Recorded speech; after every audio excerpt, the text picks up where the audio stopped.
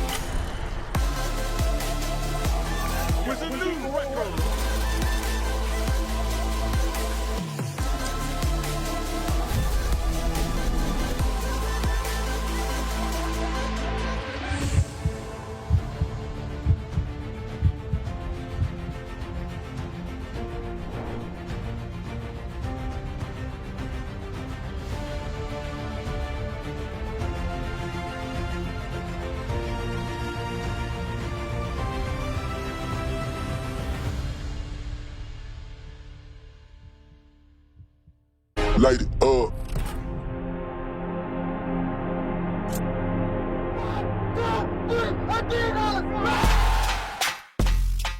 Hella big.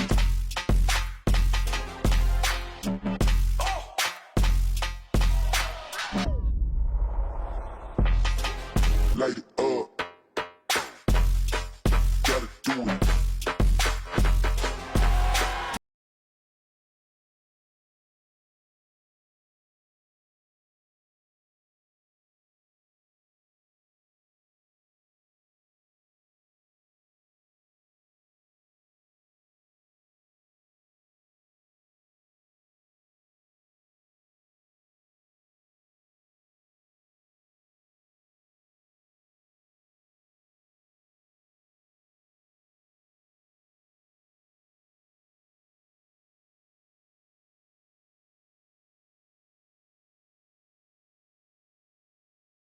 Right here on the Adidas headquarters.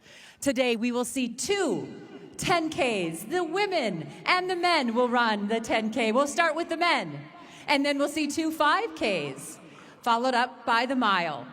I am so excited to bring on in from Adidas Global Marketing. This is Spencer now. Spencer, you're behind this wonderful event. It's the 5th edition. How excited are you for today? Carrie, I know what started as an idea to have our athletes, or to give our athletes a chance to run during that COVID period, has now become, as you said, our 5th edition. It's amazing to be here today. We talk about it being records. You know, we talked earlier, we've had 33 records, and within that there's 3 world records. I think there's just so many teams involved in this that have brought it to life.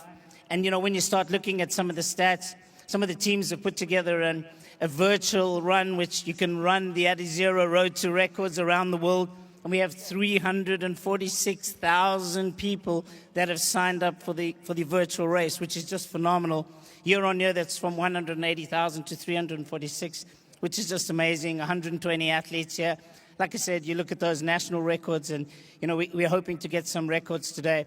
But it's not just about the records. We have, as you know, a public 5K race, which this year we're going to have over 2,000 people. For the first time, we're going to have over 400 kids running in little Bambinos races as well. So, you know, year on year, it gets bigger and better. And, you know, just an amazing team puts us together. And, you know, we've been blessed with good weather again today. And let's hope we can, you know, get some of those records again. Talk a little bit about what's different this year, because the course has changed slightly. Yeah, you know, every year the athletes are always talking with us and, you know, trying to find that extra little bit. And, you know, not only is it the product and the product team to continue to do an amazing job just to get the best product on their feet and the apparel on their bodies, but of course we looked at the course and we look on it year on year, and we've done that again. As you can see, the finish line is in a different area. and we've changed the course. You know, some of the corners that were hard 90 degrees have been, you know, softened and become a little faster, and we think we've gained probably 3 to 4 seconds in some of the races. So we're pretty excited what we're going to see today. Let me see what's in your hand. What are you showing us here? Yeah, and like I said, you know, your great product team's doing amazing things, and today's another day where we're able to launch a new product. This is the Adizero Takumi Sen 10. And, you know, having been with the brand for a long time, I remember the first Takumi Sen. But, yeah, this is a phenomenal shoe, and the athletes will be using the shoe today in the races. So really excited about this product. It's one of our leading products in our Adizero range. So super excited about what the athletes can do in it today. What does this event do for the Adidas brand as well? Yeah, I mean, there's not any other brand that can talk about an event like this, that on their campus bringing in 120 athletes. And like I said, you got a public race with over 2,000 people, kiddies races, etc. So really proud of the fact that, you know, it's a unique event. And like you said, we're in our 5th edition. So, yeah, we're very proud of that. Let's talk about what record you think might fall today. Oh, you're putting me on the spot.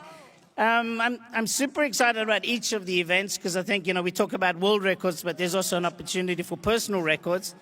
So we've got, you know, so many different countries represented here. But, yeah, if you want to go to the pinnacle, if you want to put me on the spot, I'm going to say the men's mile excites me the most.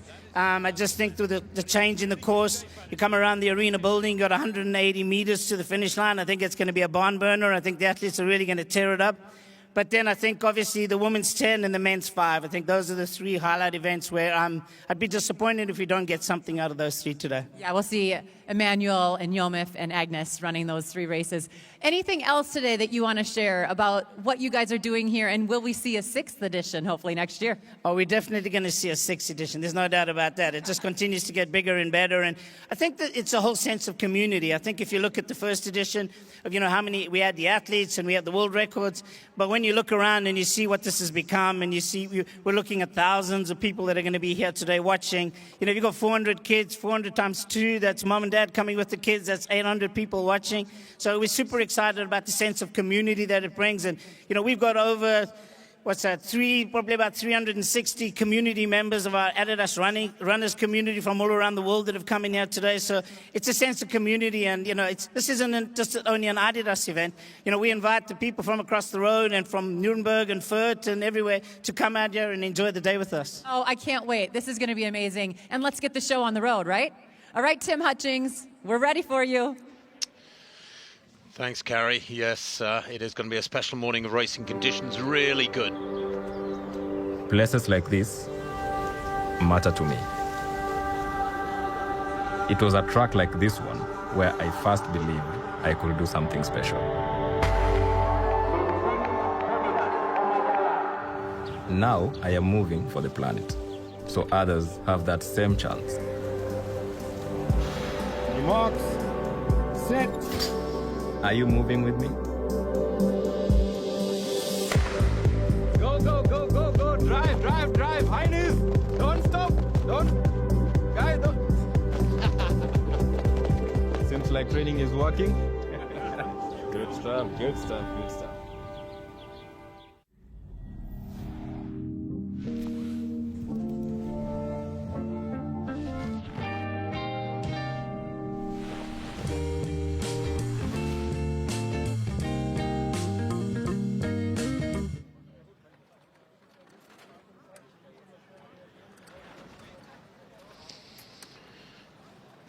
Well, there is the scene around the start-finish area, and as you can see, it is a glorious morning here. A little bit of cloud about. The cloud is expected to burn off. There's a slight wind here across Herzogenaurach and this Adidas campus. 9 degrees centigrade, the temperature. My name is Tim Hutchings. Looking forward to being with you now for the next 3 hours or so of wonderful races, as Kerry and Spencer were saying just now. The 10Ks come first, then the 5Ks for men and women, and then the mile races. The speedsters, the middle distance runners on this tight circuit will complete the day's racing. We are expecting fast times. This is a circuit that has produced 33 records over the last 4 years.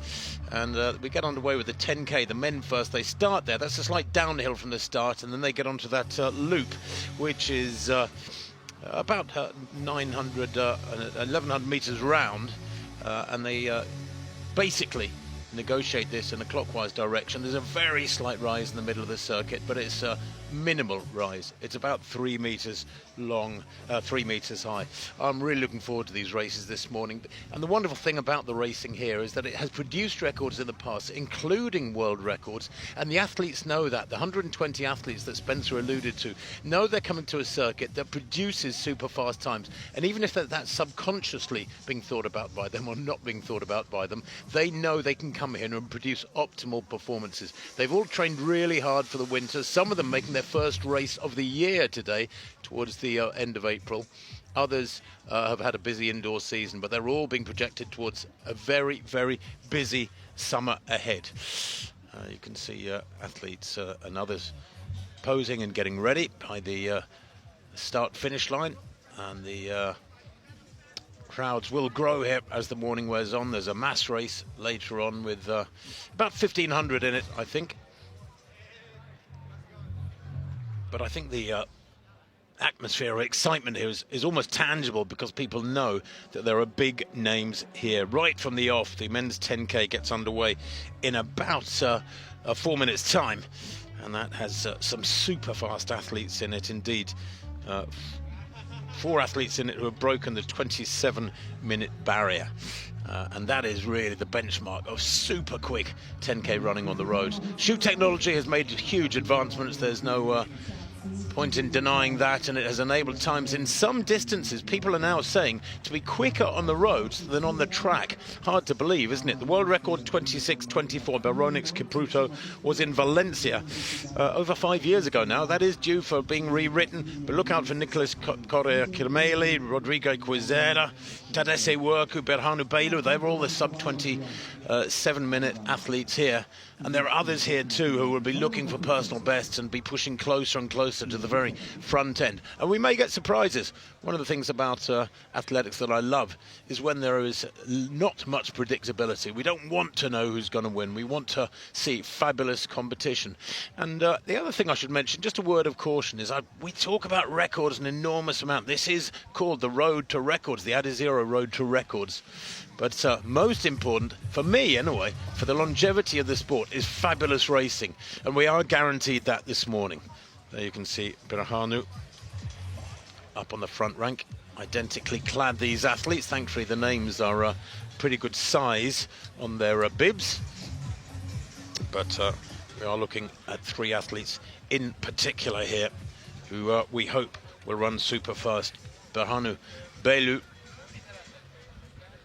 There are pacemakers as well. Berhanu Bailu second to the right there, the first red vest to the right of picture. He is running for Bahrain, 3rd here last year in 13:12 in the 5K. This, of course, is the 10K. We're expecting a winning time of around 27 minutes, something like that. They've got 2 minutes to go. Bailu, well, he's super fast on the track, 7:31 indoors. He holds the area record for Bahrain and that region, Middle East. But he also has enormous strength as well. And great speed. 4th in the 5K here, back in 2022. On his day, he can beat almost anyone, Berhanu Bailu. And as I say, 5th in the 5K here a couple of years ago. Rodrigo Quizera is also there. 3rd last year, the Burundian. 3rd here in 2022. And 3rd in the 5K here in 23. So he's got a record, 3 consecutive 3rd places at 5K or 10K over the last 3 years. And he's in great form, as Rodrigo Quizera. Won the Prague Half Marathon 3 weeks ago in a 58:54, a new national record. He won it with a sprint too. He's a fast finisher. Let's have a look at them. There he is, Quizera, in fabulous form. The bearded Burundian. And Nicolas Correa-Kirmeli with a best of 26:51. That was in Brasov, Romania, 3 years ago. He's the defending champion. He won last year in 27:05, a very close finish, where the first 4 were within 4 seconds of each other, just outside 27 minutes. There he is, perhaps the pre-race favourite. He is the defending champion. As I said, it's 7 full laps plus a 994-metre run-in for these fellas.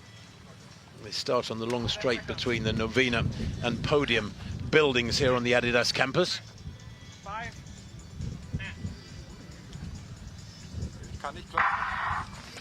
And they are underway. We have the racing started here at the 2025 edition, the 5th edition of the Adizero Road to Records. Great road surface. They have ensured that some of the corners that in the past have been a little bit tight, that means a slowing down and loss of rhythm for the athletes. They've ensured that some of those corners are slightly more curved and more gentle and more sympathetic for the athletes than in years gone by. Two pacemakers out there. There are Shadrach Kipkoech and Gudesa Muleta. And looking to take these fellas out at, well, a super fast tempo. Around 240, 242 per kilometre. We will get the kilometre splits, hopefully, appearing. And if not, then I should have them on the computers here if everything, all the wiring's joined up. And I'll be able to give you the progress of the athletes through the race. But they do need to start fast. It is a bit cooler than we expected here this morning. It is also a little bit windier than we expected here this morning. So these athletes have got to go out perhaps a little bit more aggressively than they planned.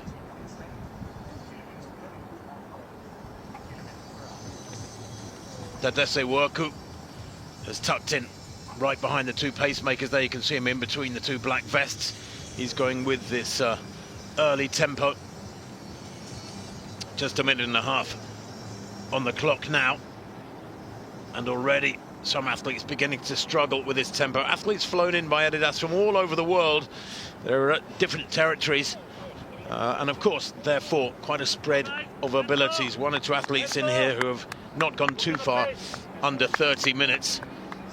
But the very best of them, well, they've gone below 27, and many athletes here have gone below 28. And already a very clear separation between that leading pack. Just over 2 minutes on the clock, and it does look like Tadesse Worku, the 23-year-old Ethiopian, who was a second here back in 2021, is the man most up for it. He's going with the pacemakers here. And they've completed that first three-quarter lap, so to speak. 2.5 minutes on the clock as they come past us here at the finish line. They go through the finish line arch, and now they have 7 full laps to run. And Tadesse, well, he is Tadesse Worku. He's building a bit of a gap between the pack. He's right up there with the two pacemakers, building a bit of a gap back to that pack. And he does look hungry for this. He's very strong. My notes say he may push the second half, but he's pushing it early on here, and that's good. I love the honesty of that. Well, that first kilometre, 2:42. That projected finish time then, 27:04.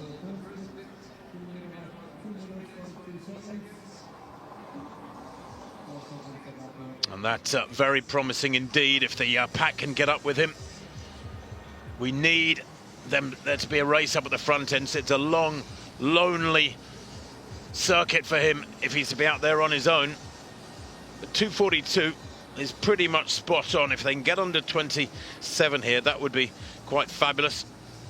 The meeting record, so to speak, is 26:42 by Ronix Kipruto, the world record holder. He didn't break the world record. He ran 26:42 here in Herzo back in September 21 when it was an end of summer road race meeting. His world record 26:24 was set in Valencia the previous year, back in January 2020. So it's been around a little while now, that world record. It's only a matter of time before it's broken. Now the pack beginning to get up with Tadesse Worku, getting closer to him. Gemechu it is now, up at the front end. Gemechu Dida Deriba, 25-year-old Ethiopian, a best of 27:12. That was in Lille in March last year.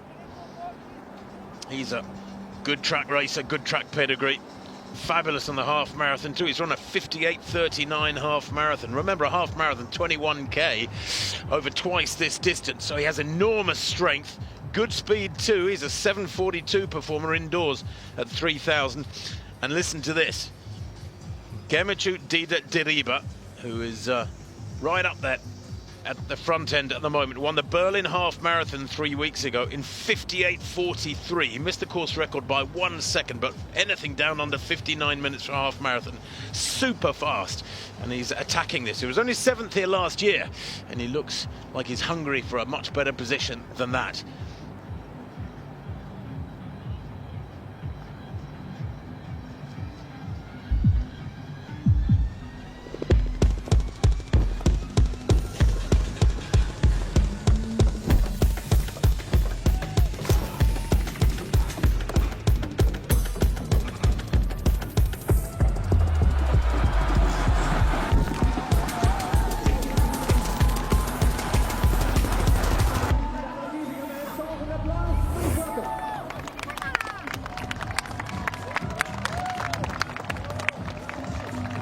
Well, that is the shoe most of the athletes are wearing, the Adidas Pro 4. 2:38, that second kilometre. It's accelerated. That's wonderful. 26:42, the projected winning time. And that is exactly on the meeting record by Kipruto here in Herzog in September 21. That was on a tougher circuit with a much bigger hill here on the campus. They've shortened the circuit. They pretty much make a nice circle here on the campus. 7 full laps they've got to do after that initial couple of minutes negotiating the first half lap. And this pack are pushing hard to try and go with those leaders.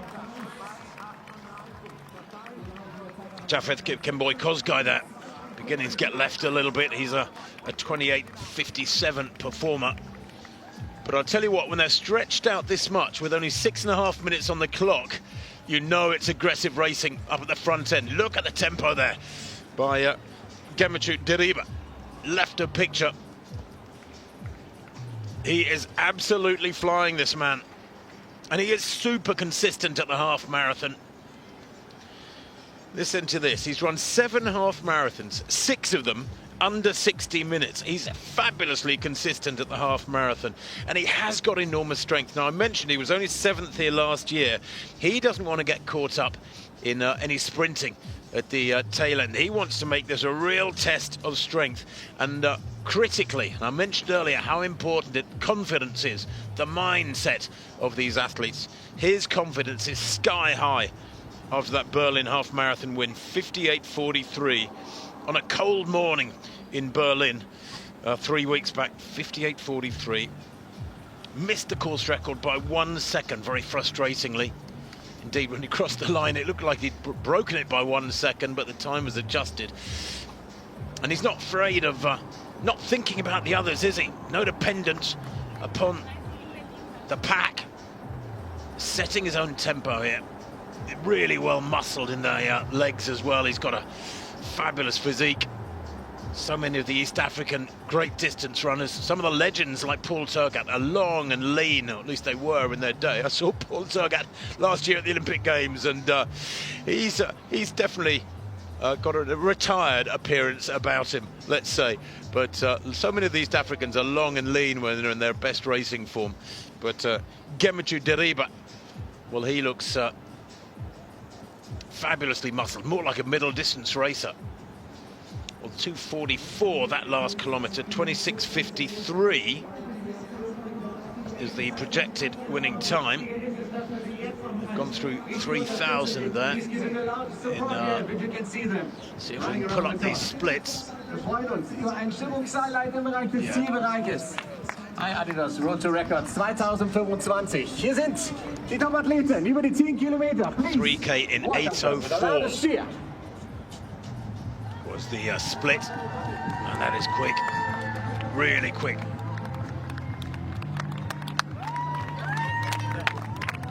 Gemmichu here, it's almost like he's enticing the others. He's just like a carrot being dangled out in front of them, because he's the one dragging them along. He has a little look over his shoulder there to see what sort of damage he's done. Rodrigo Quizera is there, Verhanu is there, so is Beraket as well. That's good running from him as they come past us here by the finish line. 6 laps to go, 9 minutes on the clock. There you can see that map, top right of your screen, the circuit they are negotiating here at the Adidas campus in Herzogenaurach.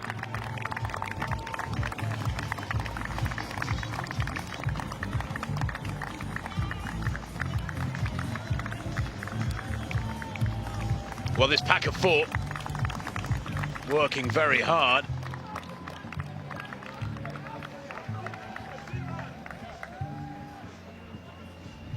And there's no doubt about it, this is going to be quick this morning.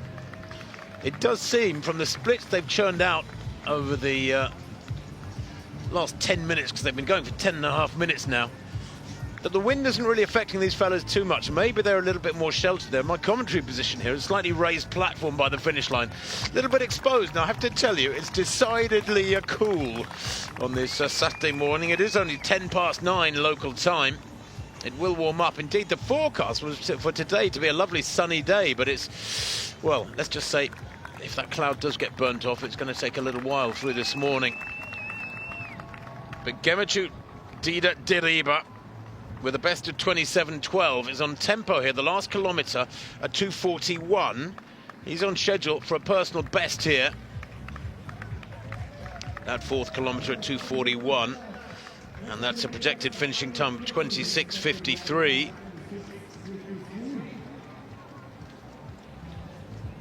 It would be ideal if he could get a little bit of assistance here, but this is his choice to push on hard like this out in front, using that half-marathon strength.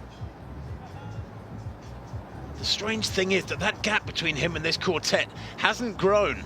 One man out in front, the pack of four trying to run him down, or at least live with this tempo he's dictating at the moment. Birhanu Belu there to the right of this front pairing, and Rodrigo Crisera is there just in the front now of this chasing quartet. He's got a small beard. He was third here last year in 27.07. Crisera, and he is in fabulous form. Remember, said he won that Prague half marathon 3 weeks ago in 58.54 with a sprint, a perfectly timed sprint, and he has got good speed. Crisera, 13.04 for 5,000.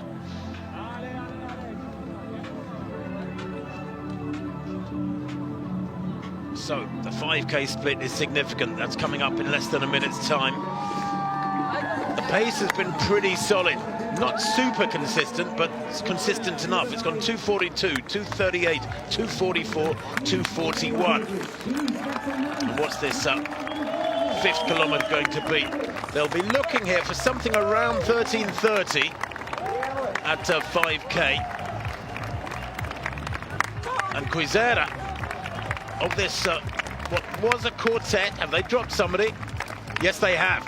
3 now in the chasing group, and they will not let Gemechu Diriba build a gap. They're staying all the time, that sort of 20 yards, 20 metres or so behind him. Maybe it's 20, 25 metres. I don't know if it's growing or not. But looking for that 5K split now. And it looks like they've gone through 5K in 13:29. That is super quick. Sub 27 tempo. Obviously, a projected finishing time of 26.57, 26.58, certainly below 28 minutes. But somebody else surely is going to have to help Diriba out there in front make this tempo right. Don't think the world record is in sight. Kipruto's 26.24 in Valencia back in 2020 was extraordinary. In Valencia, of course, one of those Spanish cities like Castellón and Barcelona and one or two others that are producing super fast times year after year now, race after race. Conditions down in the Mediterranean countries are so often ideal. Not in the full height of the summer, but in the winter months when Northern Europe is freezing. Down in Southern Europe, you still get those lovely days of between 10 and 15 degrees centigrade, and on flat courses with little wind, conditions couldn't be much better. The crowd building quite significantly down around the finish area here as Deriba pushes on. Nearly 15 minutes on the clock now. That 5K split, 13:29, very promising. If they can wind it up here, start racing and maybe go quicker through the second half, we could see significantly under 27 minutes. I don't know if Ronix Kipruto's meeting record is under threat. I don't think so. 26:42, probably beyond them after that 5K split. That was back in 2021. But the racing is quite superb at the moment. Still, Deriba out in front, leading the tempo.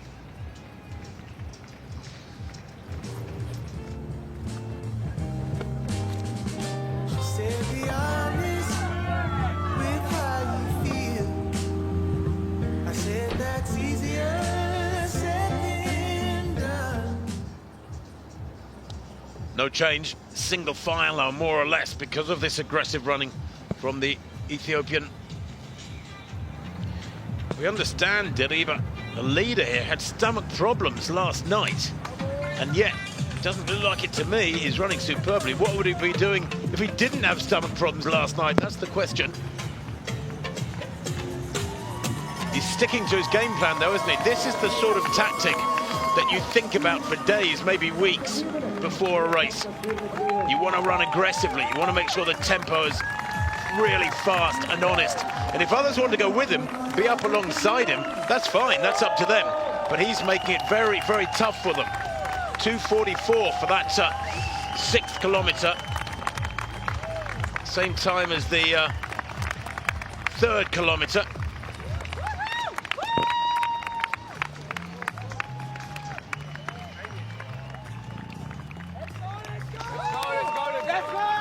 Quizera still looks the keenest for me. Rodrigo Quizera still looks the keenest of those in the chasing pack to go with Gemichu Dida.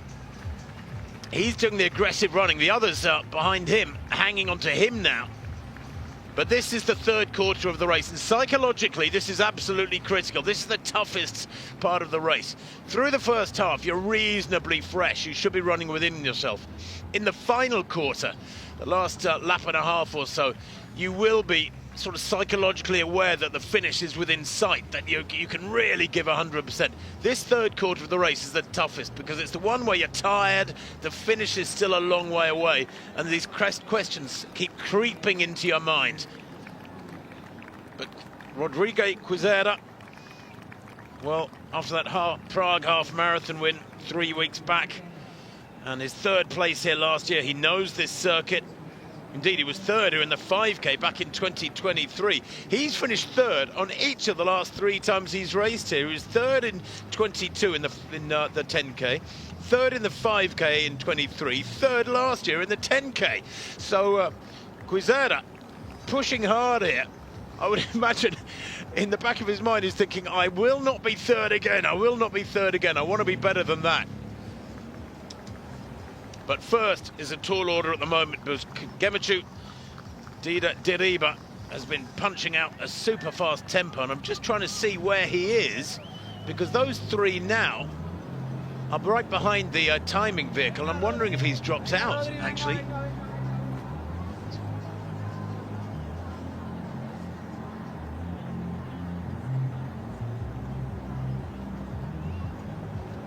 So here are the trio leading, and I'm just trying to see where Gemichu, he's back with them now. They have sucked him in.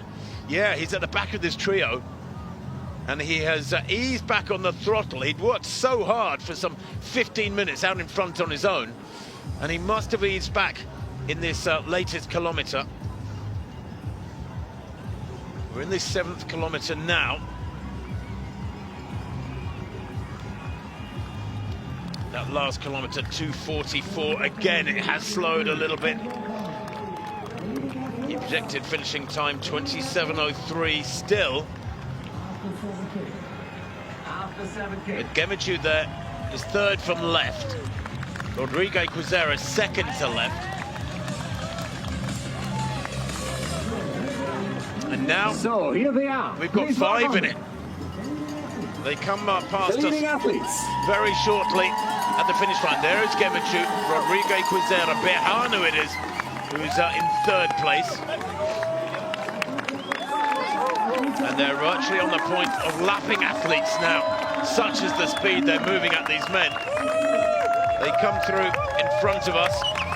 2 laps to go. The lead vehicle, there you see it with a camera on it, shows them the time of their last kilometre, and it shows them their projected time, so they're constantly getting loads of information. 5 fellas in it, big gap behind them, and anybody's race now.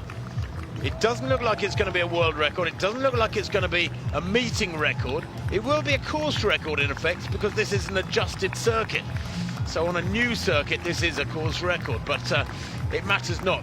The most important thing here now is that you've got 5 men moving at about 27-minute tempo, super fast, and a brilliant race building.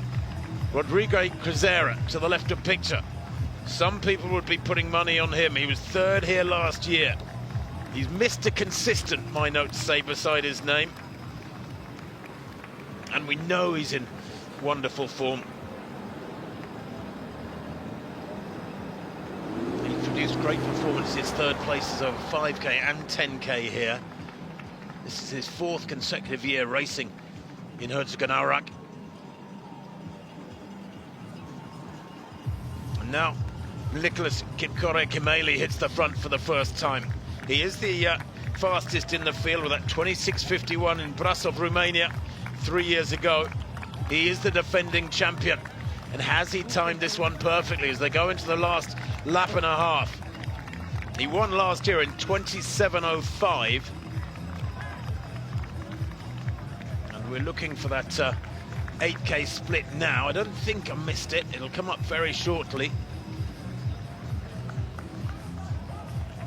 In fact, the 8k has just gone by. And unofficially, it looks like 21.52 at 8k.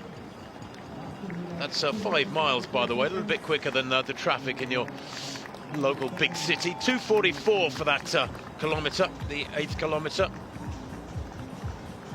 So they have slowed a little bit.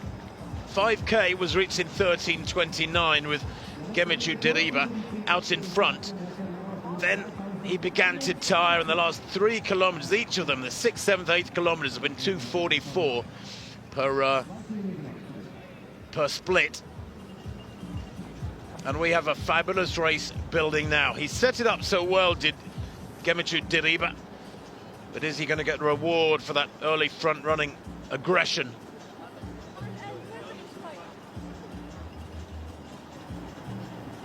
Nicholas Kipkore-Kemeli, 2nd in the Prefontaine 10,000 metres last year in Eugene, Oregon, that big track gathering every year. He ran 26.50 there, a personal best, but he had a disappointing Olympics, did Nicholas Kipkore-Kemeli. Only 14th in Paris last summer, over 10,000 metres. He produced a great run in the autumn. He was 3rd in the Delhi half marathon in 59.59. 60 minutes, the benchmark of world-class racing these days on the over the half-marathon distance. He was 4th in the world cross-country in Belgrade last year. He's fabulous in all services. He's the complete runner, is Nicholas Kemeli. Great on track, road, and country. And for me, that means so much. They come down past us now with 1 lap to go, about 23:35 on the clock as they go through the final circuit coming. 7 full laps they had to complete with the first 2/3 of a lap. So they've got about 1,200 metres to go. About 3 minutes to run. And it is going to be very close to 27 minutes. It would be lovely to see them go under 27 minutes again here today. In history, 25 men have broken 27 minutes on the road. 13 of them Kenyans, 5 of them Ethiopians, 2 Ugandans. You can understand from those stats the dominance of the East Africans. We're on the final circuit now, and it's still Quizera at the front.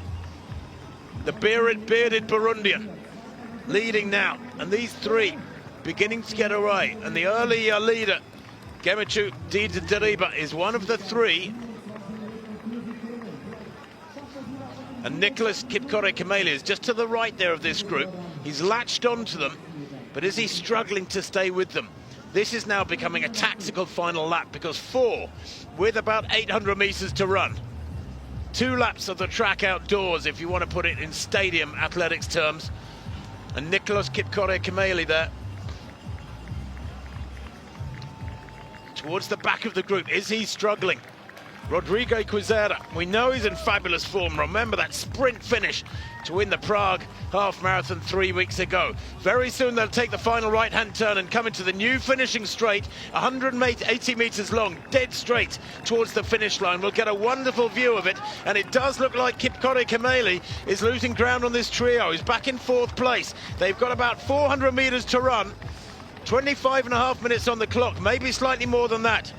Gemachu, you sort of want him to win, don't you? Your heart wants him to win because he made the early running. He led through 5K in 13:29, did so much of the early work. But Behranu will be a real danger here, the 29-year-old Bahrainian.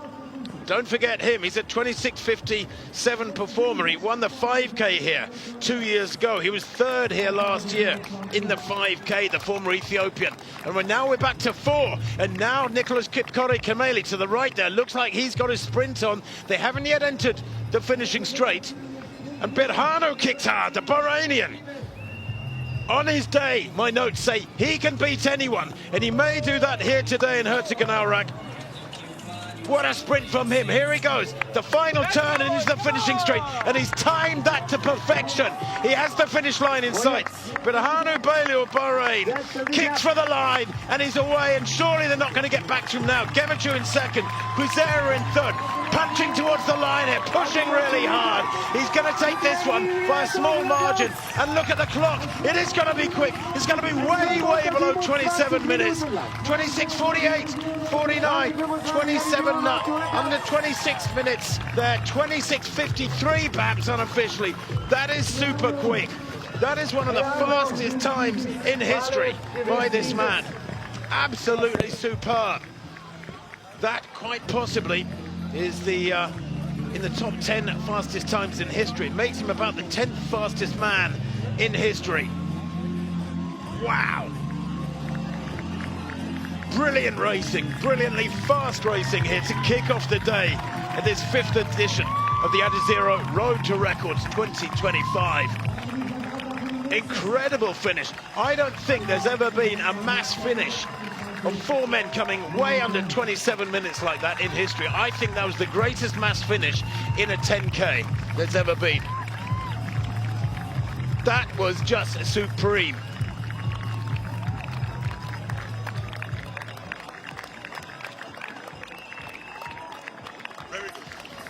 Well, what a way to start the day here in Herzogenaurach.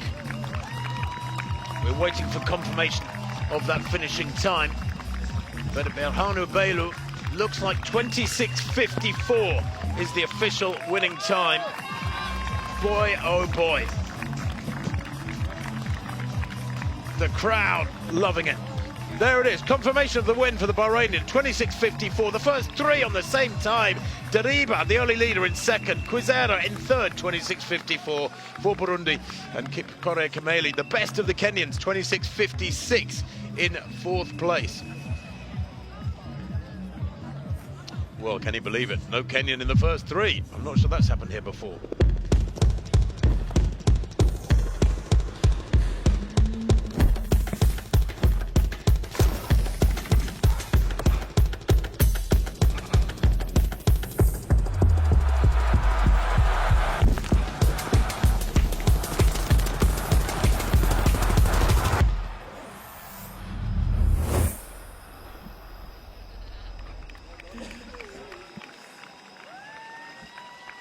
Behranu, you won the first race here today at Road to Records and set a national record. Congratulations. Tell us about your race. የመጀመሪያውን ውድድር አሸንፈሃል። ስለ ውድድርህ እስቲ ንገረን። በጣም ደስ ብሎኛል በማሸነፌ። ናሽናል ሪከርድም ሰብሬያለሁ። ቤስት ሰዓቴንም ሮጫለሁ። በጣም ደስ ይለኛል። በተኮችንም በጣም ማመስገን ፈልጋለሁ። He says he is very happy. He wins the road to records, the first race, and he did national record. Today he say very, very happy for it. Okay. He waited so patiently until that last turn to really put his big move on.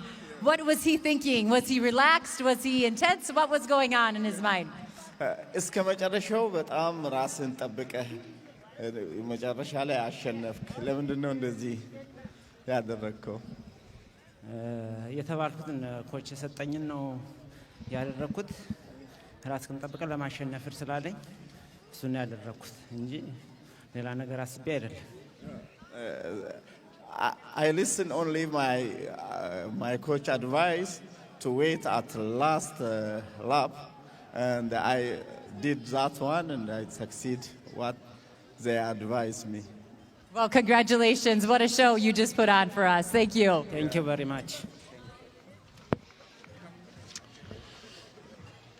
Well, he did what his coach advised him, and behind every coach, of course, there is a team, and the coach gave him the perfect advice this morning to take that title. Beilu Barhanu of Bahrain, the former Ethiopian, 26.54, an area record for the Middle East, that is, and Gemichu Diriba Dida, 26.54, a personal best for him in second, and Rodrigo Quizero of Burundi, a national record for him in third, 26.54 as well, almost inseparable the first three. In fourth place, 26.56, didn't even make the rostrum, Nicholas Kipkore Kimeli, 26.56 for Kenya. Well, the women coming next, and their engines are revving. Their race due off very shortly. And we have a super strong field in that women's race, and there are big hopes of a super fast times in that one as well. Perhaps even, dare whisper it, perhaps a world record, because the main light, the leading light in the women's 10K is the world record holder, 24-year-old Agnes Ngetic of Kenya, who in a mixed 10K ran 28.46.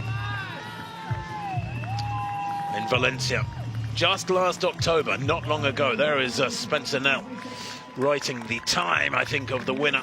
Yeah, 26.54, an area record and a national record as well, of course, for the winner there, Birhanu Beilu.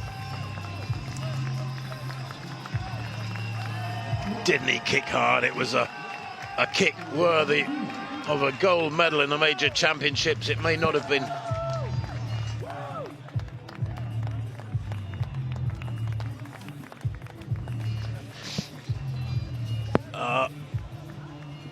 they do love their racing here at Adidas.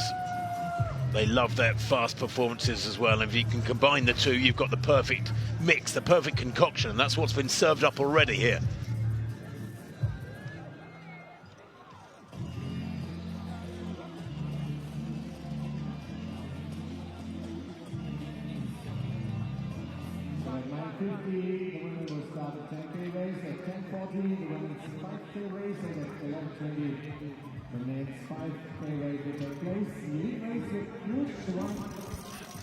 Well, Spencer Nell, the man who puts his whole year, an awful lot of energy into ensuring these top athletes sponsored by Adidas get plenty of great shoes, plenty of great gear, and are guided towards the big races by their coaches and their support teams. And he, of course, in his element here, being able to write the winning time on the shoes there of the athlete Birhanu Beilu, 26.54. It gives validation, of course, to his and his whole team here in Herzogenaurach. Yeah, that is special, 26.54. Like I said, only a small number of men in history have gone below 27 minutes.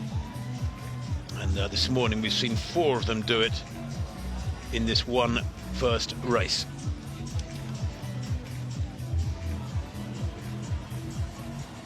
Indeed, before today, only 37 times ever has 27 minutes been broken by 25 different men over the 10k distance on the roads. Only 37 times, or he can add another 4 to that number after this morning.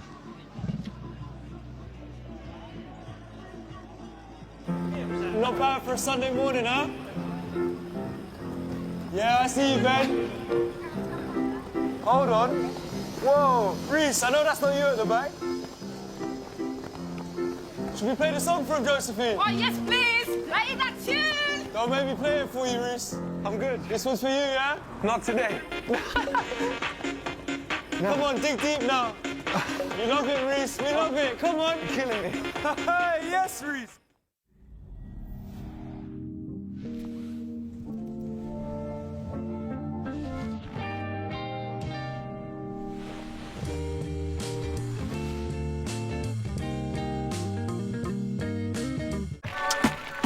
Adidas and Camino have partnered again for Move to the Planet. Each project is unique to their community needs. Es importante educarnos en sostenibilidad. Οι περισσότεροι από τους διαμένοντες εδώ δεν είναι καθόλου εξοικειωμένοι με τις έννοιες της ανακύκλωσης ή της βιωσιμότητας. Es hacer que más niños, niñas, adolescentes y jóvenes tengan esta posibilidad de acceso a esta educación. Sports acts as a universal language here. I coach soccer, but there's also the education side. So you're not only focused on sports, but also the life skill sessions. Plastic is orange. What is rewarding about these projects is being able to tangibly see the impact on individuals and communities.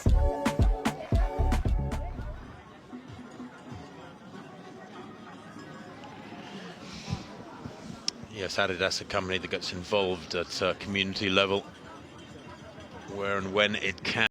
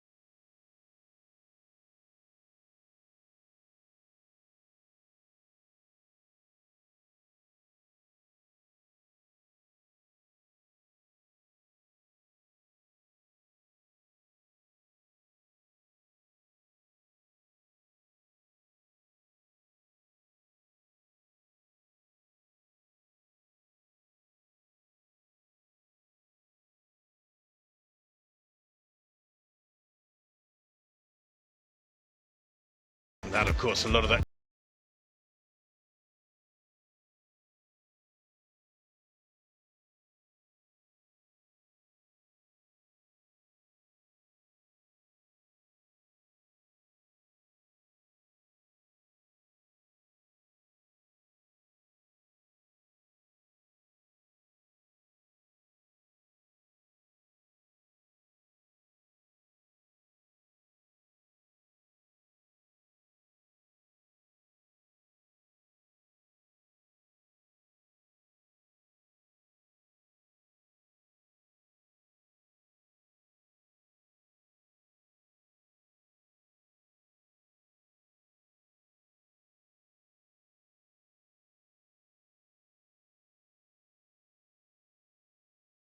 Quick time, and indeed a personal best for him there, with by a couple of seconds from his time here in Herzogenaurach 3 years ago. Well, the temperature said it will climb. It was 9 degrees about 45 minutes ago. It's climbed 1 whole degree. It is pretty cool here, I have to tell you. Perhaps a little bit cooler than ideal. That wind, 11 kilometers per hour from the southwest.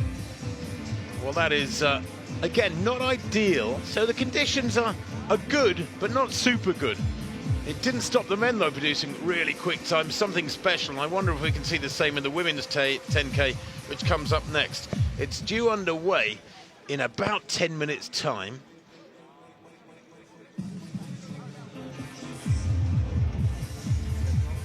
All right, everybody, I'm down here with two of the happiest guys, always joking around and having fun, but Bjorn Gulden, the CEO of Adidas, and also Haile Gebrselassie, one of the most legendary athletes of all time, Olympic champion, world record holder. You two are having a fun time out here. Bjorn, let's start with you. What does it mean to have this event right here on your campus? Well, I think it's unbelievable.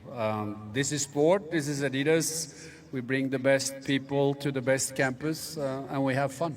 You sure do have fun. Haile, we just saw one of the top 10 fastest 10Ks ever run right here. What did that mean to you, and where were you watching it? I was watching in front of that screen. It was amazing. Well, I knew it, just from the beginning, what they did, especially Brahanu Balau. He's a really very smart runner. Yeah. And he broke a national record, and it was fantastic. He really ran a smart race. You as an athlete, do you miss this? Do you miss the nerves? Do you miss the excitement? Yeah, a lot. I wish, to be one of the competitors today, but didn't work. Okay, no problem. After a few hours, me and we'll be together. You and Bjorn having fun. Bjorn, tell us what this event means to Adidas. Well, as I said, Adidas is about sports. This is the home of Adidas, the home of sports, and bringing all these runners and the Adidas family here means everything. Well, you being a leader here, you are the CEO of Adidas. That is something that it's heavy on your shoulders at times, but it's also so fun. Can you say what it means to you when you walk out here? 345,000 people are doing the virtual run today. That's pretty special. Well, I think the feeling is goosebumps, because I think in this complicated world where there's so many issues, it shows how important sports is. And I really think that sports is the thing that brings us together across all kinds of stuff. And then being in charge of Adidas is then, a gift. I also would like to be an athlete like Haile. But we will limp through the 5K in a couple of hours, right? Yeah, both of us in trouble. Both of us, had surgery of knee. Yes. But it's going to be interesting race between you and me. Oh, my goodness. I love it. Well, you know what, Haile? We have a little bit of coverage of Agnes training back in Kenya, getting ready for this race today. So can you walk us through what she's thinking when she heads to the start line here in the women's 10K coming up, and also what you thought of when you were training for events like this? Well, you see, a race of a day, the most important part. But, for us as an athlete, before that race, it should be, something very serious. And today, now, the win, not so much, and everything is perfect. And they can, we can see something of already one national record is happening, and plus, the 10 or the 8 fastest 10K today. That is amazing. Hey, and then don't forget the shoes. Of course. Without that, impossible. Those athletes, doing, this is a track, almost a track race. Yeah. Run under 27 minutes is amazing. That's.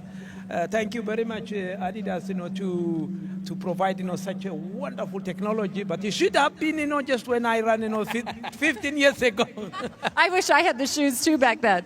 Well, they would have been, under 2 hours. Yeah, exactly. That's right. Well, thank you both so much for today. And now we are getting ready to honor Agnes Tirop in the 10K for women. A woman that ran the world record right here on this campus, only to be brutally murdered 3 weeks later. Hey, it's Ayo. Hey, it's Anjani. Good to hear from you. It's Lynn. How are you doing? Hey, it's Sandy. How are you doing?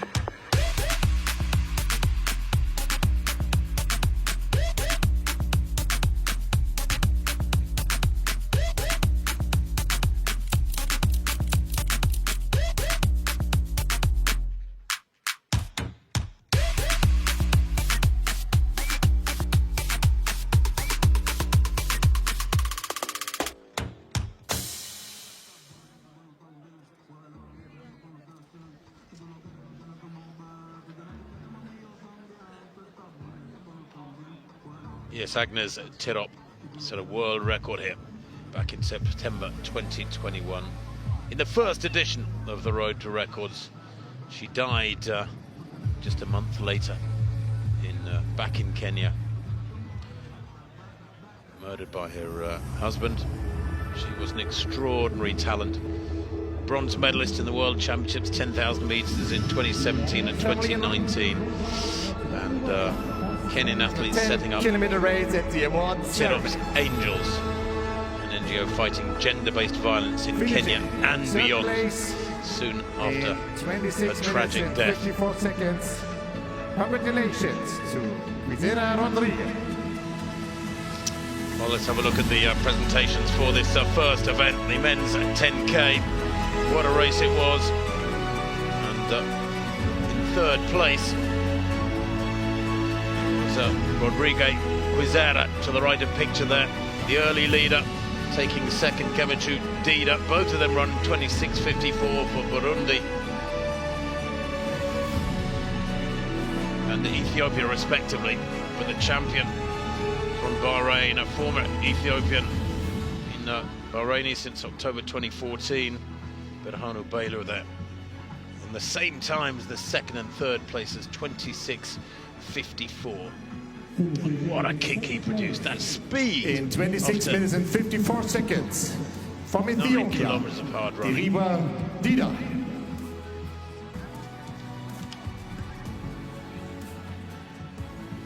And the winner of the 10K race in men's category, Dida second, finishing in 26 minutes and 54 seconds, new national record. Please welcome Mr. Balev Berhanu. Berhanu there setting an area record for the Middle East, a national record for Bahrain, 26.54. Only won by a metre or so, but a centimetre is enough. Executive Director, Lebenshilfe Erlangen-Höchstadt, will handing over. Don't see that too often. I suspect that is unique. First, second and third, under 27 minutes, all on 26.54. Quite fabulous racing. And that women's 10K, by the way, is now 4 minutes away. We will introduce you to the athletes in that one, of course, just before the gun goes to set them off on their identical journey. Almost 8 laps of this Adidas campus in Herzogenaurach.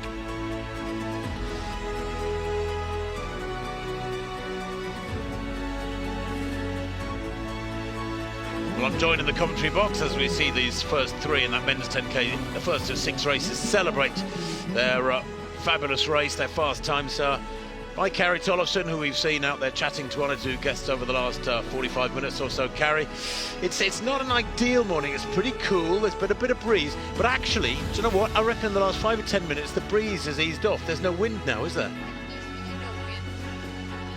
There really is no wind out there, to be honest, at least where I've been standing, but it actually is very nice weather to run.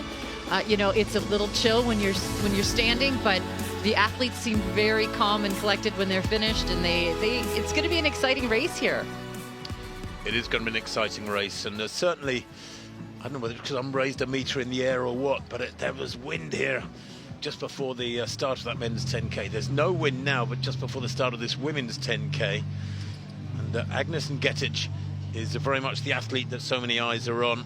She holds the world record from January last year in Valencia. She ran 28.46, and there is talk of her being in fine fettle. There she is, she wears 2:01. She's the defending champion, 30:03. She won last year by 36 seconds, Carrie. Yeah. Very comfortable victory indeed. And we know she's in good shape, don't we? I mean, my notes say she could attack the world record here, but she's running the Grand Slam track series, that Michael Johnson innovative series of track races only, 3 weeks or so ago in Kingston, Jamaica. She ran really well in that, so we know her form is good on the shorter distances. Well, she has such range. I mean, she's run 8:28, and that was a new PB, as you said, at the Grand Slam track just a month ago. And now she's been able to actually have such great strategy as well.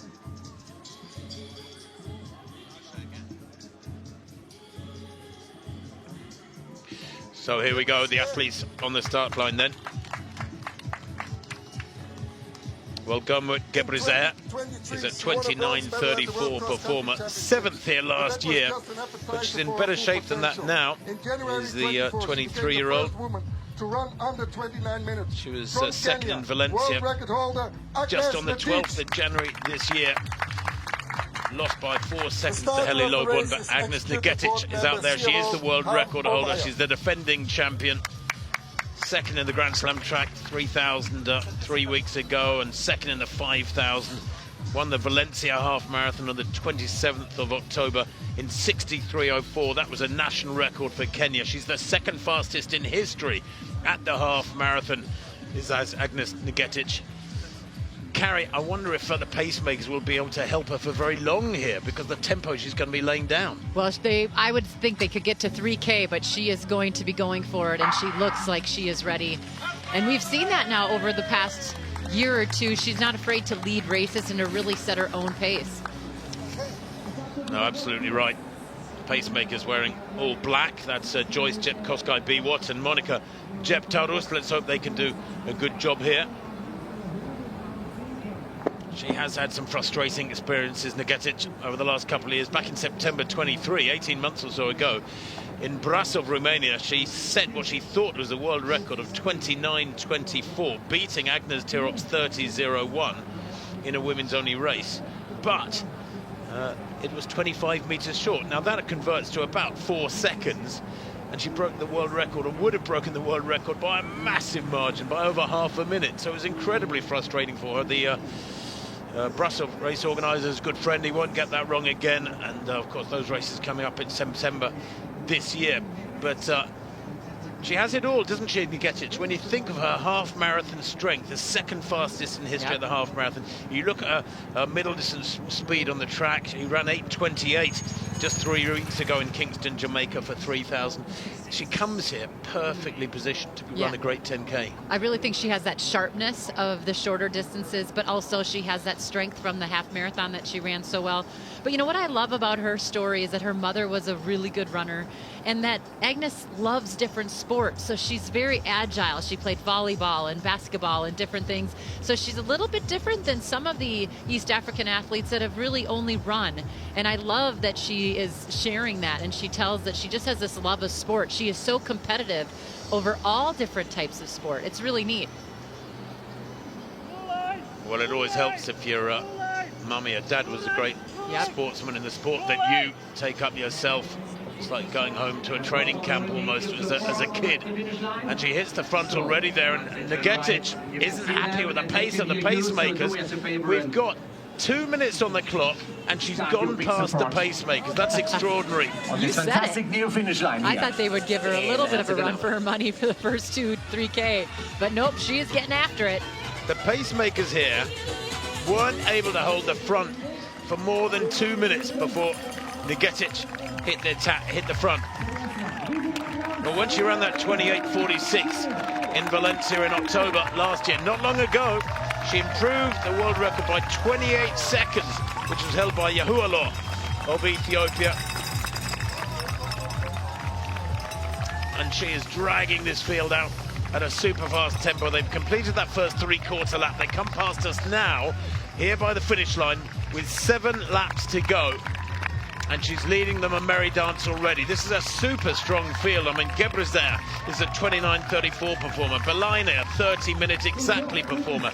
And yet, she's reducing it to single file with only 3 minutes on the clock. 2:52, that first kilometre. 28:38 is the projected finishing time. Well, that's where her 8:28 3K PB that we just talked about, that came in just a few weeks ago. That's where you're getting off the line, getting out hard. It feels natural right now. But, you know, we saw on the men's side a couple different changes of leads, and that pack came together. So lots can happen over 10K. Well, it can, but look how quickly there's been separation here. 5 of them away with 3.5 minutes on the clock. This is the slight uphill section. There's a very slight rise, about 3 meters from the finish line to the highest point on this circuit. That's about 9 feet, 9.5 feet. But Negetic here is long and lean, uses the arms really powerfully. She's by far the tallest of this quartet that have got away, Carrie. And it's a perfect combination, isn't it? That mental aggression that fabulous speed and strength and those long, long legs. Yeah, she really looks like she's putting it to them early on here, but you can see that low arm carriage, but she does swing those arms. But I love watching these athletes around the campus this week. We've been able to interact with them a little bit. They're all smiles, having so much fun, being able to come to the Adidas headquarters. They get education while they're here. They learn about different nutritional benefits of different products and hydration products. They see all the gear. They get some testing done. I mean, it's a really fun weekend for these athletes. And then to top it off, they get to be out here with all these community runners and knowing that there's 345,000 athletes around the world running with them. It's a pretty spectacular weekend. Well, speaking of spectacular, Nigetic is away, and only Alimadis has been able to go with her at the moment. Alimadis Eyayu, the 25-year-old Ethiopian, is a 31:39 performer. On paper, she's well, almost 3 minutes slower than Nigetic, so this may be optimistic chasing from Alimadis Eyayu.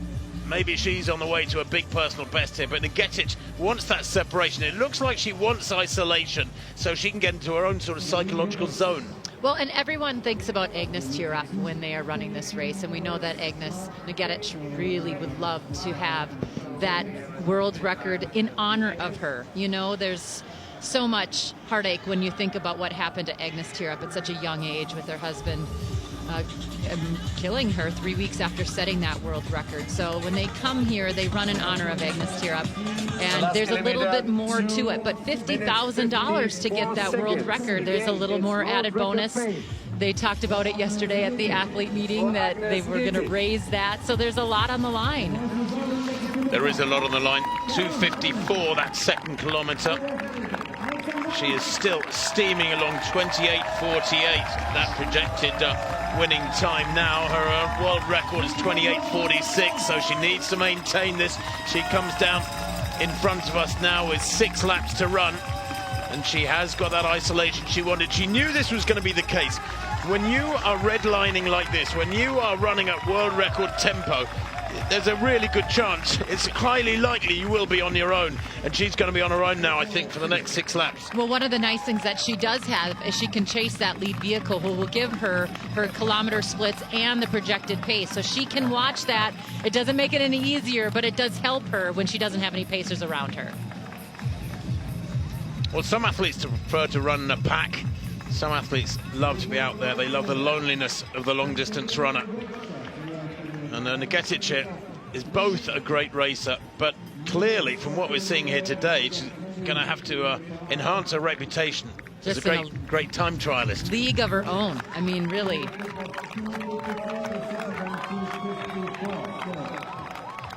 And it's interesting you mentioned Agnes Tirop being the late Agnes Tirop, and former world record holder, being an inspiration, because she came from very humble backgrounds. Most of these athletes come from very, very humble backgrounds. She was from a family of 10 children, the 7th of 10 children, Agnes Tirop.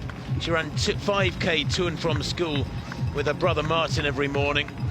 And I'm sure that Agnes Nigetic here, same first name, will be aware of her link to Agnes Tirop. What an inspiration she has been. Oh, for sure. And she's spoken about that. And, you know, I think everyone here at the Adidas family feels that pain that we don't have Agnes Tirop here. And so everyone runs with her, especially on these events where Agnes Tirop ran so well.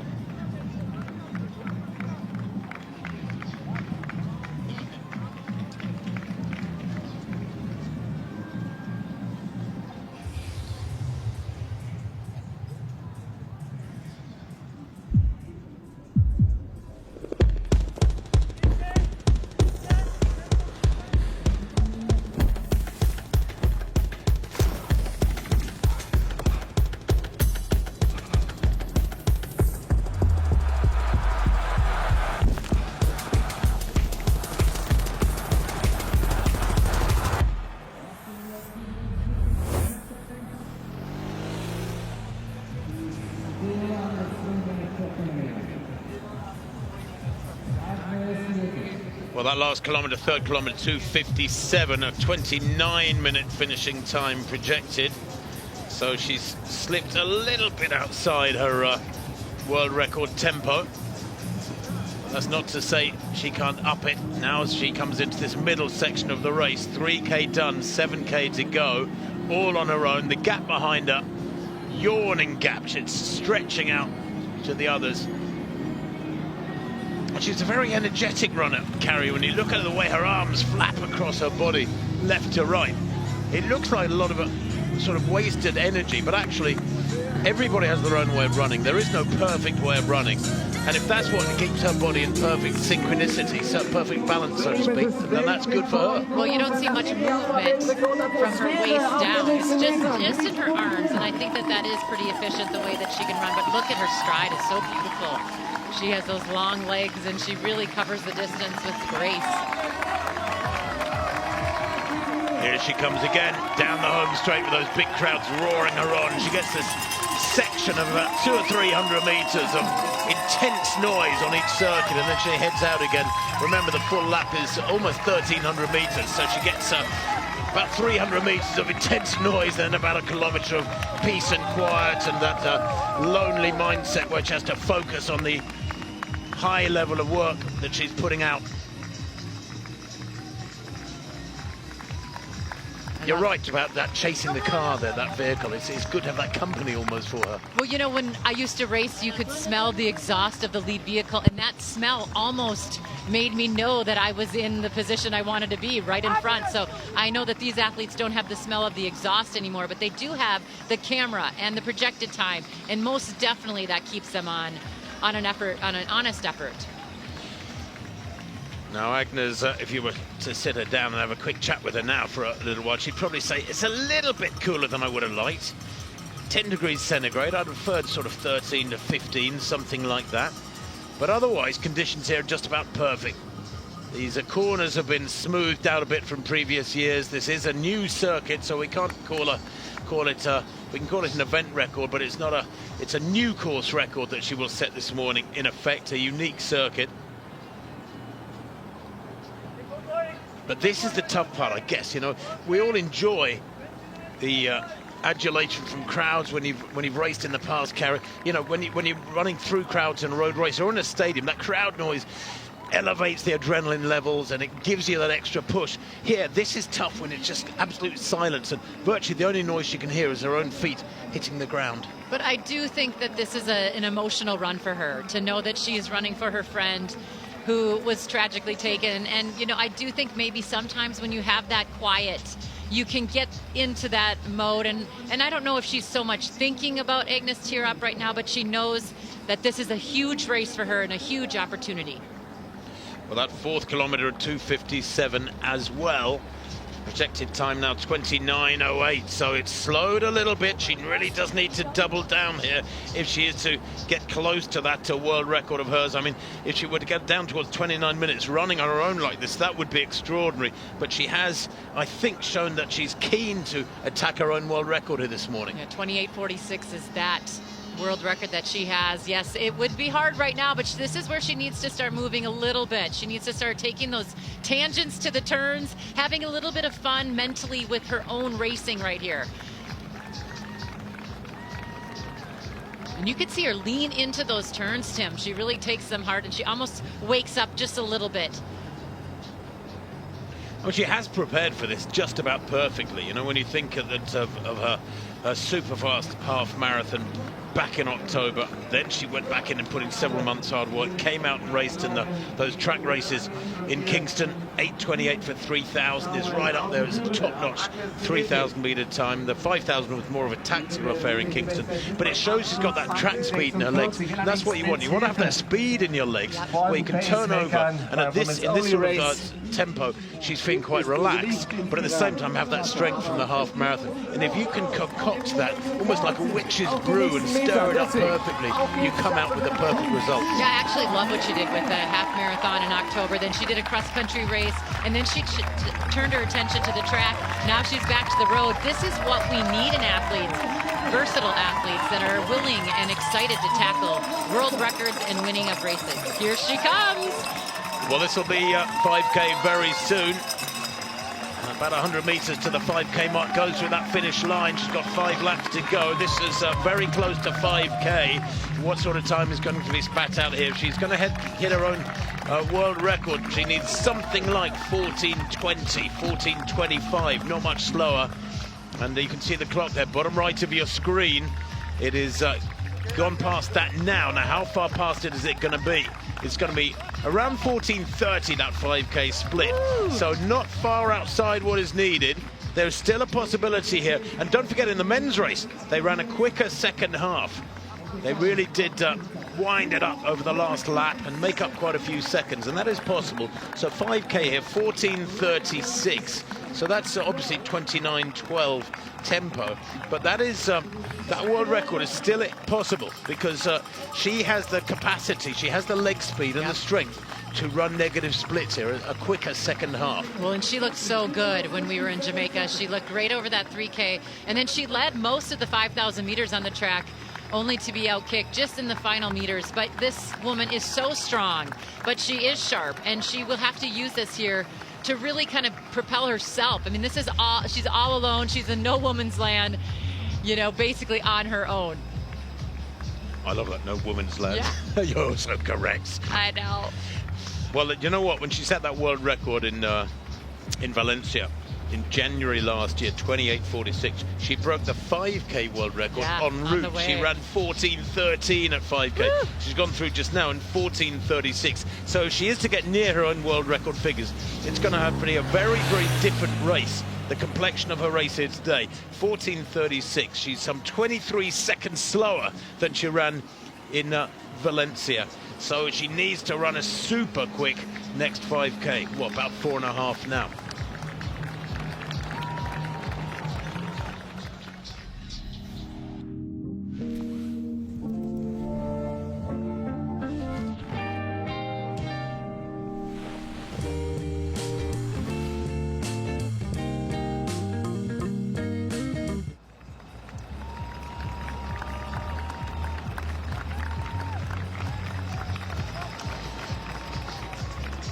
So here she is in the 6th kilometre. Agnes Nigetic, world record holder under all conditions, 28:46 in Valencia last year in January. That was in a mixed race, though. The record she's trying to break here is a women's only world record, and that does belong to Agnes Tirop, that 30:01. 30:01, I think that is the big mark right now that we need to keep our eye on, because she is on that pace.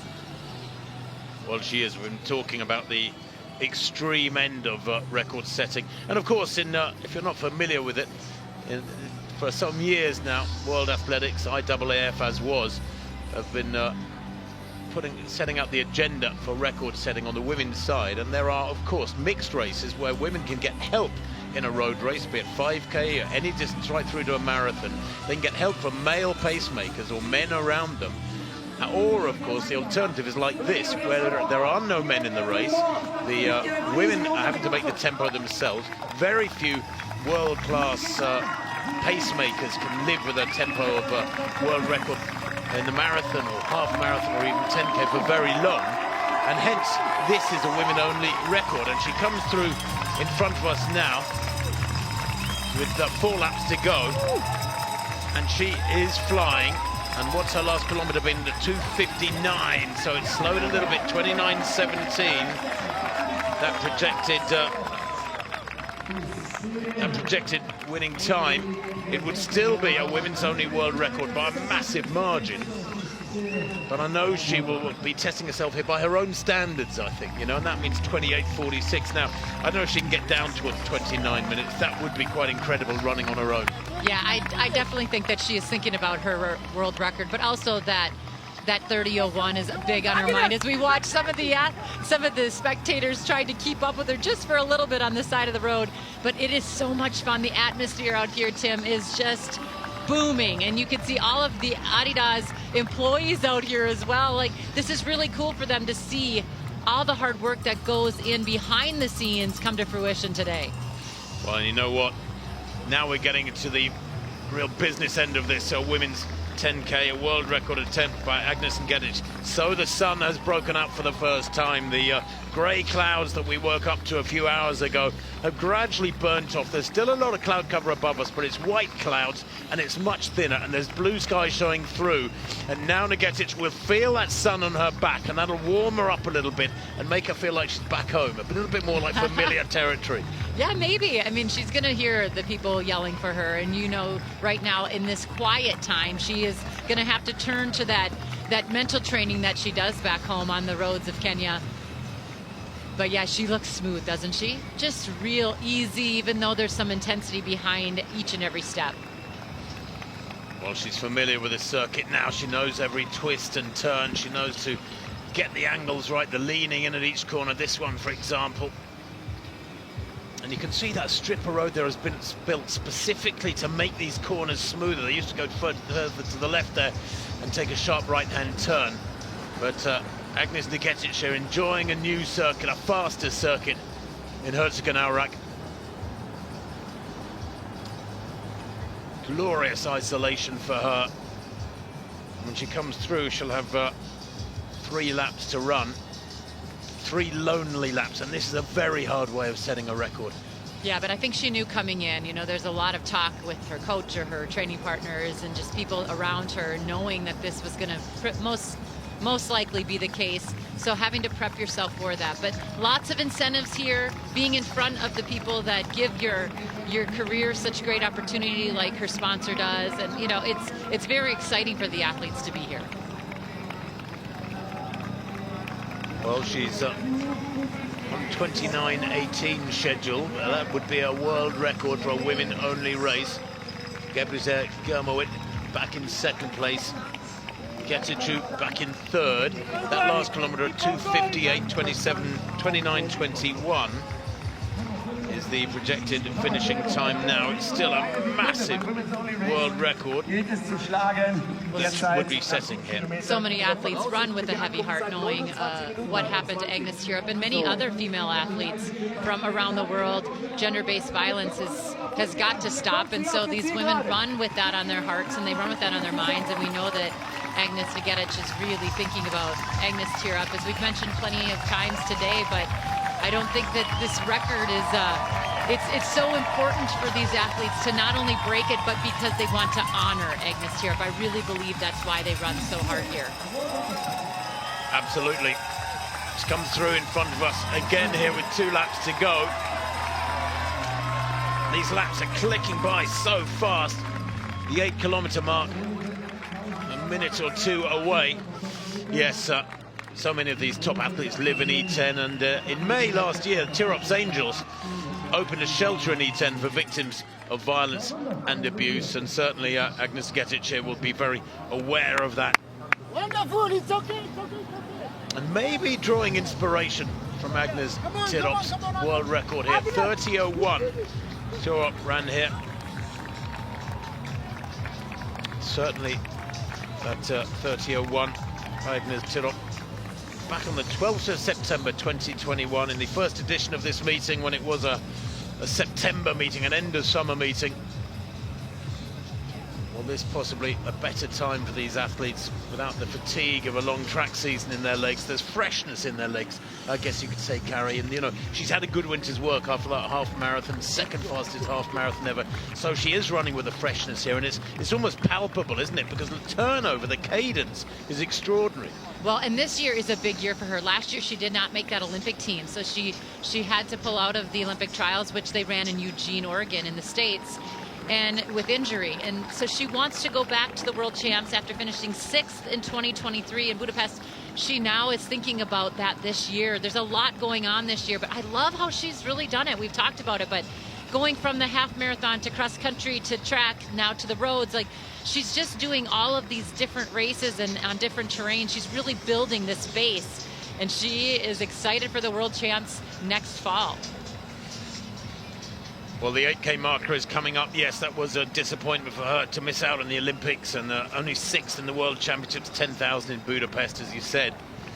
So so in major very young. championships. She's so very young still. I know. Though. She's 24 now. Yeah. She was 22 in Exactly. Budapest. So big future ahead. Another 2:59. She's been consistent these last few kilometers. 29:24. She's still on schedule for a massive women's-only world record here as Agnes Nigetic. And I guess this would complete the set, wouldn't it? Because if you're a great racer on the women's side, you want to hold the world record under any conditions. So mixed race and women-only race. And this sort of completes the pair. But you've said it, a women-only race all alone like this is very, very tough. So she has to keep the pressure on. She is sliding just a little bit, so she needs to keep that pressure on.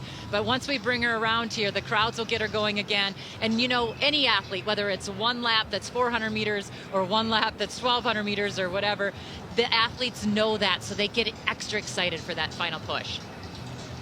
Well, she's halfway around this penultimate circuit now. When she comes through, I think she'll have one lap to run. And Agnes Nigetic here starts to catch athletes, to lap athletes, and these are world-class athletes, good runners. You know, because she's running down around 29 minutes tempo, means she's passing athletes who are running around 32 minutes. Yeah, and you know what? That gets you excited too. Anytime you go past somebody, it's like a game. You try to, you know, add a point, do whatever you can mentally to get by. But now you can see her. She's starting to move a little bit here. This is where she has to double down psychologically to really put in a lot of effort and focus, because she is hurting. There's no doubt about it. She may be a superstar. She may be a great champion and world record holder, but this hurts. She is working intensely hard, and she's got to focus so much now as she comes through with one lap to run. Jim, listen to that crowd. They are loving it here. Aficionados of great road racing here in Herzogenaurach at Adidas headquarters on the campus. She runs through less than one lap to run now for Agnes Nigetic. Still only 24, getting stronger every year, still learning all the time about the nuances of gauging her effort right throughout a 10K race. This race, remember, is almost 8 laps of the circuit here in Herzogenaurach. It's a different circuit to the one where she won last year. She ran 30.03. She won by 36 seconds last year. She destroyed the field last year, just as she's doing today. But this looks to be, well, something close to a minute faster. I love it. I know that she is a different woman this year. She came in here with a different set of goals. She does want this women's only record, and it looks like she's going to get it. It does indeed, yeah. She continues to lap athletes here. That gives her little targets, intermittent targets on this final circuit. She negotiates each of these corners with such ease, does Agnes Nigetic here. She has run 28.46. She knows in a mixed race she can go much quicker than this, but this is all on her own. This is the hard way to do it. 2:59, that 9th kilometre. 29.27 for Nigetic. And on the clock, 27 minutes now. She has about 2 minutes to run. And those last 3 kilometers, 2:58, 2:59, 2:59. Every single kilometer under 3 minutes here today. That has been a very significant statistic as well. When you think that Agnes Tirop's world record was 30.01, she's maintaining a tempo every single kilometer, and their opening kilometer told the story, laid down the story, because it was 2:52, the fastest, but every single kilometer under 3 minutes. Yeah, she was hot off the gun. She knew what she wanted today, and she's clearly running with purpose. Everyone has Agnes Tirop on their mind, but right now it is all Agnes Nigetic. Well, we think she's going to run around 29.25 here today, something like that. It'll be a world record for in a women's only 10K by over 30 seconds. She's got, what, about a minute and a half to go. She's working super hard now. Those arms swinging backwards and forwards across her torso. A lot of coaches would say, well, that's not perfect aesthetically. That's not good biomechanics. It absolutely doesn't matter, because if that balances out the movement in the rest of her body, and her legs in particular, and the hips, the way she moves, then it was perfect for her, and that means it's perfect for a top performance. And how can you criticize a world record holder? I don't think we can say much. She looks like she is doing it just the way that she wants to do it, and we are watching history in the making right now here, folks. We are indeed. This is a women's only world record in the making. There is about a minute to go. Agnes Nigetic, the 24-year-old, who in a mixed race in Valencia in last October ran 28.46. That was a 28-second improvement upon the mixed race world record of a 10K with men. Well, this is going to be a more than a half-minute improvement on the women-only world record. The crowd begin to roar. The announcer near the finish line is making them aware. She comes into the finishing straight now, and Agnes Nigetic gives it everything. 101% effort now. She drives for the line, just outside 29 minutes on the clock. The world record that she's trying to break is 30.01, and Agnes Nigetic comes towards the line. 29.15 on the clock at the moment. She has destroyed this field. She's lapped several athletes. This has been an astonishing run. It is indeed a world record here at the Adizero 2025. Race to records, and she has done it. Unofficially there, Agnes Nigetic, around 29.23, something like that. She collapses to her knees just past the finish line. That has been extraordinary. Nobody in the history of women's 10K running has got anywhere close to that sort of time.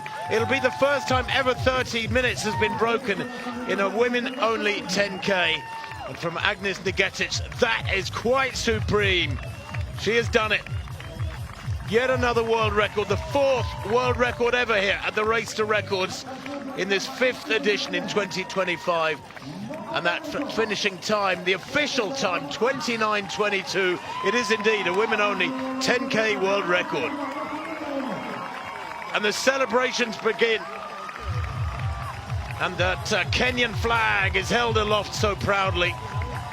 And the crowd lapping it up. They've been informed of the fact they've been witnessing history in the making. Absolutely magnificent stuff from Agnes Nigetic.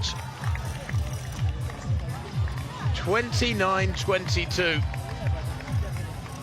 And how much quicker should she have gone if she'd had good pacemakers through the first half? She had to lead. She took the lead 2 minutes in.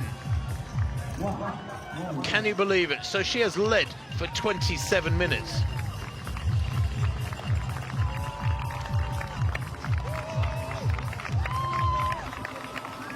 All focus upon her. A hug from Spencer Nell there. And the world record has been smashed here.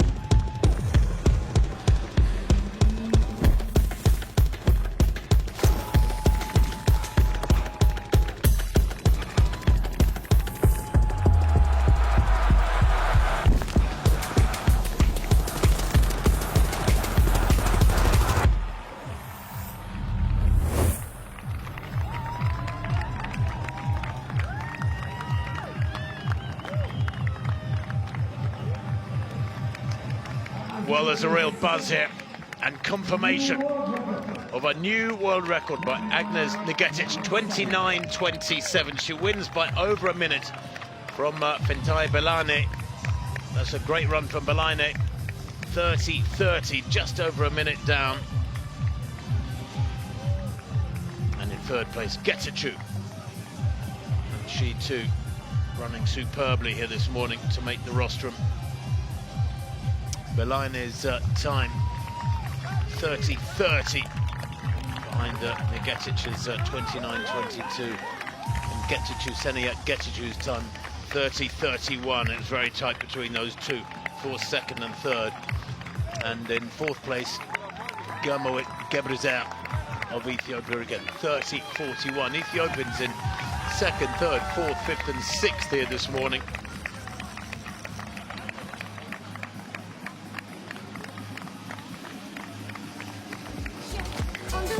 30.41 in fourth place, the time of Gebrezer. Well, here it is. This is the way it was laid out earlier on. The pacemakers tried to do their job, but well, Agnes Nigetic was so hungry for it, she took the lead after just 2 minutes. Pacemakers couldn't maintain a tempo she wanted. She has retained her Road to Records title from last year. Last year, 30.03. Today, 29.22. Which has improved by 41 seconds on a winning time last year. But more importantly, has set a new world record here this morning in a women's only 10K, 29.22, destroying this field, destroying the record of the magnificent Agnes Tirop set back here in 2021. And there's a nice symmetry, isn't there, about the winner crossing the line here in a new world record, also being called Agnes. Well, it was a very different race to 28.46 in Valencia. That was in a mixed race where she won by 11 seconds. But Carrie is with the winner. Agnes, world record here. You have two of them now in the 10K, women's only and mixed race. How excited are you? I'm so excited. I think I don't have any word to say. I'm so excited. And I didn't expect this. Since last year, I missed it with 2 seconds. So today I was like, oh, let me try today. Maybe I can make it. I can push alone and make it. I'm so proud of myself. And I'm so happy. I thank God I finished with world record. So it's unbelievable. You know, you didn't make that Olympic team last year, but you have been on fire on the roads ever since. Talk about the future. Here you have the world champs coming up. Are you excited about that? I'm so excited. Since I missed the Olympics, so this year I want to return all I missed from Olympics. So I'm fighting for World Championship, and this is now the start. So I'm so happy. Oh my goodness. So what do you have in your hand here? Oh, I have the Takumi Senten with 29.27 world record. 29.27 world record, everybody. Give it up for Agnes. Congratulations. Thank you so much. Wasn't that significant? There's a burning fire in her belly, frustration at missing out on the Olympics last year, and she's saying she wants to go to Tokyo and make up for it. She wants to get everything back that she missed last year by not going to Paris. There's the schedule from this morning. We had the 10K men and the 10K women, the 5K women and 5K men coming up, and then the women's and men's miles will conclude the racing here today. The next race, the 5K women, is at 10:40, so in 15 minutes time. If those of you watching want to go and put the kettle on and get yourself a coffee or a tea or something cool perhaps. World record. Two beautiful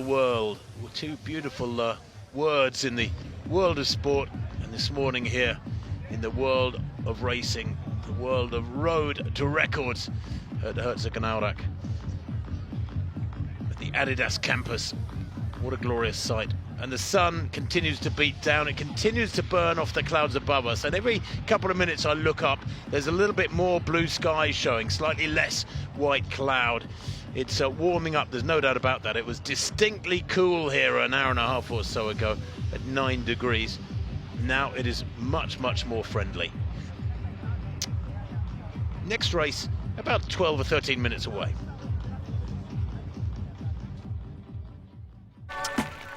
Adidas and Camino have partnered again for Move the Planet. Each project is unique to their community needs. Es importante educarnos en sostenibilidad. Οι περισσότεροι από τους διαμένοντες εδώ δεν είναι καθόλου εξοικειωμένοι με τις έννοιες της ανακύκλωσης ή της βιωσιμότητας. Es hacer que más niños, niñas, adolescentes y jóvenes tengan esta posibilidad de acceso a esta educación. Sports acts as a universal language here. I coach soccer, but there's also the education side. So you're not only focused on sports, but also the life skill sessions. Plastic is orange. What is rewarding about these projects is being able to tangibly see the impact on individuals and communities.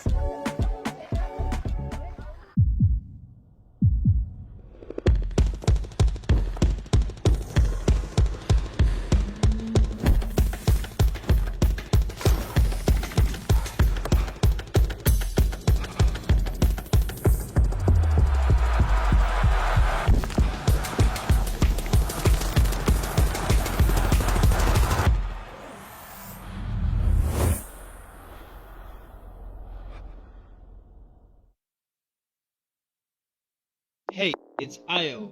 Hey, it's Anjani. Good to hear from you. It's Lynn. How are you doing? Hey, it's Santi. How are you doing?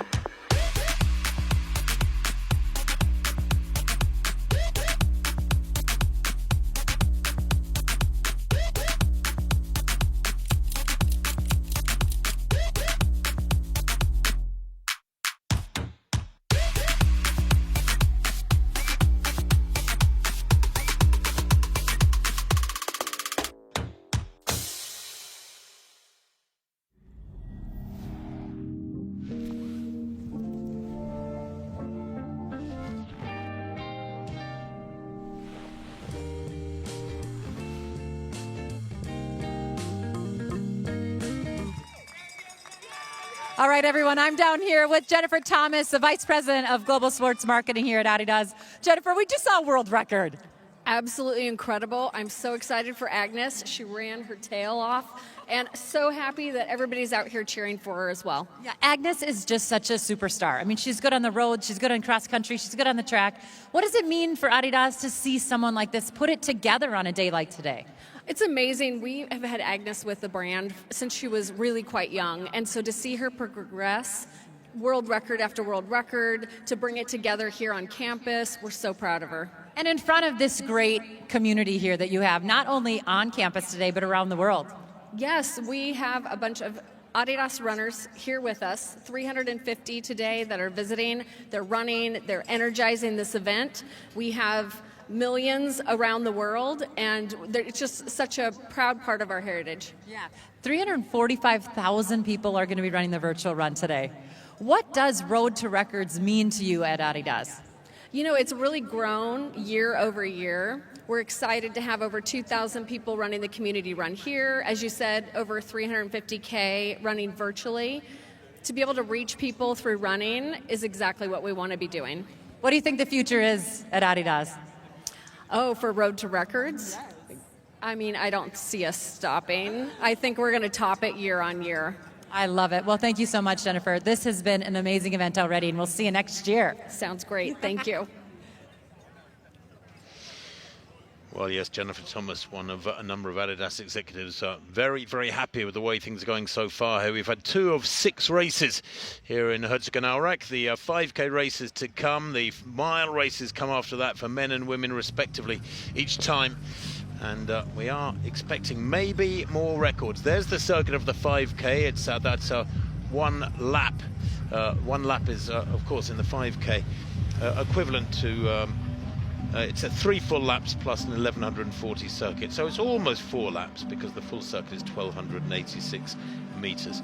And there is the lineup for this next race coming at us. The women's 5K. It's a small but high caliber field with Medina Isa, the defending champion, who won last year in 14:38, perhaps the favourite. She's also in great form over 10K, superbly strong. Just a couple of months ago on the 16th of February in Castellón, Spain. Castellón, by the way, just north of Valencia on the Spanish east coast. She won the 10K there in 29:25, a personal best, making her one of the quickest ever over 10K. Well, what can she do over 5K this morning here in Herzogenaurach at 29:25, by the way, making her the 4th fastest in history.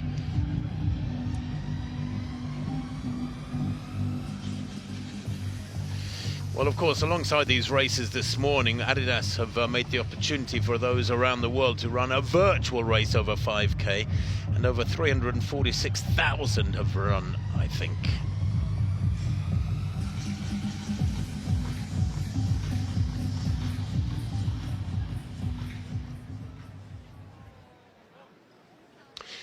Well, join the virtual Road to Records race. We're going to adidas.com, and yeah, 348,000, I think that said, have now entered around the world and are participating. Good to see everybody getting out in this most simple of sports, the most accessible of sports. But let's take a look at the first 3 in that women's 10K.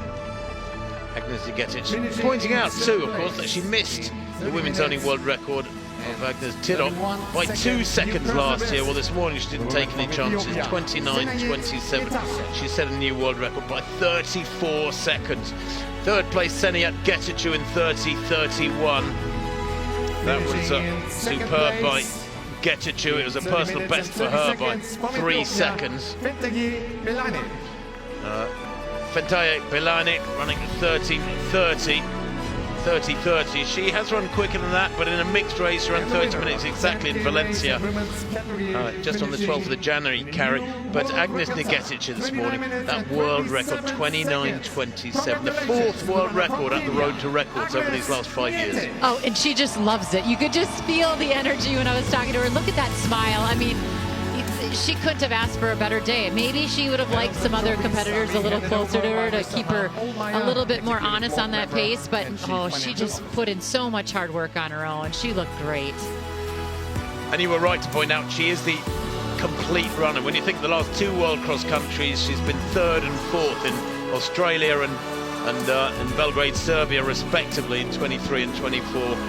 And my note said she could attack the world record here this morning. Well, they should have said she will smash the world record here this morning, because she did. 34-second improvement. And she took the lead 2 minutes in. I mean, she ran 29:27. She led for over 27 minutes. I mean, really, you said it. I thought we were going to see our pacers be able to take her through a little longer. They really couldn't. Not even close. Not even close, no. But it didn't matter. She was up to the task.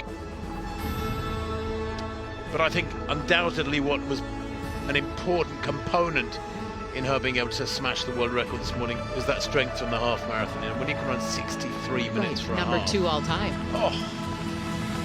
I mean, at 24 years old, Tim.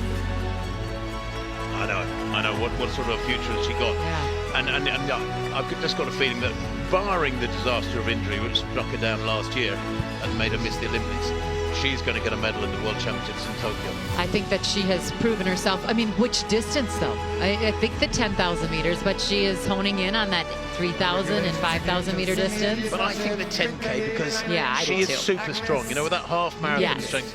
5K nowadays, it's almost a middle distance race. It is. That's the trouble. But she ran 8:28. It's pretty good. Pretty good. She's showing that she has some leg turnover, which I really like, that she's testing herself at all the different terrains and a variety of distances. Yep. A track best at 10,000 is only 31:34. She doesn't run it very much, though. No, okay, but you know, there is so much talk now about how these shoes are enabling athletes to be quicker on the roads than on the track, and maybe she's one of those who really does enjoy that benefit. She's a reactor. Super responder. Super responder. Yeah. Well, a nuclear reactor as well, actually. The way she ran this morning. 29:27. It's science fictional, isn't it? Isn't that so cool? She was pretending to call someone on that shoe. Well, she will receive these plaudits, and quite deservingly, for many weeks to come. And she'll take this confidence into the summer too. I mean, you know, nicely, this projects her into the summer big time. Well, and it's been interesting to see her on the track. I got to call a couple of her races there just a few weeks ago, and she really does have the confidence. She's leading these races, and she's putting herself in situations where she can win. And that's, I think, what we don't see on her CV. She doesn't necessarily have a win since she was world U20 champion in the 5,000 meters, 5 years ago. So that's the thing that I think she's missing right now. She has these world records. She's got some very good times, but she needs a win. And I think this summer could be her summer. Absolutely, yes. And it can only get better for her as she grows in experience and strength. At 24, you have got years of growth and development to come as yet. There's the lineup for this next race on the track, the women's 5K, due off in about 3 minutes' time. It's a small field, but a high-caliber field. The defending champion, Medina Asa of Ethiopia, goes in. Now, she's another youngster. She's only 20. She won here in 2023 as well. Yeah. She's actually going for a hat-trick, is Medina Asa. 14:23 is her best. That was in Barcelona. It makes her the 4th fastest in history at 5K on the roads. And this will be super, super quick. This race, well, the 5K is 1,140 meters, so sort of 3/4 of a lap, and then 3 full laps to make up the 5K distance, 5,000 meters. 12.5 laps on a track, if you're thinking of stadium athletics, just over 3 miles, if you like it in the old mileage currency. And she too, Gary, great track racer, 8:41 for 3,000, 14:16. Yep. She's run for a track 5,000. That was a couple of years ago when she was 18. Yeah, she is very fast. She's also run 29:25 for a road 10K. But, I think there's a woman in this race that will push her, Tesfaye Foyten. I think she is someone that is very, very... We've seen her here before as well, but she's run 1:03:35 for the half, and that was in Berlin just a few weeks ago. So, again, just so much strength and speed in both the women's 10K and the women's 5K here today. I mean, you're right to point out Fortune Tesfaye, because there she is, left a picture Fortune on her number. First name's on their number. She won that Berlin half. I was there 3 weeks ago, 63.35. She won by 3.5 minutes. I mean, talk about a dominant performance. So I have her down here in my notes. I've written might push the pace. Yeah. I wonder whether or not she will go out here and aggressively and do a bit of an Agnes Nigetic. Well, Fortune was third here last year in the 5K, behind Medina Isa. So, you know, I do like her. She was 7th at the Olympics in the 10,000 meters. So I think it's going to be a good battle up front. The 20 world record holder for 5,000 meters. Yes, she had a strange year last year. Fortune Tesfaye. There is Medina Isa. She is the pre-race favourite. She's the defending champion, going for the hat-trick here. Tinabeb Dagnor is also out there, just a 19-year-old Ethiopian. There is so much young talent in Ethiopia. It's her first race this year at Dagnor. But Fortune Tesfaye, well, she won the Olympic trials for the Ethiopians in Nerja in Spain last summer in 29.47. That was a track PB, but then was 7th at the Olympic Games. So she will have been desperately disappointed with that time at the that performance at the Olympic Games. Away they go then. Always nice to see the women start rather than the starter reacting to firing the gun, but we eventually do get them underway. So, 2 athletes here I suspect will dominate. They are super fast. They're both very, very strong at 10K and half marathon. Who's your money on? Asa or Tesfaye? Ooh, I don't know. I think I'm going to go with... See, this is the thing. I can't even hardly do it. Putting you on the spot unfairly. I'm going to say Fortune. Yeah, Fortune Tesfaye was very strong and consistent. She had a marvellous 2024. And who's going to take up the early tempo here? Well, this race has just started. We're expecting a winning time of around, I don't know, 14:20, something like that. So they're just settling down in these early stages.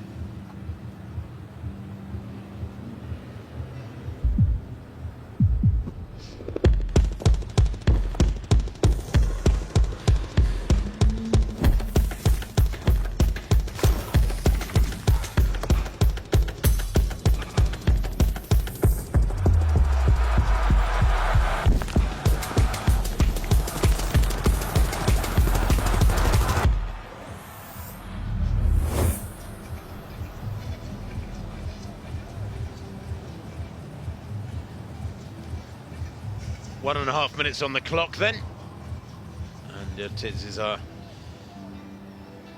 early stages of this women's 5K. Just looking at these athletes, Lois Chepkwemoi of Uganda, just 18 years old, I think, making her debut on the on 5K over the roads.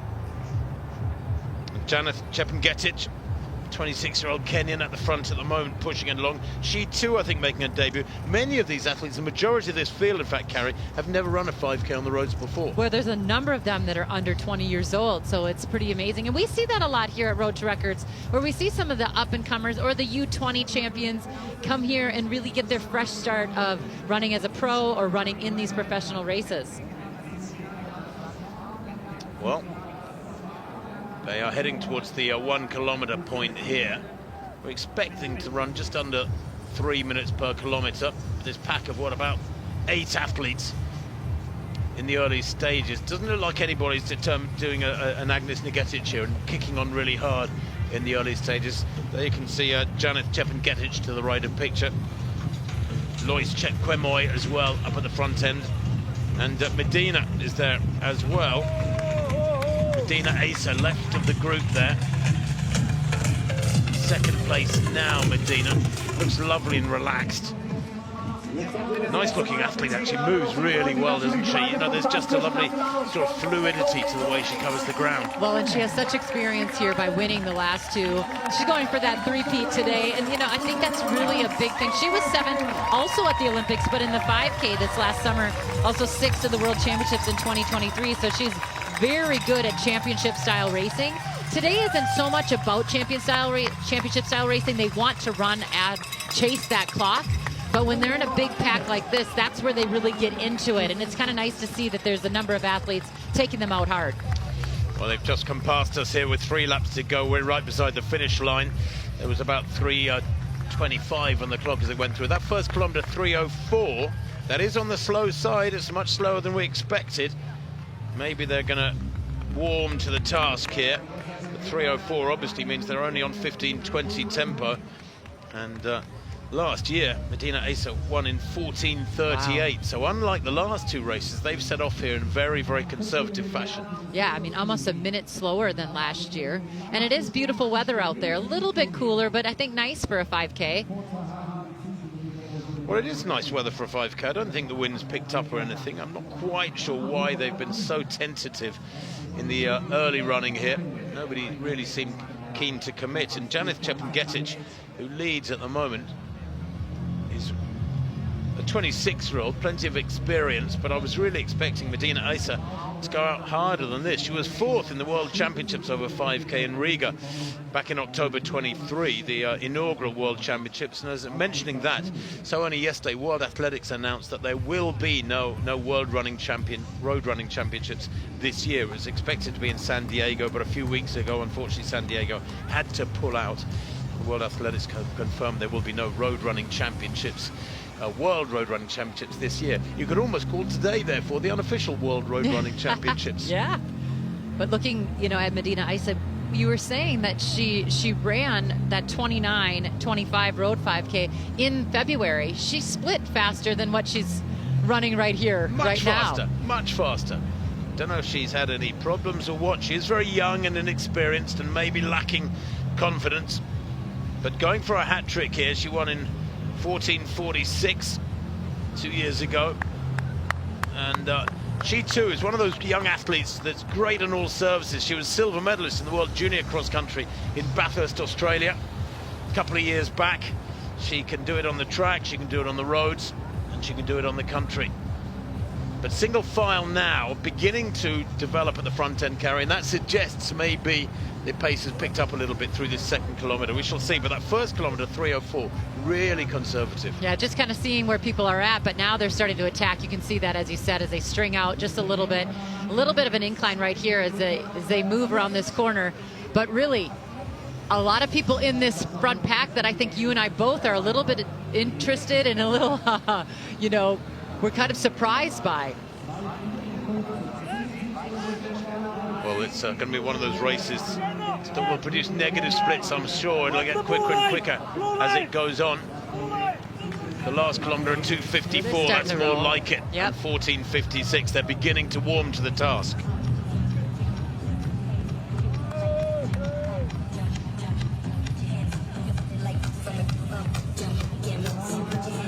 Und erneut heißen wir Sie ganz herzlich willkommen.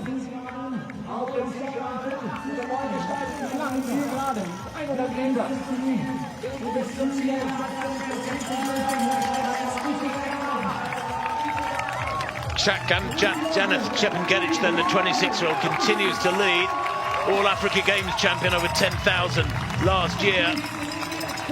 And Chepengetic, well, she is a great track racer. 8:23 for 3,000 in Lausanne last summer, 14:45 for 5,000, and is fifth in the Prefontaine 10,000, 30:04. So she has all the qualities carried as a great track racer from 3,000 up to 10,000. She might spring a surprise here, Janeth Chepengetic. Well, we've seen it here before where some of these athletes are new to the roads and they really use that track pedigree that they have. But as they just came through, the crowds are going crazy, and you can see the athletes' energy almost get a little bit more up on their toes. They really are starting to run now.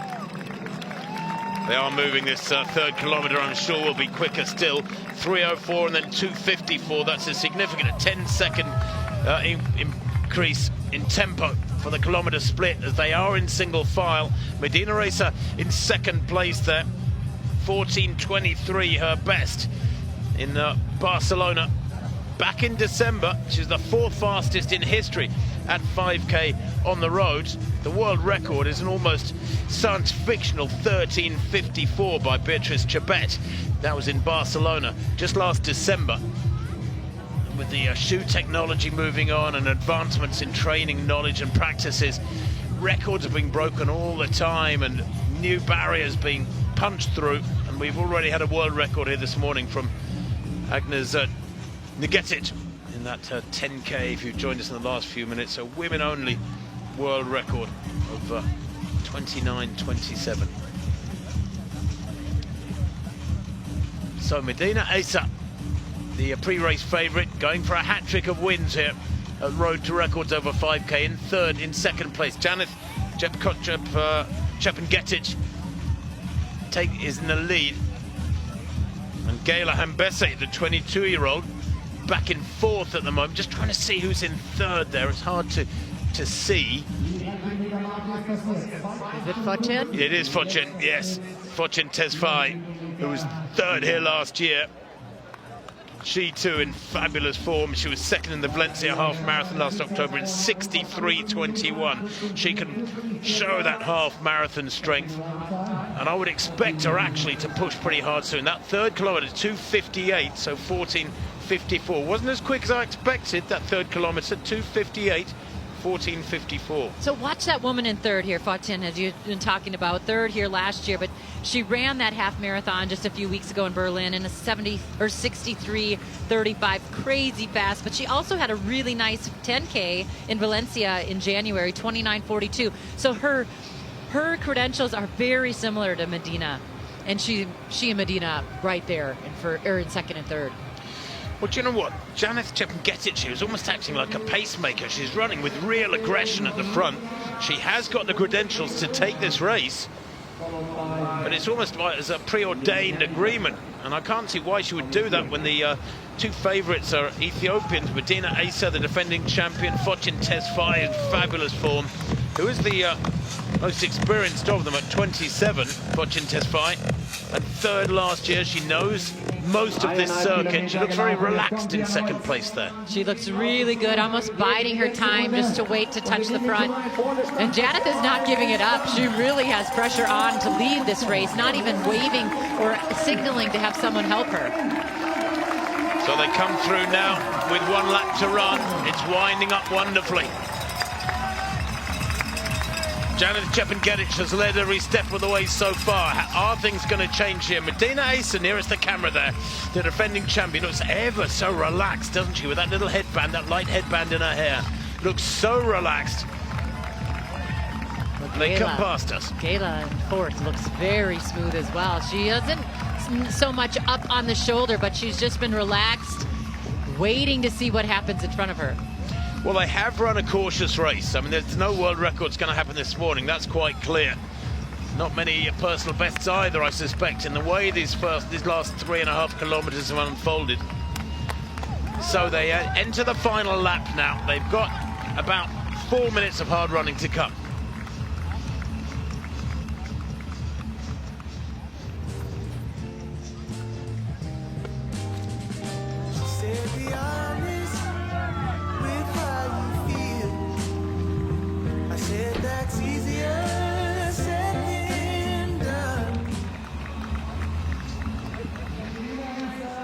So 12 minutes on the clock then in this women's 5K. We're on the final circuit of almost 4 laps here in Herzogenaurach.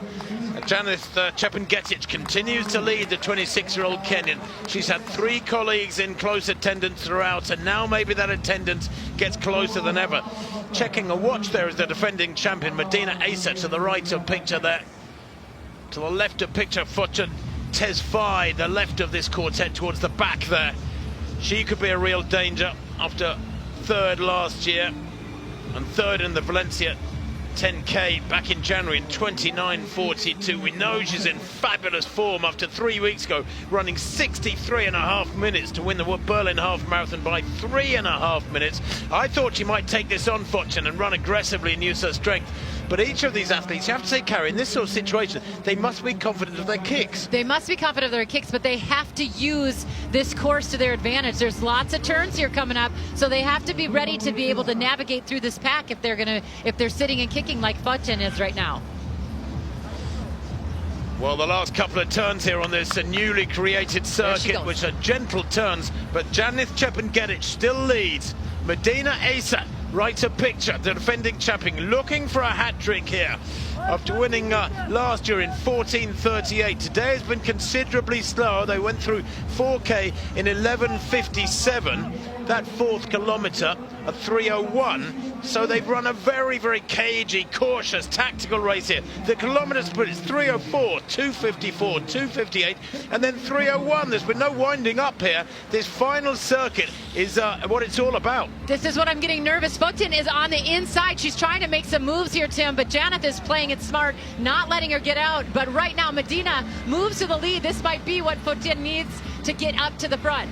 This is where your leg speed gets tested to the max. It's more like a track race, this one. They've run it very conservatively, and it makes it a bit of a lottery. Medina Asa, the defending champion, hits the front for the first time with about 300 to go. She gestures there to the athlete behind her, to Fortune Tesfaye. I'm not sure what that was all about. But Medina Asa leads. Is she going to get the hat trick here? There's nothing in it.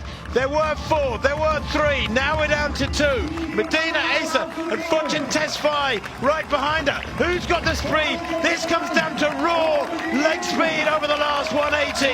And Medina Asa has proven in the last 2 years she has the speed to get the victory. Here she looks like she's going to get the victory again. It is going to be a 3-peat for Medina Asa. The 20-year-old takes the win once again. 14:49 unofficially there for Asa. Well, the others gambled, but Medina Asa was a gambler too, and she was the most successful gambler of the quartet. 3 in a row for Medina Asa. That last kilometre will undoubtedly have been the fastest of the race. The winning time 14:48. Well, it's not super fast by global standards, but it was wonderfully intense racing there in the latter stages. And still there's only a handful of women globally who've ever run faster than that. 14:40. Anything under 15 minutes for women's 5K is super quick on the track and on the roads. 14:48 there for Medina Asa. Makes it win number 3 for the Ethiopian.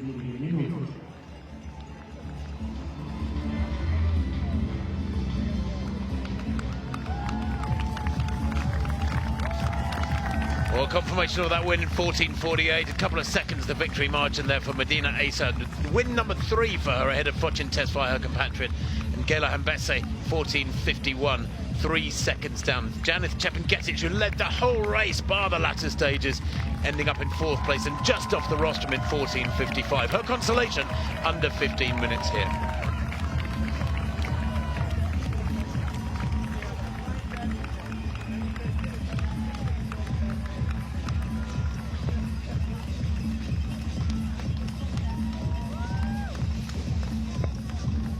Winning time 14:48 was quicker than the early splits might have suggested.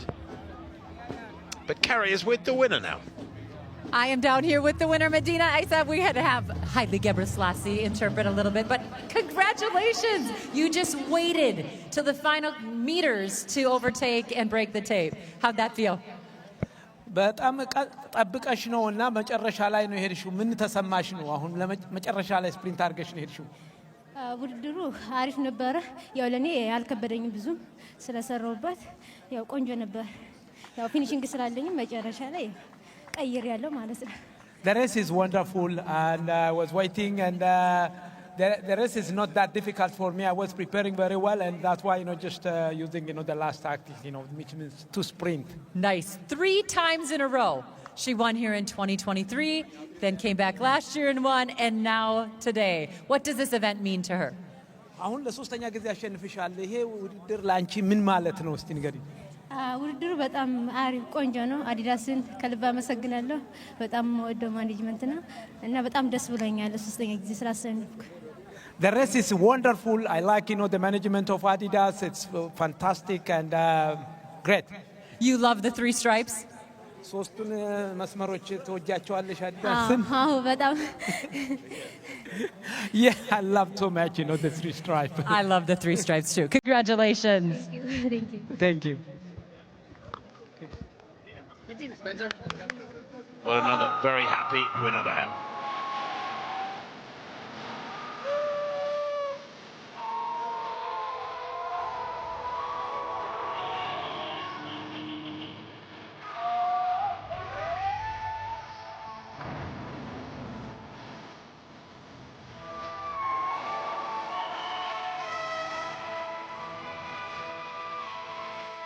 Let's go!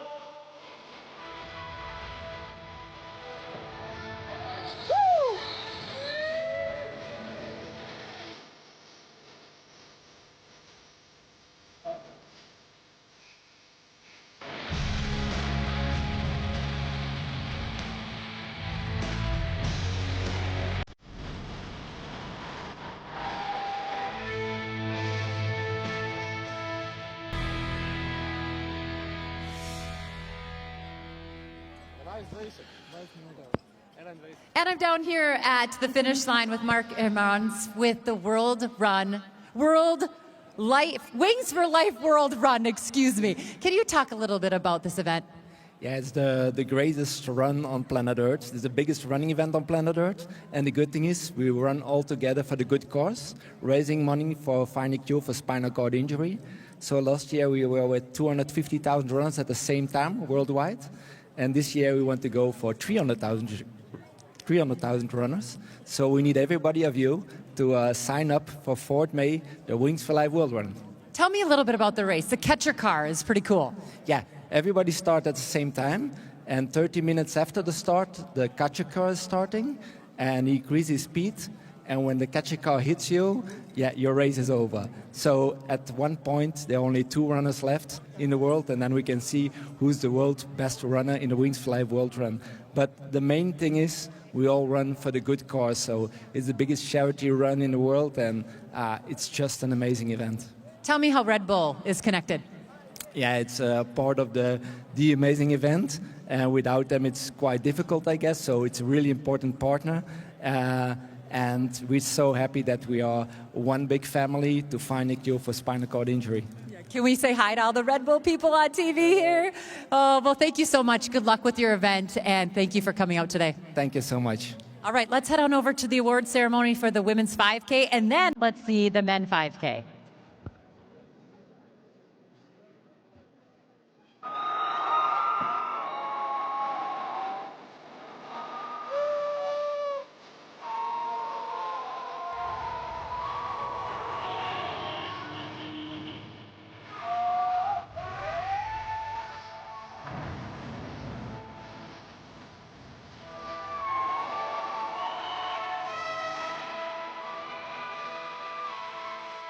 Let's go!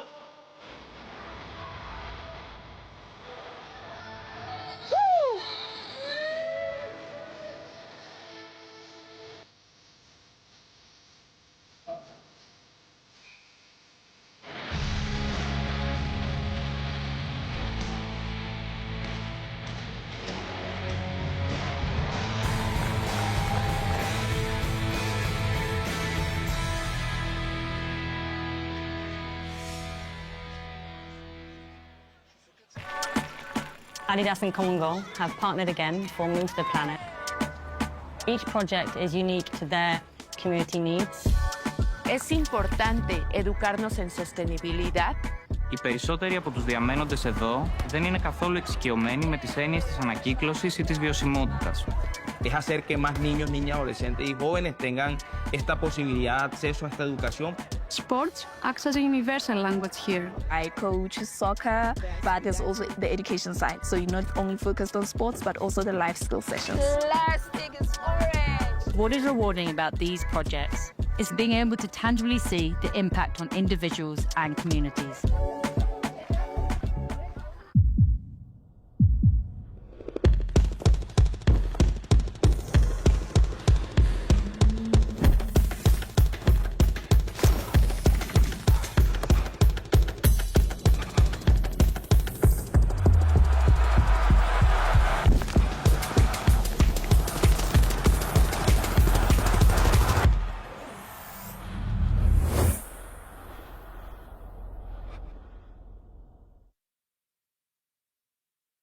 Hey, it's Io. Hey, it's Anjani. Good to hear from you. It's Lynn. How are you doing? Hey, it's Santi. How are you doing?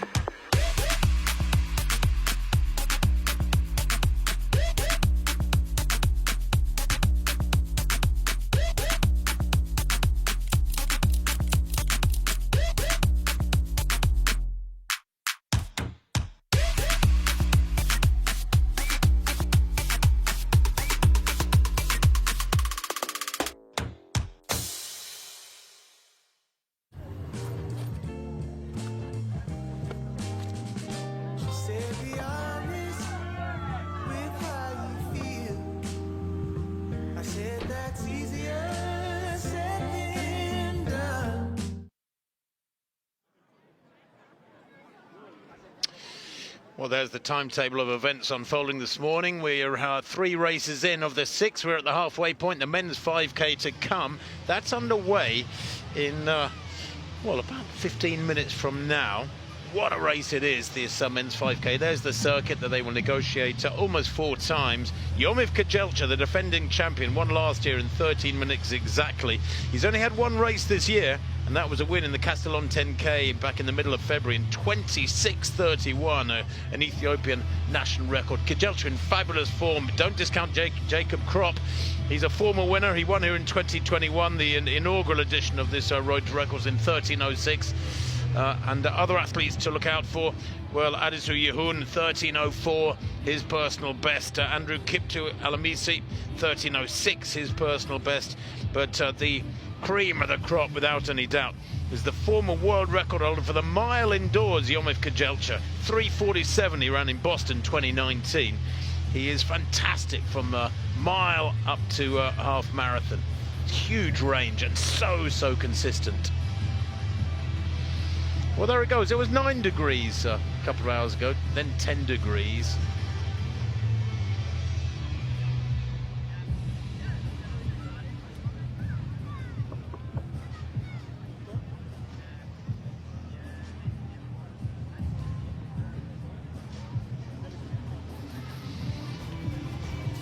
Well, as mentioned, we have got a few minutes until that men's 5K gets underway. That's at 20 past the hour.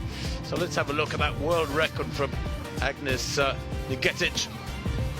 Just some half an hour or so ago, she crossed the line quite spectacularly, Nigetic, in 29:27. It was a 34-second improvement on the women's only world record for 10K. Last year, she missed it by 2 seconds, the world record of Agnes Tirop, 30:01. Tirop ran in 2021. Well, this morning she made no mistake. The 24-year-old storming to that world record by a massive margin. She now holds the world record in a mixed race, 28:46. That's running with men, and in a women's only race, 29:27 here this morning, to win by over 1 minute. Well, it's rather nice for the VIPs here while some of us are working. There is food and drink aplenty. I wouldn't mind some of that. Perhaps I'll get my hands on some when we go off air, but that'll be a little while just yet. There's some fabulous racing yet to come. 3 more races to come from the 6. But they do things in style here in Herzogenaurach. They do things in style on the Adidas campus. So I'm told.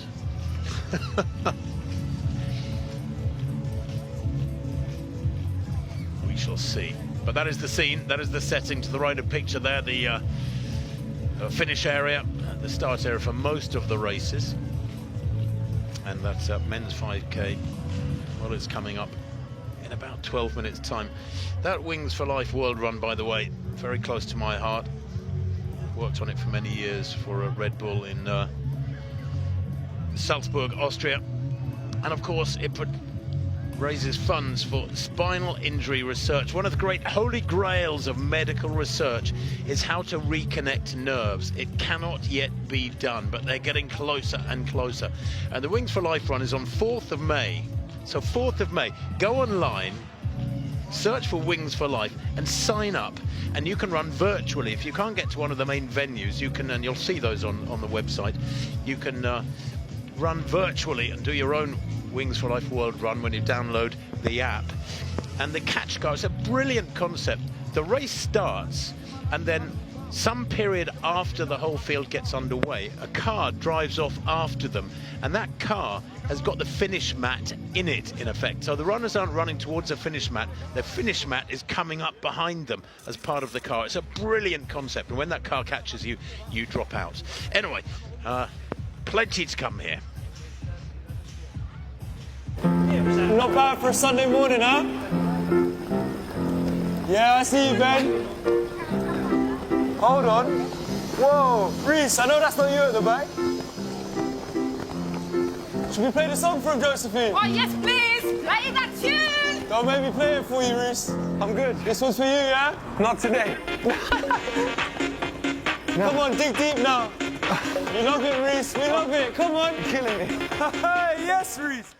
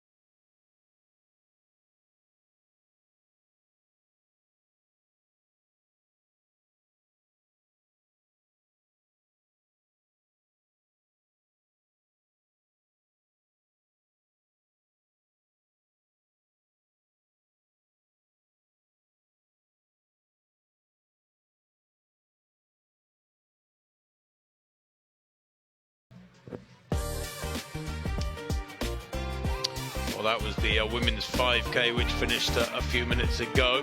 The winner in that one, Medina Asa, running 14:48. She due to receive her trophy very shortly. Before that, men's 10K gets underway, 5K rather, gets underway at 11:20. That's now about 10 minutes away. There's the presentation party for that women's 5K. The wind, well, it's just picked up a little bit in the last couple of minutes. From Ethiopia, the sun continues to burn off the clouds above us. It's due to be a beautifully sunny afternoon. Third place in that women's 5K was Gela Ambese of Ethiopia, 14:51 for her. By my reckoning, that was her debut. Not a bad run at all. In second place, Fortune Tesfaye, 14:50. It was a sprint finish. They ran relatively conservatively through the first 4 kilometers, and then a super fast final kilometer. Finishing in 14 minutes and 48 seconds. Was, for the third time running, it was a hat-trick in a time of 14:48.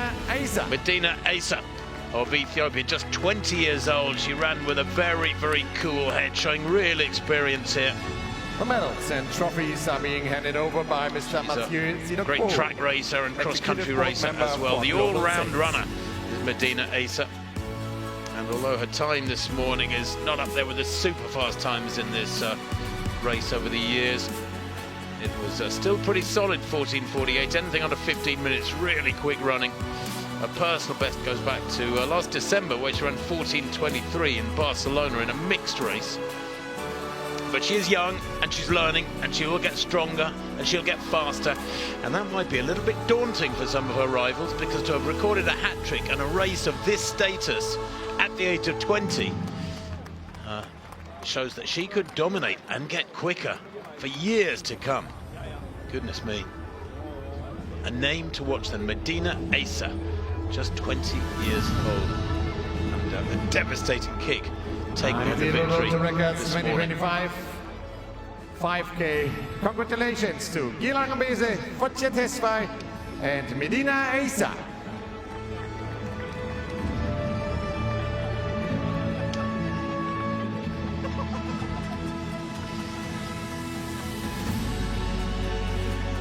So we have a world record here this morning as well.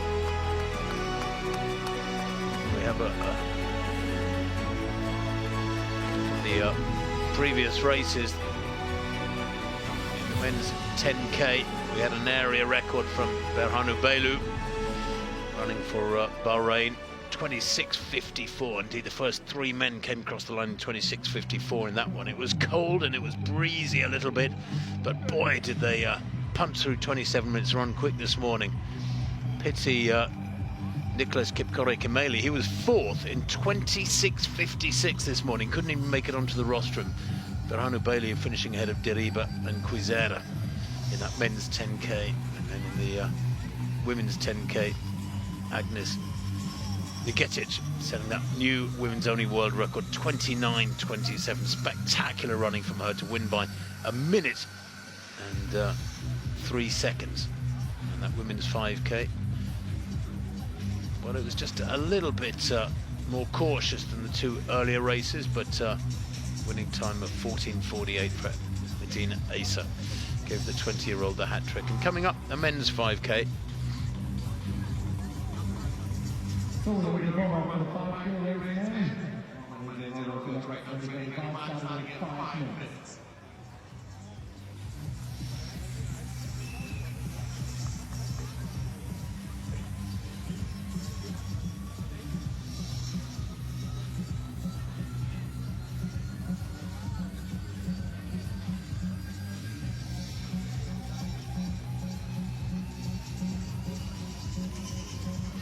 There's the lineup for this men's 5K, coming up in about 5 minutes' time.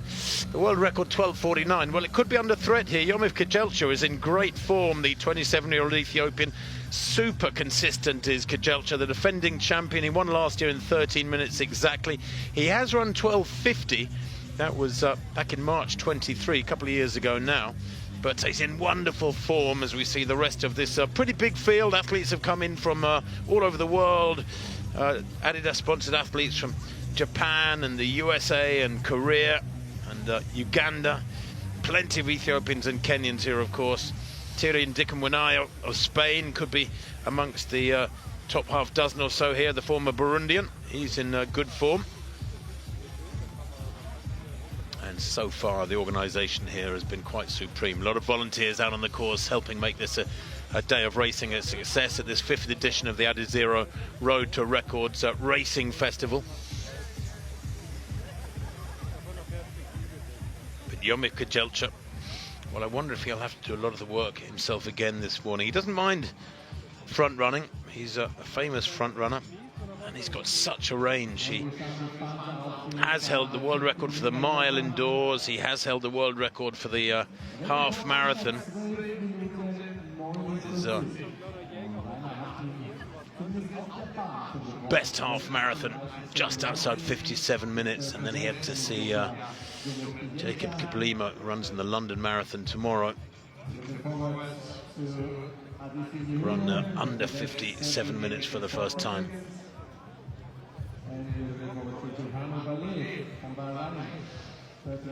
Some of the Japanese athletes there. Takumi Orihashi, the 20-year-old, making his debut at a road 5K. But yes, Kajelcha of 57:30. He ran in Valencia last October, and then had to watch that world record go to Kiplimo in Barcelona, 56:42. Astonishing running, and of course many people think that 56:42 for Kiplimo means he can break the world record for the marathon at some point in his career, if not 24 hours after this morning's racing at the London Marathon.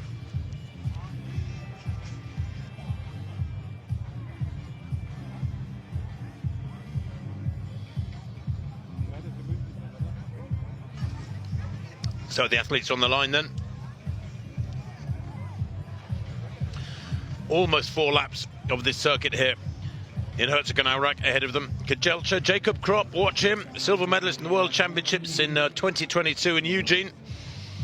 He's a former winner here. He won in 2021 in 13:06 in the inaugural edition of this Road to Records Festival.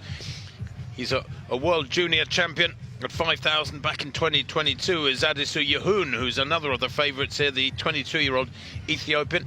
And they are about to get underway here in this men's 5K. There are pacemakers, 3 of them out there. Jonah Hoey of the USA, Ayensa Tolosa and Turi Merkana. The crowd loving it. The crowd has grown in good numbers. There is a mass 5K at the end of these elite races here just after midday. And this race due off at 20 past, so they've got a couple of minutes just yet. In 2022, he was the world under-20 champion, and in 2024, he ran 12:49 for the 5,000 meter. He did that during the Diamond League in Oslo. He's Michel Boateng, well-known athletics agent, and himself a sometime commentator, introducing the crowd. Yehun, World Junior 5,000 champion, is there. There he is. Very small character, 5'5", 1m66. But 12:49 he's run for 5,000. That was in Oslo last year. Of 12 minutes and 45 seconds. From Kenya, Jacob Kropp. Jacob Kropp, he's only 23. World Championship silver medalist a couple of years ago. Former winner here. He was 8th in 2022, but won here 4 years ago in 13:06. He is around since 2013, but still young and strong. From Ethiopia and chasing the world record, Yomif Kajelcha. Yomif Kajelcha, that delightful fella, speaks very good English. Had a long chat with him last year. Fabulously consistent too, but no big gold medal yet. Lots of near misses in major championships. And Björn Gulden, the CEO of Adidas Global, gets things underway. So the fellas on the line then in this fairly big field.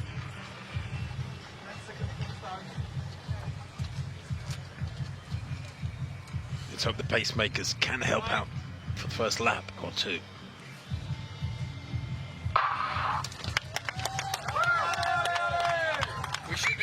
Away they go then. Now, the pacemakers in black, are they going to be able to push this along for more than a couple of minutes? Because that's what happened in the women's 10K. They were of very, very little help to Agnes Igetic. Didn't stop her getting a world record.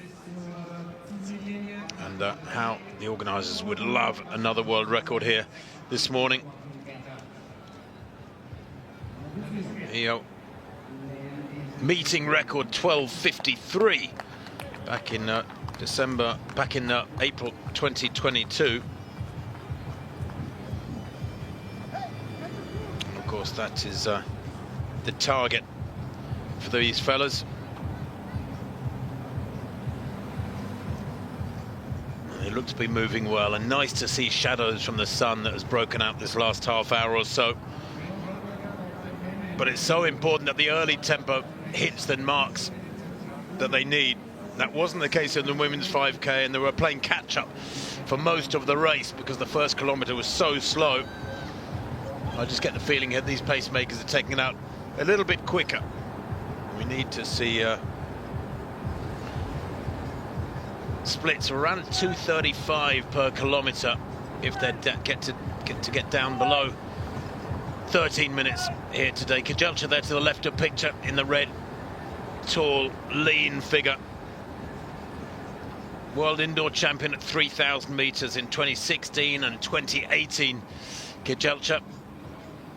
And don't forget, you can join the virtual Road to Records race if you go to adidas.com and be part of today, in effect. And it doesn't have to be today. Just enter the 5K and do it in your own time. Well, the pacemakers include Jonah Hoey there to the right of picture. And we do need to see them get to 1K in 2:35. It's critical that they hit these splits right here today.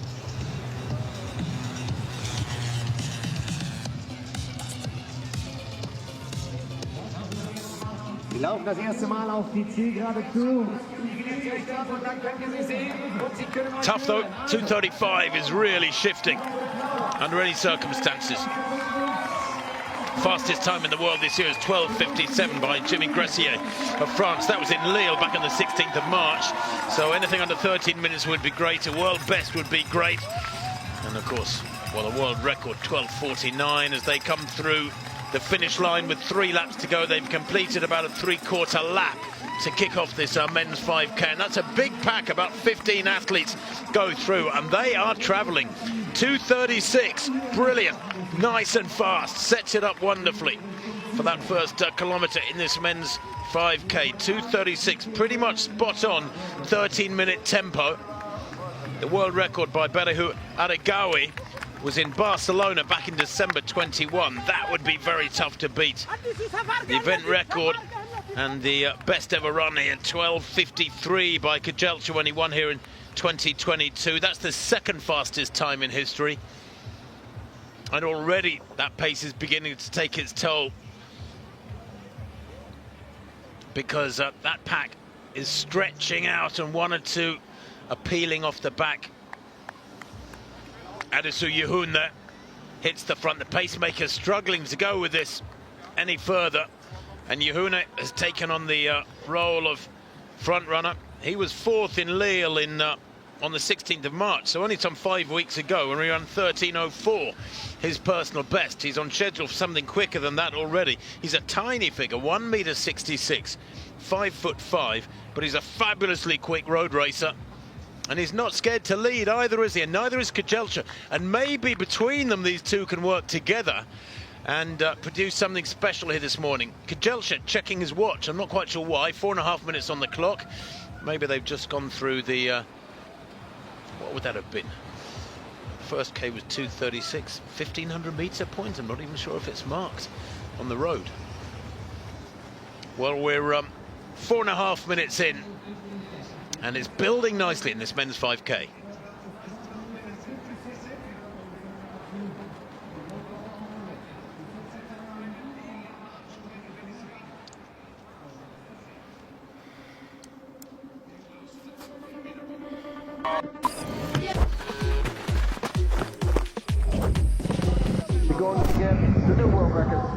Alemania.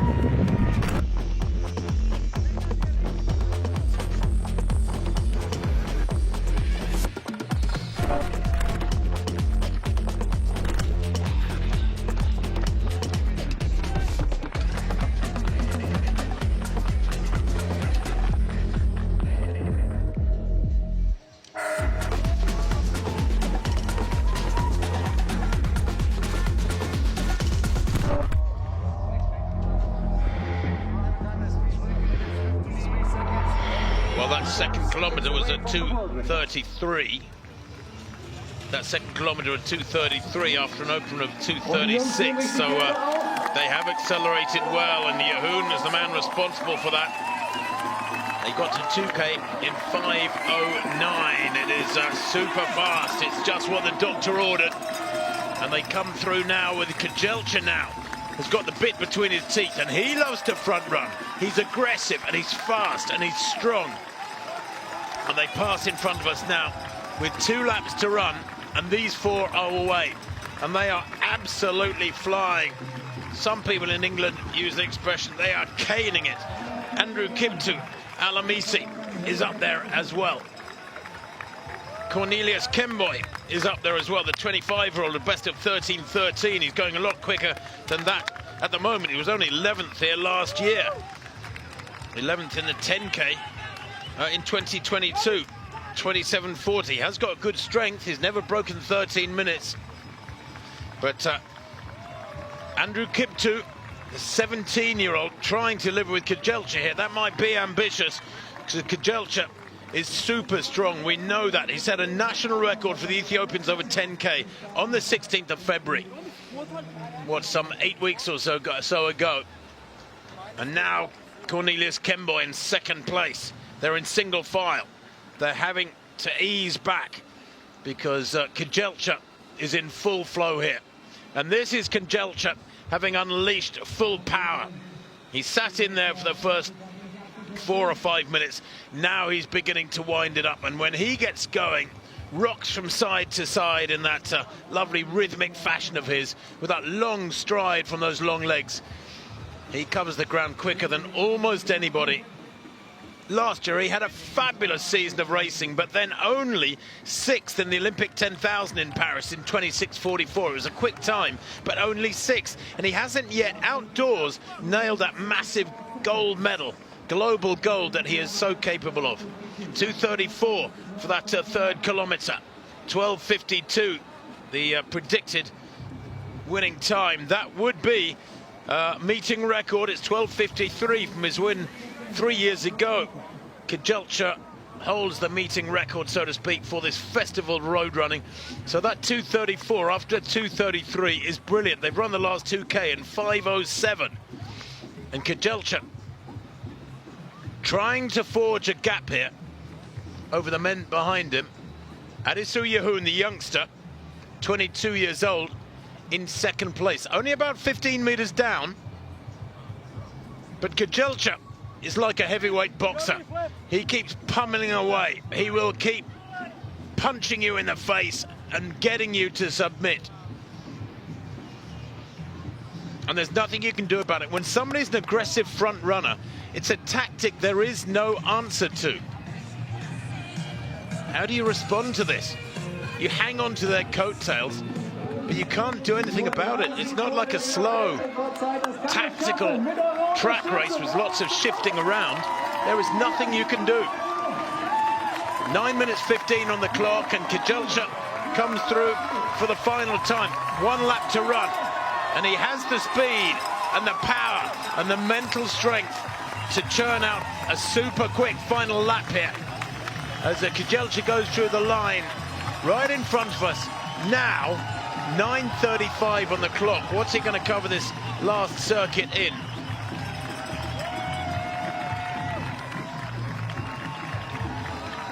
Like I said, the fastest time in the world this year by Jimmy Gressier of France. That was a month or so ago in Lille. The fastest time in the world last year was only 12:58 by Hagos Gebrewet. That was in Al-Khobar in December.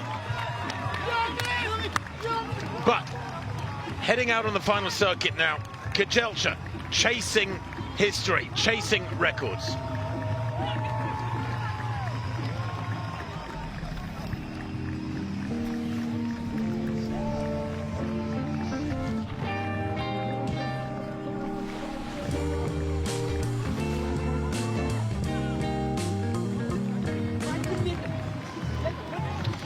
Kejelcha then within 2 or 3 seconds of the course record here. He needs to really dig deep here. 2:36, that 4th kilometre. And the projected time 4:55. He's chasing, remember, the projected time 12:55. Remember the course record as is 12:53. The world record 12:49. It's still possible, but he has got to fly, this man. He has got the speed endurance, we know that. He's a former world record holder for the mile indoors. 3:47 he ran in Boston 6 years ago. He's the 7th fastest man in history over the road 10K. He's got everything, all the armory that's needed to break the world record. But he has got to really push on hard here, push through pain barriers, red line it more than he wants to. And that's the thing, your body and your legs are saying, your mind is saying, ease back, don't push so hard. But you've got to punch through that. You've got to be the winner against your will, so to speak, and produce the hard running. And he's got, what, about a minute, just over a minute of hard running has come here, Yomif Kejelcha. That rocking from side to side, that head bobbing, takes that penultimate right-hand turn well. And I tell you what, the gap behind him has grown. And I think Kejelcha here is winding it up really impressively. That long stride, goodness me, that raking stride, eating up the ground now. Is this man running himself towards history?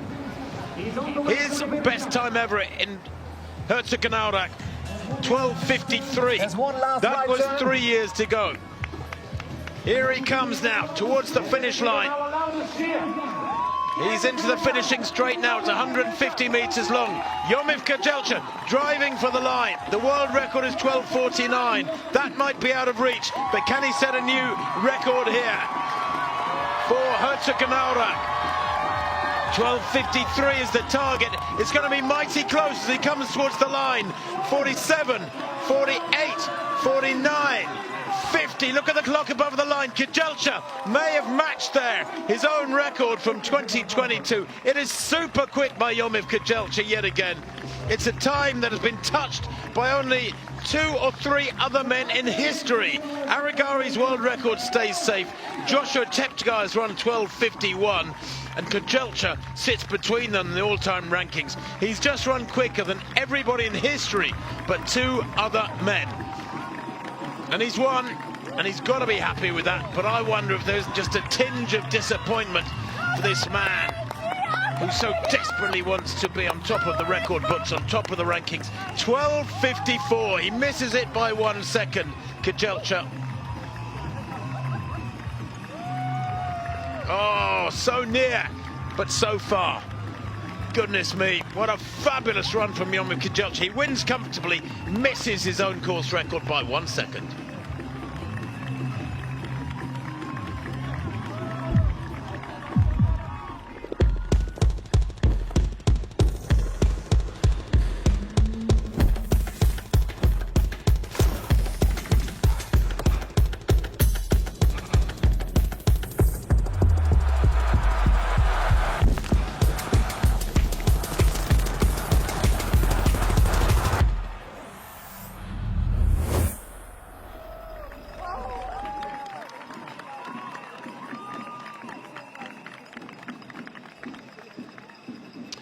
Confirmation of that win for Yomif Kejelcha here this morning in Herzogenaurach. 12:54 at this 5th edition of the Adizero Road to Records. Winning comfortably there, 9 seconds the gap back to Andrew Alamisi, who came through later to take 2nd place, 13:03. Tyrion Dickenwinayo of Spain, the best of the Europeans yet today, 13:08 in 3rd place there. And then Cornelius Kemboy, 13:11 in 4th. And Jacob Kropp, 13:22, still really solid running for 5K on the road, but 28 seconds down on Kejelcha's at 12:54. So near, yet so far for Kejelcha here this morning. Frustrating for him. And I know he judges himself by the very highest standards, and he will have wanted more. He'll be looking at that race and trying to figure out where he could have gone better.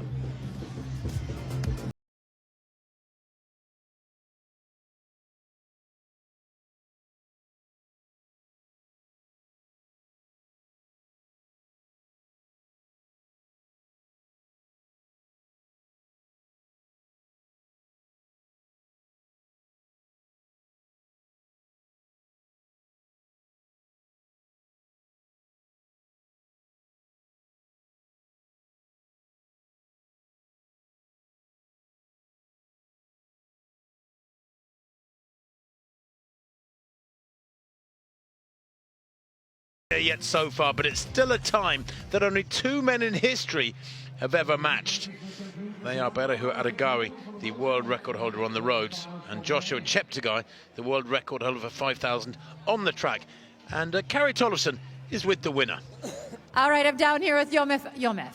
An awesome race, one of the fastest we've ever seen in the world, but not quite a world record today. Talk us through your race. This race is very good. So it's course also it's very nice. I like it.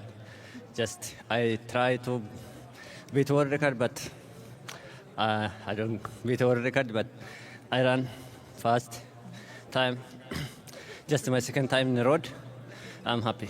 So the race went a little bit slower. Where do you think you could have squeezed out a couple more seconds? Just one part is very wind. So every coming I get the wind, so I come a little bit, roll down. So maybe my time is also come little bit 2 kilometers down, very low. So I lose world records. Just I don't give up. I try again. You really do not give up. But everybody here was yelling so loud for you. Did you have fun today? Really, yeah. I'm happy. All around people give me morale. So I really am happy. Thank you for everyone.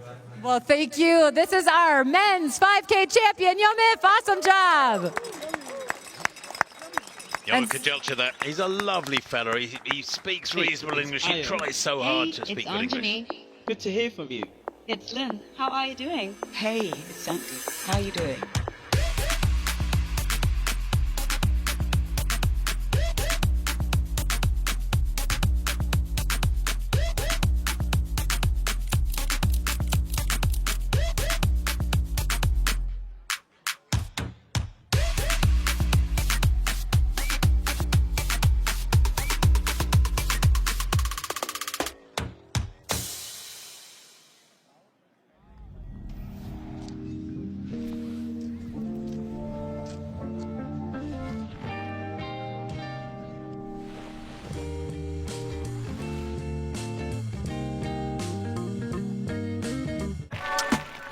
Adidas and Camino have partnered again for Move the Planet. Each project is unique to their community needs. Es importante educarnos en sostenibilidad. Οι περισσότεροι από τους διαμένοντες εδώ δεν είναι καθόλου εξοικειωμένοι με τις έννοιες της ανακύκλωσης ή της βιωσιμότητας. Es hacer que más niños, niñas, adolescentes y jóvenes tengan esta posibilidad, acceso a esta educación. Sports acts as a universal language here. I coach soccer, but there's also the education side. So you're not only focused on sports, but also the life skill sessions. Plastic is orange. What is rewarding about these projects is being able to tangibly see the impact on individuals and communities.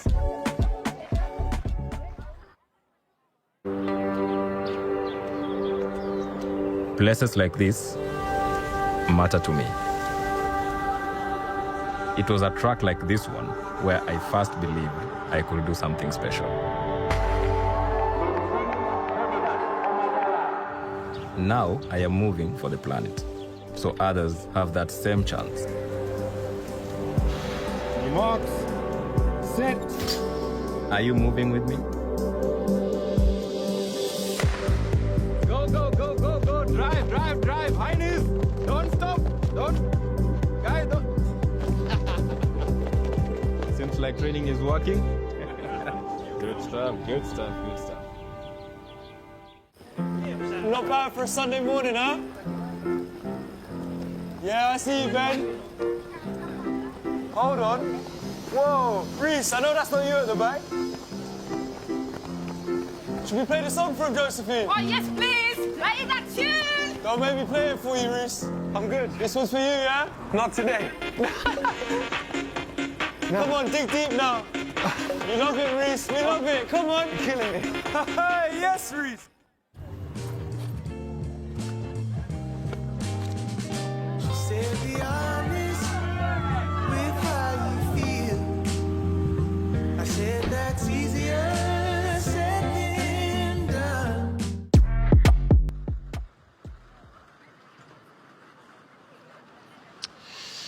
Well, 2 races to come. We've had a couple of fabulous 10Ks, a couple of fabulous 5Ks, and 2 one-mile races to come. The next race is due off at 12 o'clock. That is the women's mile. So that's 12 o'clock local time. That's in about 19 minutes from now. We've got a little bit of time on our hands.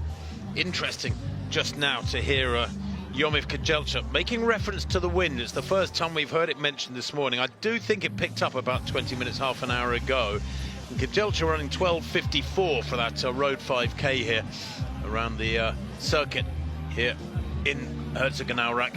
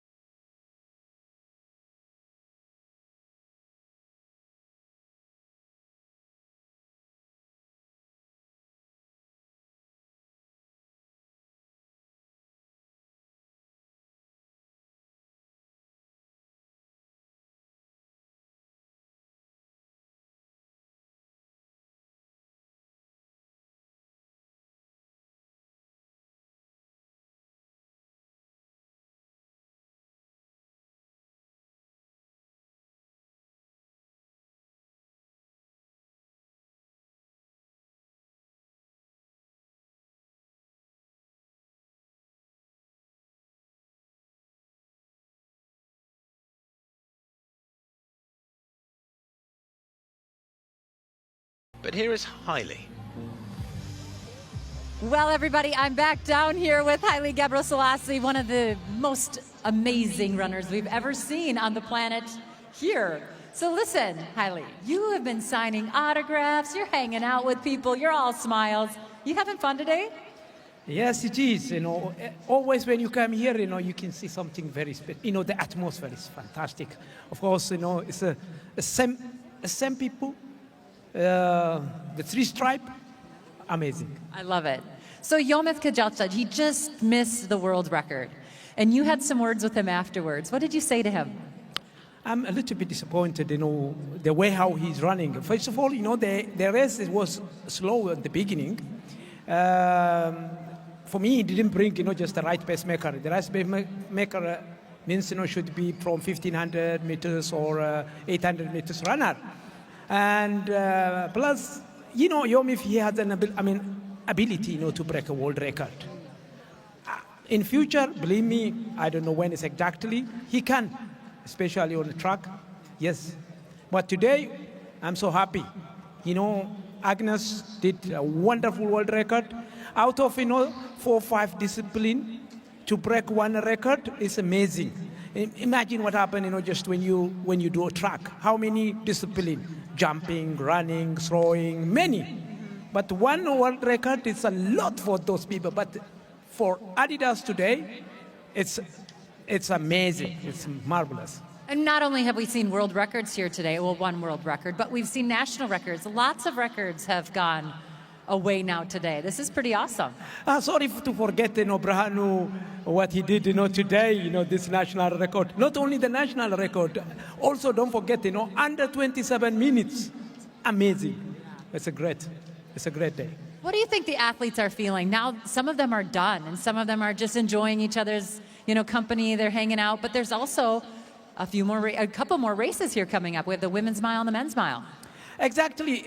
What I see today, all Adidas runners, they perform very good. For me, I'm thinking about, you know, the next race, I mean, like Diamond League, World Championship, and so on and so on.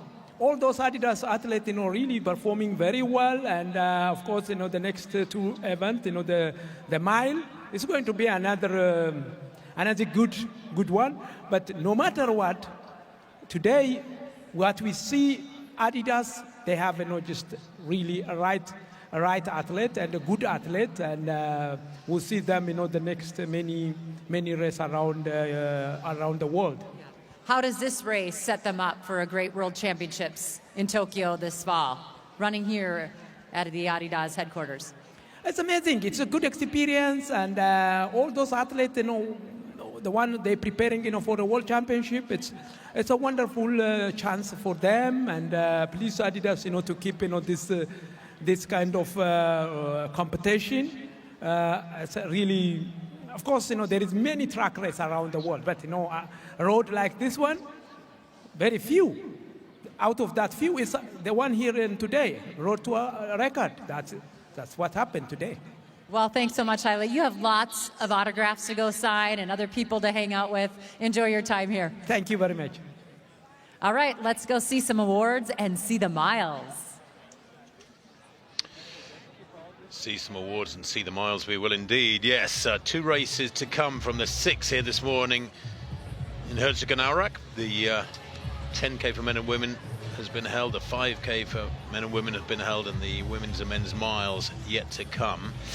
To women's mile first will be on the hour at 12 o'clock. So in about, some 12 or 13 minutes time. The temperature gradually climbing all the time. That's good news. It was freezing here. It was really cold a couple of hours ago. It was about 9 degrees centigrade and breezy and full cloud cover. Well, it's 14 degrees now, as you can see. The wind's still a little bit stronger than people would like, and of course Kejelcha mentioned it there in that still fabulous 5,000 win of his, 12:54. He said the wind was a factor, but the cloud is gradually being burnt off, and I suspect it will continue to rise up into the high teens, I hope, through the middle of this super Saturday here at the Adidas campus.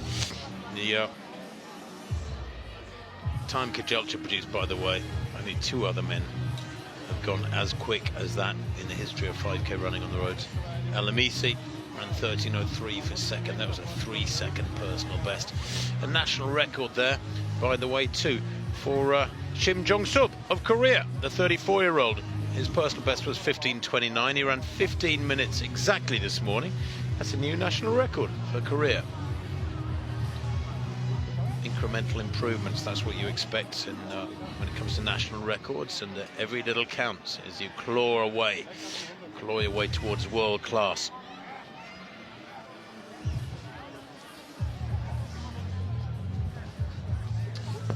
By the way, my results screen shows that the 13:08 by Thierry Ndikumwenaya of Spain was an area record. Now that's not right. Jimmy Gressier of France ran 12:57, some 11 seconds quicker in Lille on the 16th of March, just a month or so back, about 5 weeks ago.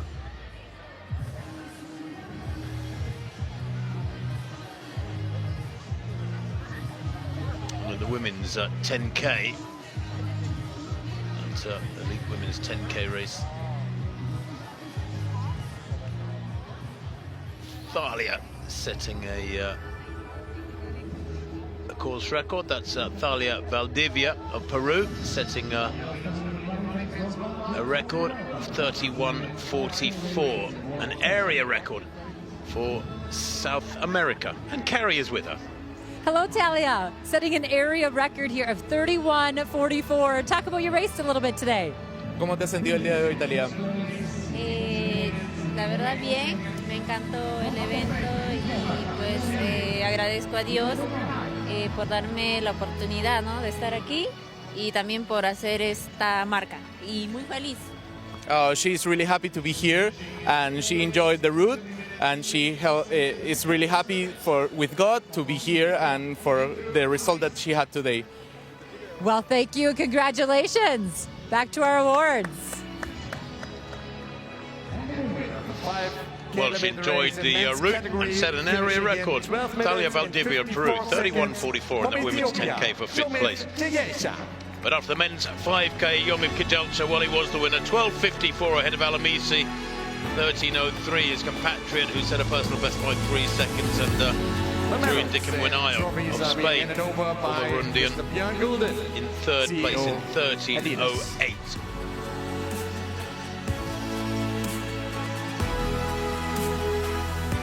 Kejelcha totally dominant this morning. That winning margin, some 9 seconds. And of course, we all know that the best performances are produced 99% of the time by competition, by somebody pushing you from behind. And Kejelcha, he had to do his own pushing. He's used to that.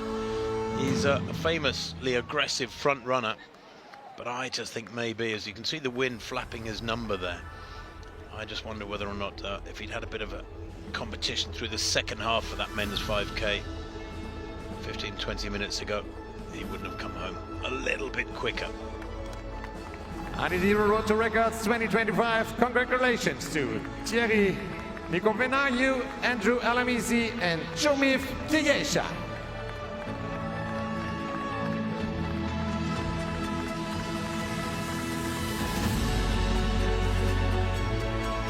All smiles there. Lovely scene from the first three in the men's 5K.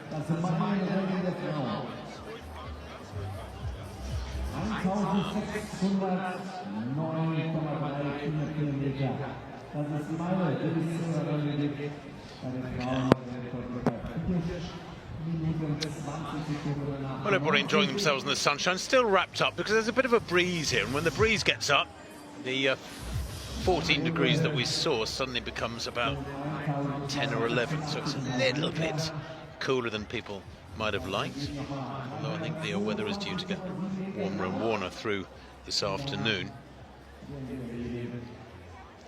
That next race, the penultimate race of the day, is that women's mile, 5th of 6 races. That's at 12 o'clock. That's due off in about 6 minutes' time. There we are. There's the area record being boasted by Thalia Valdivia of Peru. 31:44. No mean achievement. She seemed very happy with her day's work here in Herzogenaurach. There's the finishing straight to the right of picture. They run from the top downwards towards the finished gantry to the extreme right of picture.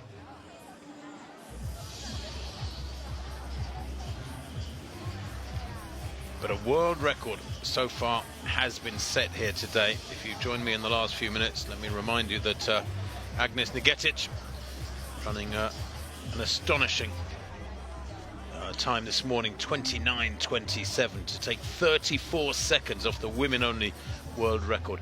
There we saw the lineup for the women's mile. That is the next race on this circuit.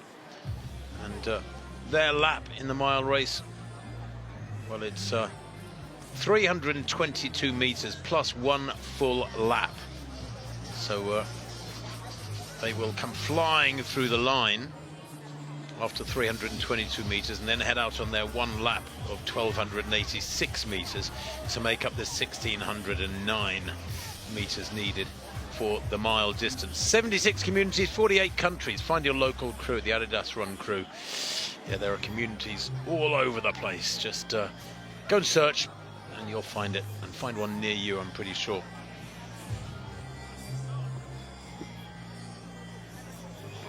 Brant's Jebet Rotic amongst those waiting to start this women's mile. They're due off in 5 minutes time in the sunshine.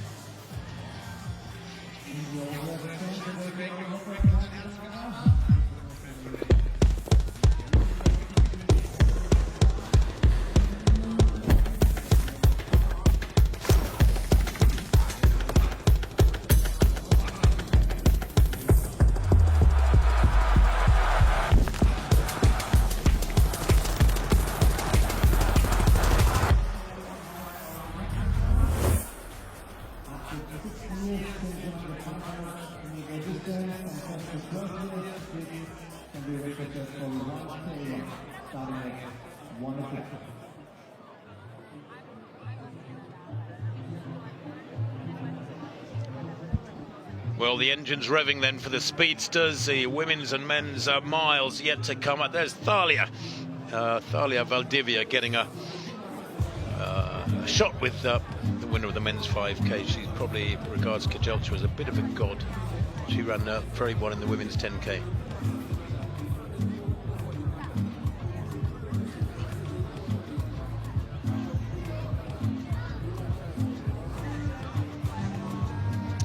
Enjoying their time in the sunshine here in Herzogenaurach on the Adidas campus. The many spectators, many of them running in the mass 5K that concludes the morning's, the day's running. It'll be just after midday. That mile race off in about 3 minutes' time. Nelly Chepchirchir is the defending champion. She starts as a strong favourite for the women's mile. Her personal best 4:31 on the roads. She is a 1:57 800-metre runner, though that was in Zagreb, Croatia, just last September. Terry and Dickamwanayo 13:08, a national record it was for him.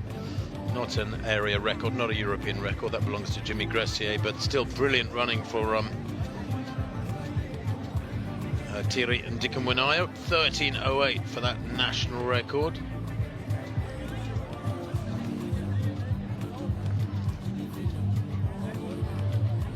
Still the standout performance of the day by Agnes Nigetic, though. That's a 29:27 as we see this small field. Only 9 athletes in this women's mile. Short and sharp it will be, just over 4 minutes. The event record was set last year, of course, only once held before, and that was 4:30.9 by Nelly Chepchirchir, the defending champion. Finished 9th in the World Road Championships, only 21 years old. The best is yet to come. From Huntington, Indiana, USA, Addison Wiley.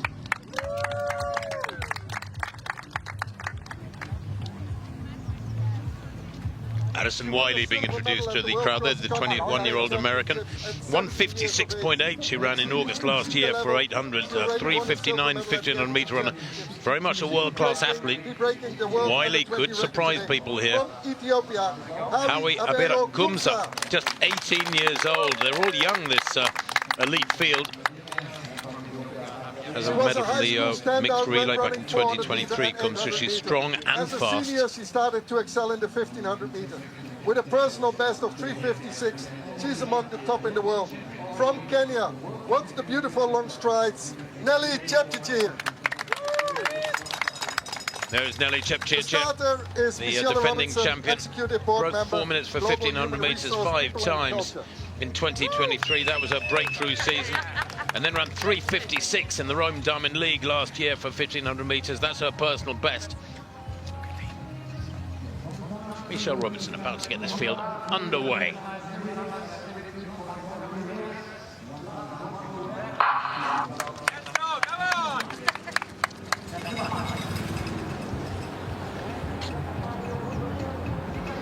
Away they go then. 4 minutes of hard running to come. The pacemaker here is Sanet Alem, just 19 years old. She really just needs to set this up well for the first minute and a half or so. If she can stay in there for a couple of minutes, that would be wonderful. Pacemakers have been told they've got to drop out. That was no problem in the 10Ks and 5Ks, but in the mile, I suppose it's conceivable a pacemaker could hang in there and finish the race. But they are shifting, and they will be looking here to go very, very fast indeed through these early stages. This women's mile, the first 200 metres taking 31.5, so they have gone off at about 63-second pace. That is not a tempo they'll be able to maintain. Addison Wiley goes in this one, the 21-year-old American, with the best of 4:30. That was in Des Moines a couple of years ago. She ran 4:30.9. But she was just outside 2 minutes in the Milroy's Games back in February for 800 metres. She's in fine form. Can she hang in there with the best of the Africans, though? Kumza of Ethiopia, just 18 years old. Chepchirchir of Kenya. And maybe cause an upset here. Taryn Rawlings is in there as well for the USA, the 29-year-old. Hasn't raced since the middle of February, when she had a poor run by her standards in the US Championships. She was 8th here last year in 4:43, Rawlings, so she knows the circuit reasonably well. but this is quick. They've gone us super fast. Your first 400, 61.5. That's crazy fast.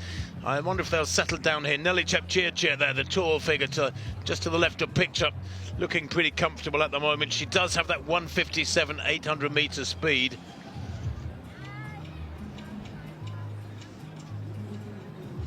And now Nelly Chepchirchir, with 2 minutes on the clock, eases past the pacemaker. If she can maintain anything like this sort of tempo, then she will produce a super fast time here. The world record, by the way, 4:20.98 by Deribi Welteji.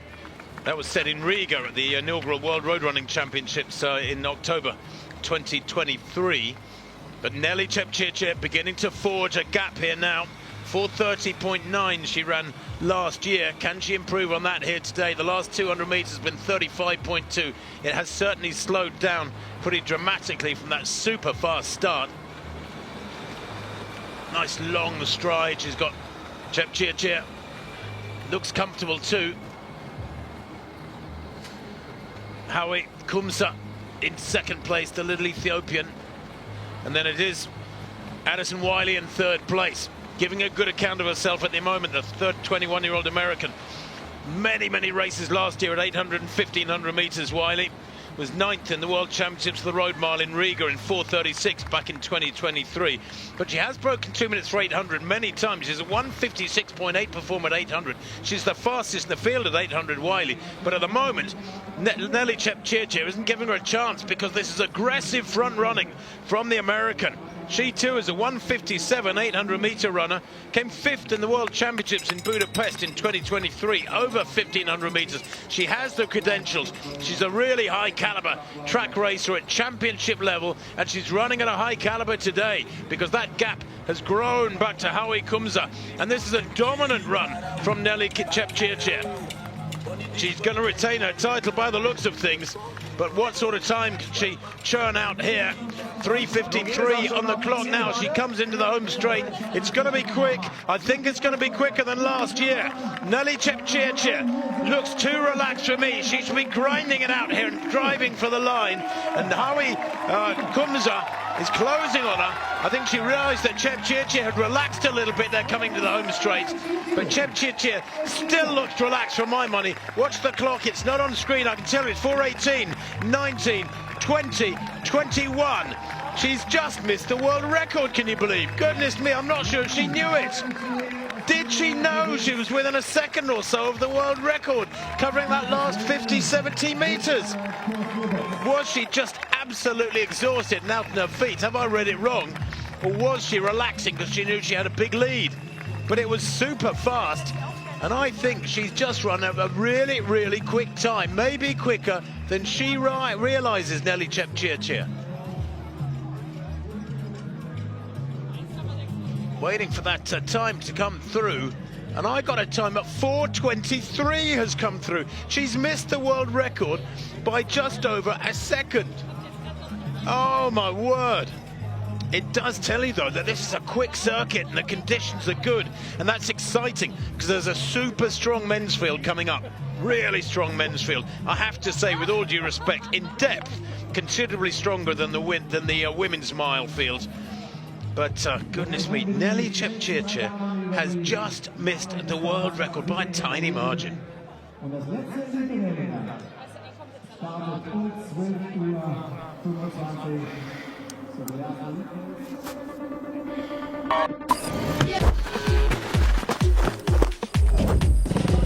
going to get the new world record to Kenya.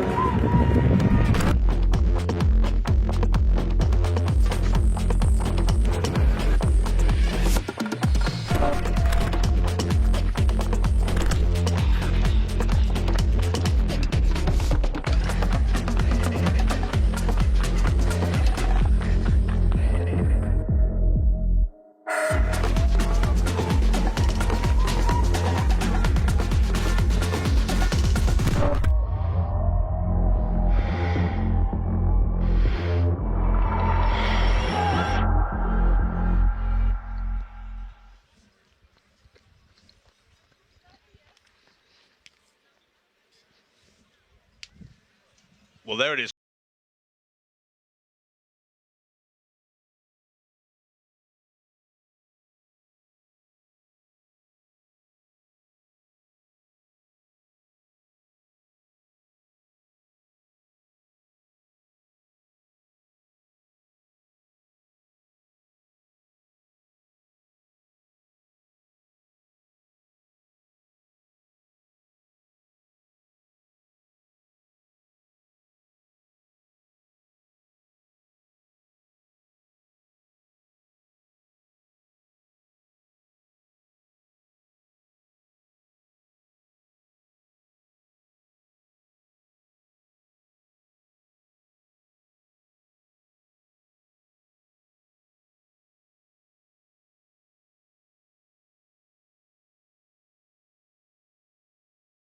behind the three medalists, and this is the way it panned out. The early pace, well, if anything, it was a little bit too quick in the early stages. They went out so fast. It was 61.5 after 400 meters, after a 31-second opening 200 meters. Nelly Chepchirchir was the one who was strongest off the back of that almost suicidally fast early pace, and looked very relaxed in the closing stages. But I'm not sure whether or not, and we'll hear it, I'm sure, from Carrie, whether or not she was relaxed or she was tired in the last 200 meters. She came into the finishing straight with a very good lead, but then I think Harry Abirakumsa began to realize she was faltering, threatened her briefly, and as she came to the line, she was only a couple of seconds outside the world record. I'm not even sure she knew that. Nelly Chepchirchir, maybe that was a missed opportunity this morning.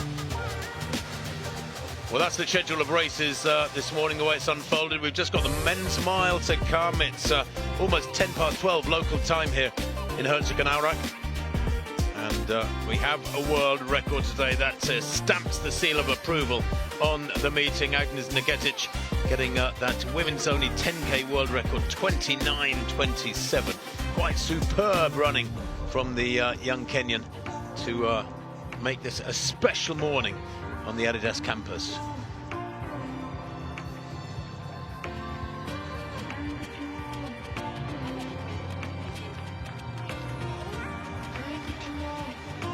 Well, it is all about breaking records, and national records and area records are coming through on a regular basis.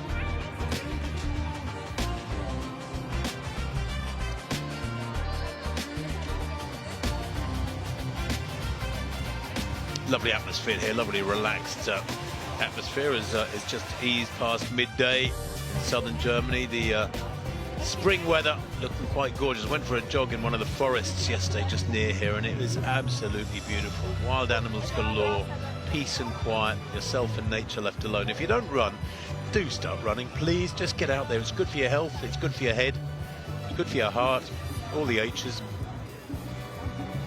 and you will enjoy it. And it makes you feel a bit holier than thou. Can I say that? There's something good about exercise, aerobic exercise, that makes you feel you've just done something rather special. I think Carrie Tollefson can hear me and she's laughing at me. Why are you laughing at me, Carrie? Hey, Carrie, ask her when you chat to her in a minute, Nelly Chepchirchir, was she tired in that last 200, or was she easing back? Because she could have got the world record this morning, I think. Very, very close to the world record. It was a brilliant run. Anyway, Carrie's going to be talking to that winner, Nelly Chepchirchir, very shortly, I'm sure. She's only 21, Nelly Chepchirchir. She will get stronger, she will get faster, and she will break the road mile world record. There's my prediction for the morning. She was close to that 4:20.98 by Walteji of Ethiopia, who produced it in late 2023, the world record for the women's road mile.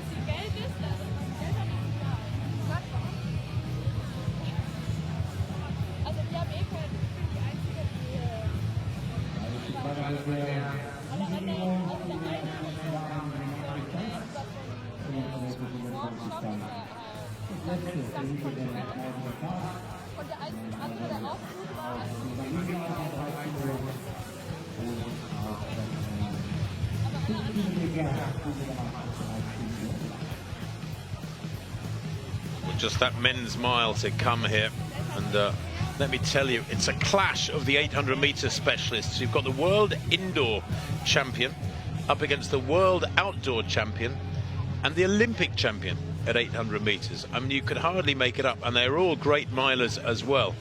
And you've got the new star of 800-meter running, Josh Hoey, the fastest in the world this year at 800 meters indoors, the second fastest man in history at 800 meters competing as well. Josh Hoey's PB for a mile at 4:12, due for a little bit of revision, I reckon.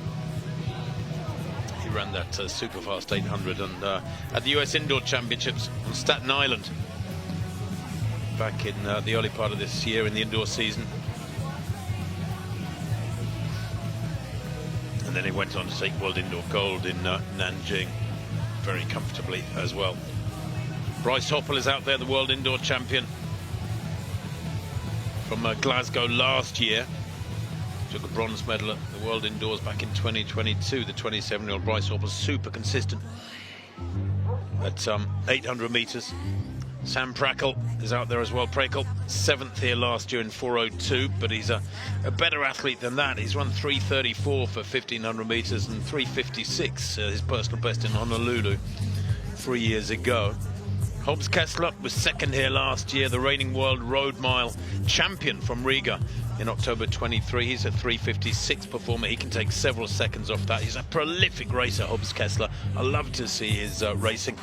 And Emmanuel Wanyonyi maybe starts as favourite, the Olympic champion from last summer in Paris at 800 metres. He won the mile here last year in 3:54. That is his personal best. And the world record for the mile on the roads is still, I think, vulnerable. It's held by Britain's Elliot Giles at 3:51.3. That was in Dusseldorf last September. Elliot Giles himself, again ironically, better known as an 800-metre runner, one of the fastest ever indoors.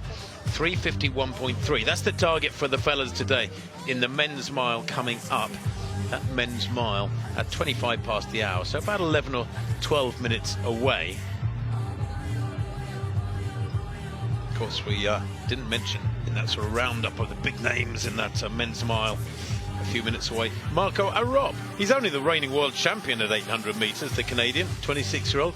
Had a lovely chat with him yesterday. Where there's this debate about whether or not his surname should be pronounced Arop, because it's a sub-Saharan African name, or Arop, which is something you climb in my world, but or a rope.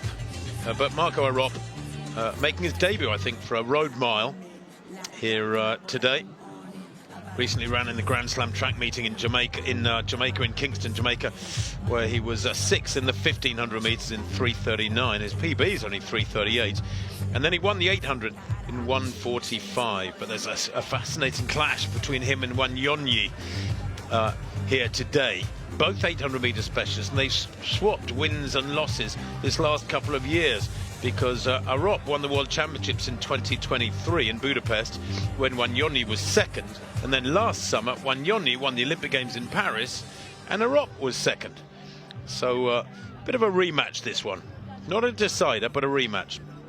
And they are both unbelievably consistent racers. Yes, hello to you two, enjoying the sunshine and the probably something resembling liquid nectar, you lucky devils. I'm definitely going to go and enjoy some of that VIP food and drink after this, I can tell you. But they're both super consistent. Marco Arop, last summer, 3 times he ran 1:41 for 800. And amidst it all, that Olympic silver medal.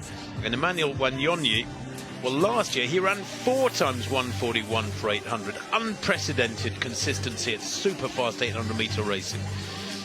And of course, amidst all that, he won the Olympic 800 metres. Has to be said that the new generations of spikes are making a big difference to the track races and the middle distances, as well as to the road races as well. We've seen an awful lot of talk about the track shoes this morning, the road shoes, but the track shoes make a difference too. Carrie, though, back to you. All right, I'm down here with Michelle Robertson. I'm going to get this right. Go for it. She is the executive board member of HR, People and Culture. Did I do it? You did it. Well, that was a mouthful. So Michelle, I mean, it's an amazing event so far. You must be so proud. I am incredibly proud of the team that have put it together. From all over the world, people coming together to make this event for all of us. I think it's a really special occasion. 5th year. And I think every year it gets bigger, it gets better, and you see more athletes, you see more people taking part, and the energy is just wonderful. Yeah, when you're sitting on the board and you're talking about this, and then you come out here and you see it's like a big melting pot of the world, right? Yes, it is. It's a huge melting pot. And every year we talk about how can we make it bigger, better, how can we make it more inclusive. And you see this year we have more races for kids. We also have a walking for the 5K too, to make sure it's inclusive for everybody. So we celebrate our athletes and we all aim to get better and we train harder each year to kind of beat each other and be more competitive. But at the same time, we do want it to be inclusive for everybody. A real community event. Well, there's so many people watching this event. So what is your hope for other people to watch how Adidas treats its employees and the community around it. I think we have a unique culture here, probably slightly biased, but I do think, especially in the headquarters here, it is incredibly international, incredibly diverse. We want everybody to have a sense of belonging, to be able to be themselves, and also really buy into having sports, having the power to change lives. And I think this is a part of us bringing it to life today. And people, they take inspiration from this. They use it through the course of the year. They come back the next year, maybe stronger, better, and faster. And it's those elements that I think are important. And it isn't just for Adidas. It's also, we share it with the local community. And we encourage people in the local community to come along and be involved as well. We want them to see and be able to share the incredible environment and atmosphere that we have here. Oh, I just love every minute of it, and I can't wait to see you next year. Thank you very much. Thank you, Sal Michelle Robertson.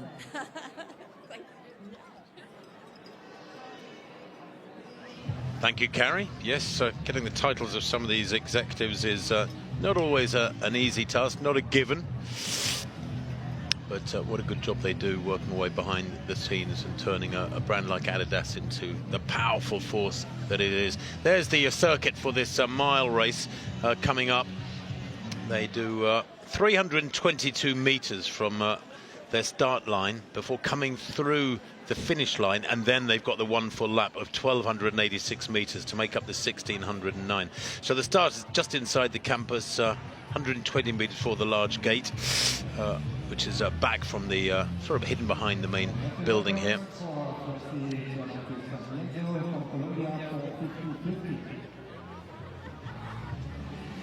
So that big men's field, remember there were only there was only a small field in the women's race, some 9 athletes in that women's mile. This men's mile field, a much different prospects.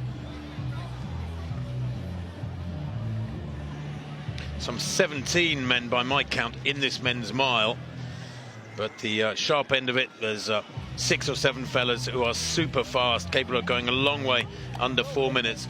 Although, funnily enough, since the World Road Mile has become an official world record event, thanks to World Athletics, it hasn't really moved on as much as I would have expected. Of course, the Fifth Avenue Mile in New York, where Josh Kerr won last September in 3:45, super fast 3:45. That is not a record eligible course because it's a point-to-point course. It's a straight mile.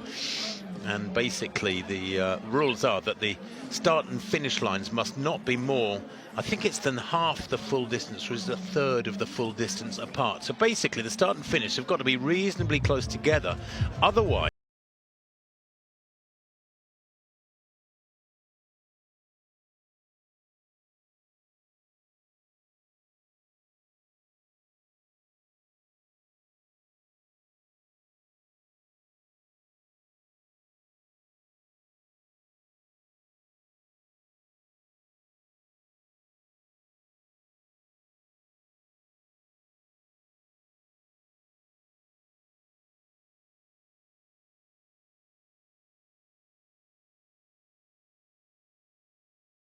that's what's perhaps holding her back in the latter stages, but it sets the scene well for this men's mile coming up now.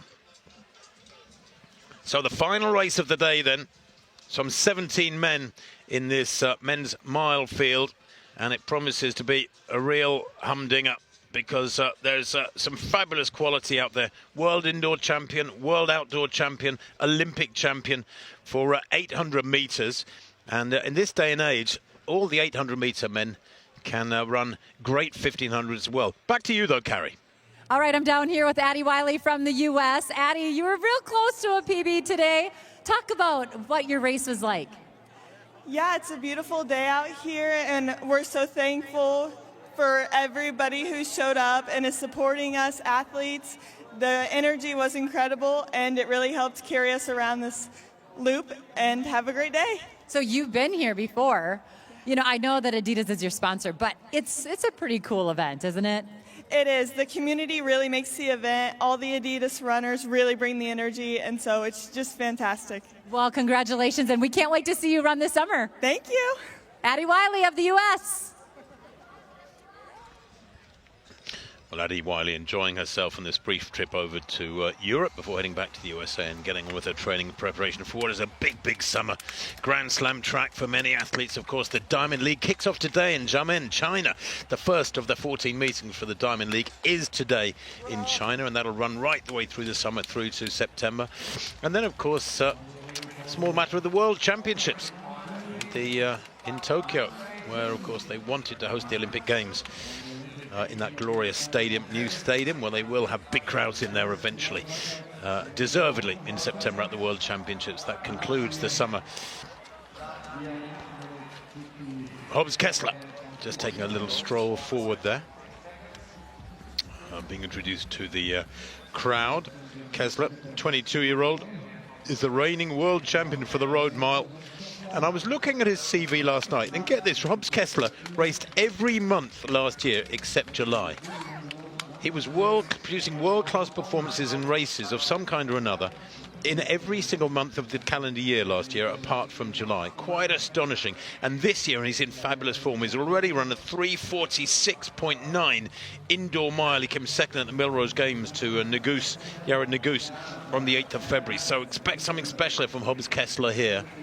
His destiny seemed to be a basketball player, but he got the advice to go and run. Marco Arop being introduced there to the crowd by the PA man. 800-meter world champion. Of course, today he's going the distance. He is the world champion at 800 meters. Marco Arop of Canada, still only 26 years old. Some people listening to me will think, nope, he pronounced his name Arop. He has been around for quite some time now. But I'm going to say Arop. He's only 22 years old. He is a fabulous 800-meter runner, the reigning world champion, Marco Arop. Hobbs Kessler, the reigning world champion for the road mile. That's from Riga 2023. We know he's in fabulous form. His dad is here. Spent a bit of time chatting to him yesterday. He's a bronze medalist from the World Indoors last year as well, Hobbs Kessler. And this man is the Olympic champion from Kenya. He's only 20 years old. He's not a big fella, 1.78 m, 5'10". He'll be dwarfed by Marco Arop, who's a big fella. But Emmanuel Wanyonyi, super fast at 800, 4 times 141 last year. He won the short distance race. Is at the first Grand Slam track meeting in Kingston. He's in good form.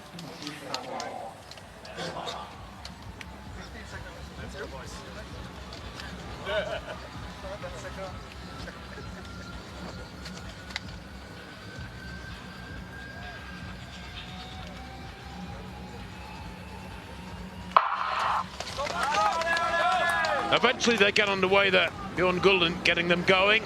Now, will the pacemakers do their job here? The pacemakers, well, there's only the one. It's Christian Harrison. His big burden for him. In fact, it looks like there's two out there, but we really need them to hack through this first minute and a half or so at super fast pace and make sure that those behind can hang on. Now, there's so much speed in the main protagonists, Wanyonyi and Kessler and Prakel and Hoppel and Hoey and Arop. It's a wide open race in many respects, but there's so much speed over 800. I'd expect them to be able to go with a quick early pace and have the strength to come through in the second half and survive this well. So the world record beckons. It's 3:51.3 by Britain's Elliot Giles from Dusseldorf last September. That was a road mile where he beat Yared Naguse in 3:51.9. Can they here get the pace right? They really need to nail this and ensure that they're on track for the first 400 meters. Now it's important, 56.9 for the first 400. That is good, just about spot on. Doesn't need to be any slower. That last 200, 27.7. 3:48 tempo by the looks of things. That is world record schedule. They've set it up well, these pacemakers. Now this is critical, this second lap, and even more so the second 400, and even more so the third 400. Absolutely critical, but it's been set up really well.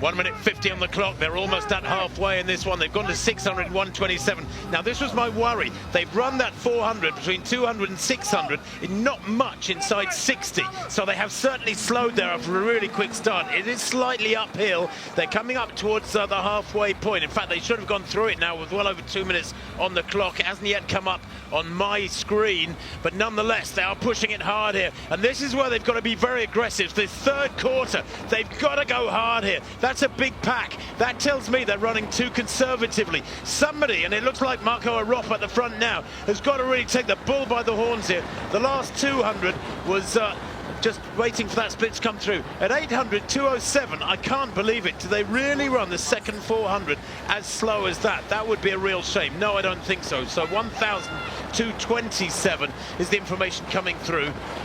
You can see Josh Hoey at the back there, Emmanuel Wanyonyi, who's in fabulous form, the Kenyan towards the front there, but it's Marco Arop, who's an intimidating figure. He's a massive fella, the Canadian, who's at the front at the moment. He's not an experienced 1,500 meter runner, but he leads at the moment.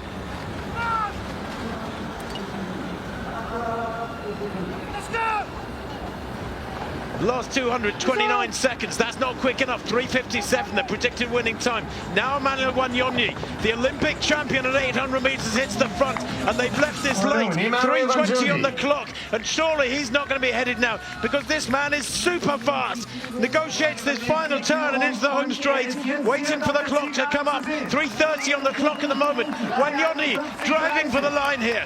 Does a record beckon? The world record, remember, is 3:51.3. Wanyonyi powering towards the line here. Hans Kessler in second place, but watch the clock. It is going to be tight for the world record. 48, 49, 50. It may be a world record here. It's very, very tight indeed. Hard to tell. The clock over ahead of the finish line looked like it was a second or two ahead from what I recorded, and I thought I started when the gun went, but we shall see. It could be yet again a very, very near miss, as in the women's road mile. We're waiting to see.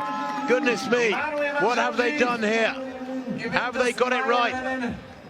3:52 is coming through as the official winning time for Emmanuel Wanyonyi. He might have missed the world record by less than a second.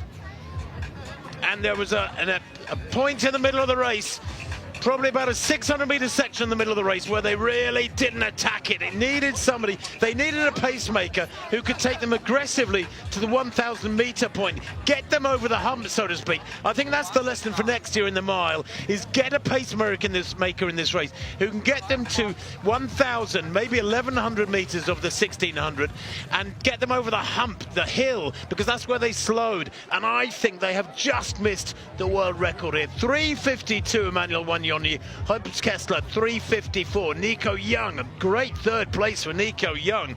3:54 as well for the 22-year-old American. Wow, he's taken down some big names today. Fanil Kipkosgei taking fourth place, and Collins Kibiwat Koech taking fifth. And then General Bahanu Ayansa taking sixth. Josh Hoey was back. He's more of an 800-meter specialist, that's fair enough.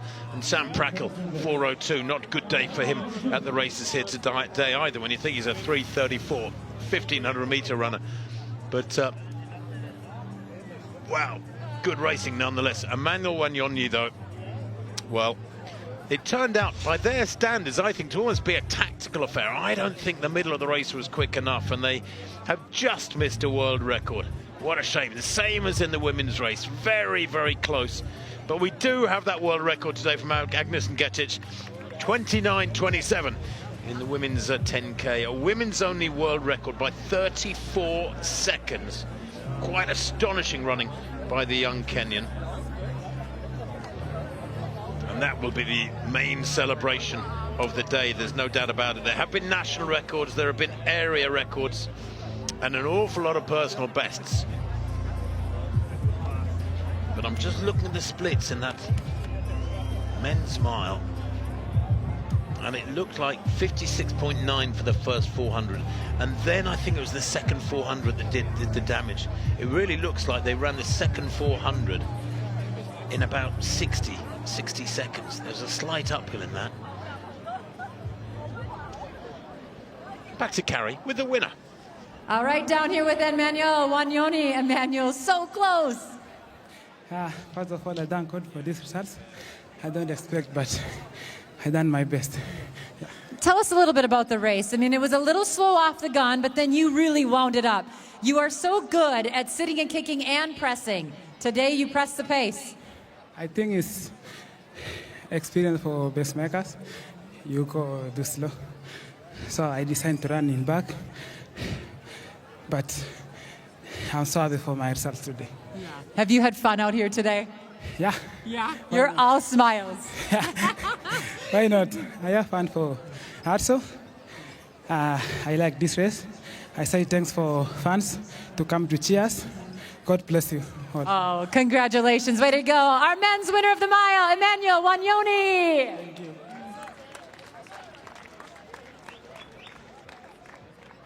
Well, Emmanuel Wanyoni there, referencing experience, and he's gaining it all the time and becoming quite a force to be reckoned with as a combination 800 and 1500 meter runner. The time has just been adjusted by the way his winning time to 3:53. I thought it was 3:52. That's what showed initially, but Wanyoni there being credited with 3:53 winning time for that in that men's mile.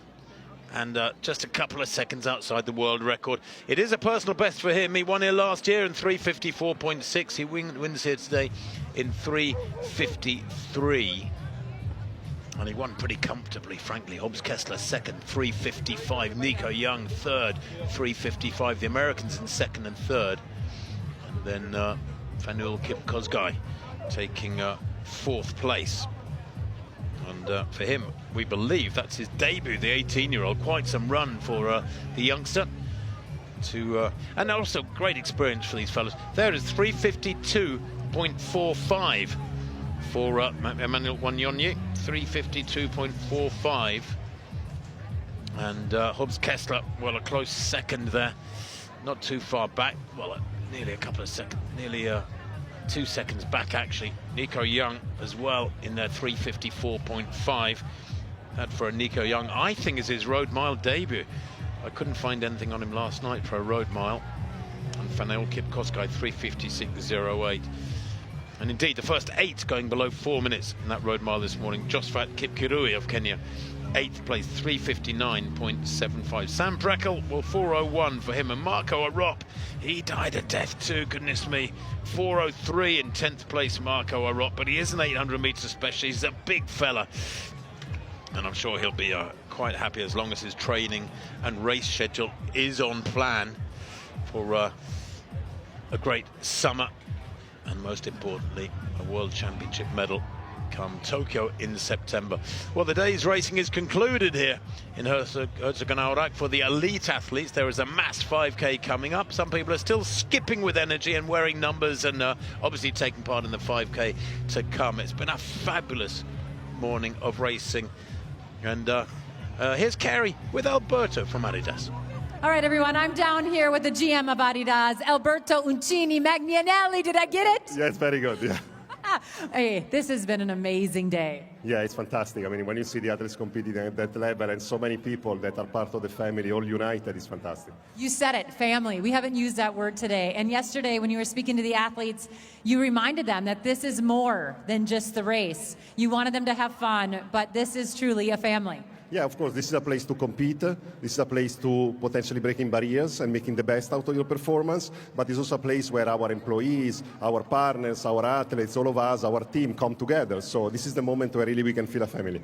Now, we've seen you run the 5K after these races, but not today. No, I will do that. Yeah, I will run it. Yes, of course. You just change real quick. No, I will. Yes, I'll change quickly and I will be there. Talk a little bit about the shoes that the athletes were wearing today. I know we've talked about them, but will we see some of those shoes out on the course for the 5K? Yeah, for sure there will be some. There are some that are already there for some time. Some has been launched recently.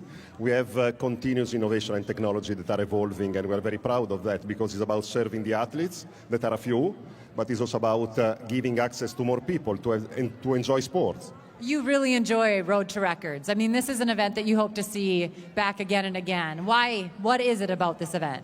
Well, it fundamentally is a celebration of sport, a celebration of our company and our brand, and the ability of really being all together enjoying sport. Sport is competitive, sport is intensity, sport is eventually success when you have that intensity, but it's also joy and fun, and this is important. I love that you always end with that, joy and fun. Thank you so much for a wonderful day.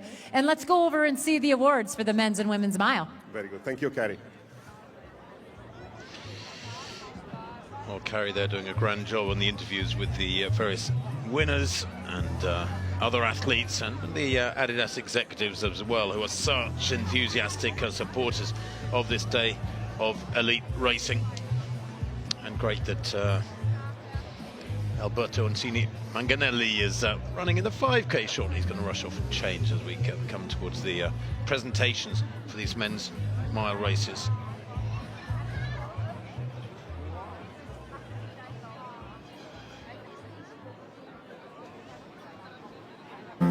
Not bad for a Sunday morning, huh? Yeah, I see you, Ben. Hold on. Whoa, Reese, I know that's not you at the back. Should we play the song for him, Josephine? Oh, yes, please. Play that tune. Don't make me play it for you, Reese. I'm good. This one's for you, yeah? Not today. Come on, dig deep now. You love it, Reese. We love it. Come on. You're killing me. Yes, Reese.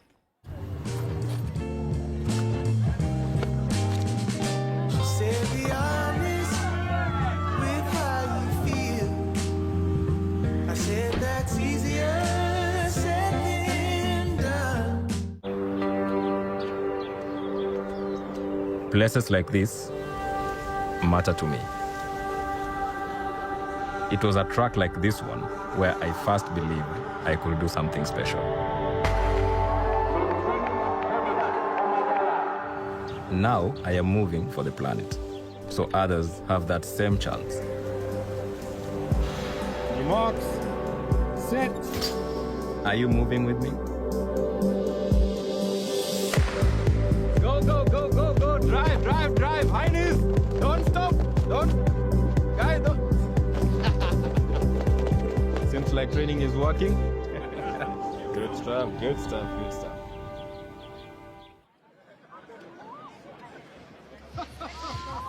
Well, the presentations for the mile races to come, both of them were near misses, frustratingly so here for the athletes and the organisers. And the women's mile, very, very close to being a world record. The men's mile, likewise. But it just does show, and I think it's not a bad thing for us to be reminded that records are very, very special. I mean, I know there's the phrase that records are made to be broken. Well, actually, they're records for a reason, and that's because they are very, very special performances, and it takes something super special to break a special world record. And this morning we've learned the lesson that records do not come easy. And we've had a world record this morning, as well as some national records and area records, so it has been a fabulous day against the record books in many respects. A couple of near misses when people had big hopes of more than one world record, but the one world record we have had is so special that it seals the stamp of approval on the day, like getting a stamp in your passport. Today has been validated. It's been absolutely brilliant, and it kicks these athletes on, all these Adidas athletes who will all head off home now, whether it's to South America or to Africa or to the USA or Canada or staying here in Europe. It kicks these athletes on into a big season of wonderful track and field athletics, a sport which is booming, and of course running is booming. I was on a radio show a couple of nights ago.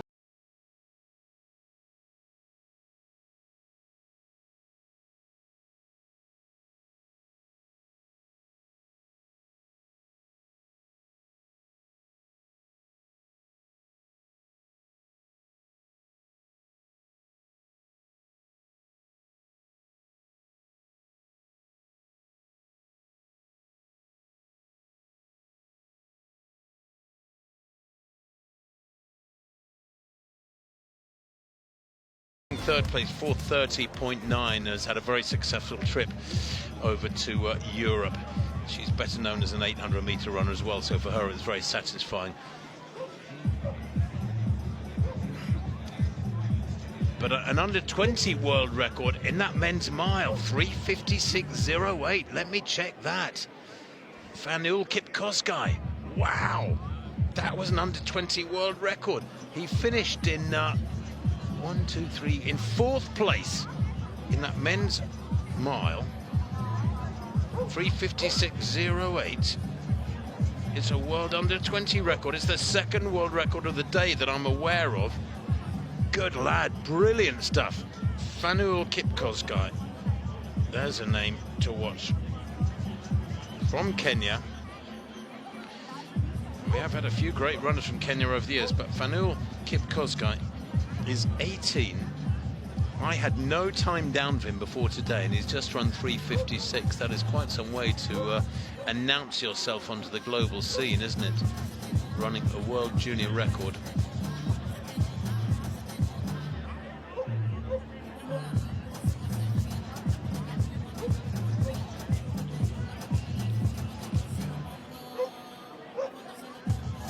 Just trying to take a look at his card in respect to what else he's achieved, because when you're a world record holder you expect to have a pretty solid CV already, but he's a young man, I suspect, who has travelled very little, has been given this opportunity by Adidas, and it's so good to see.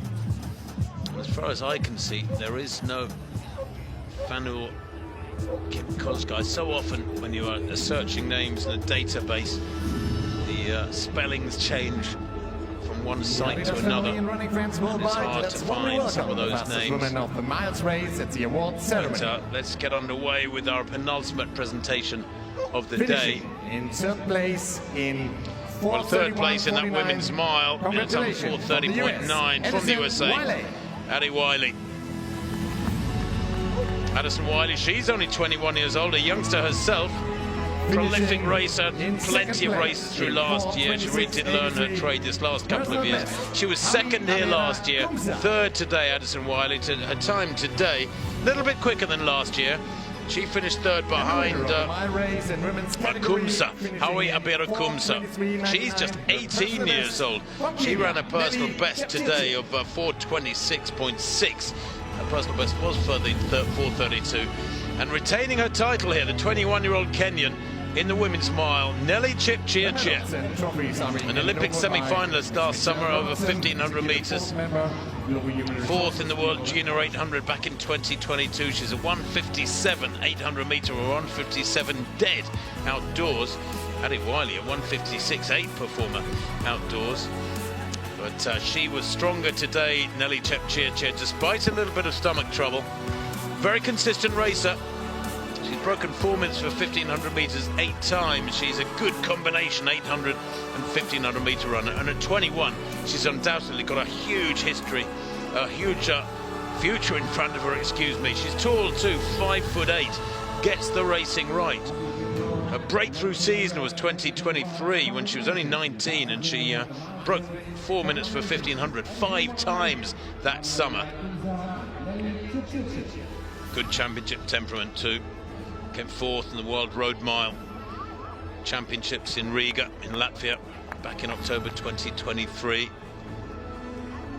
So that's a nice day at the races for Nelly Chepchirchir. I know that there'll be a family watching this back in Kenya and celebrating that victory.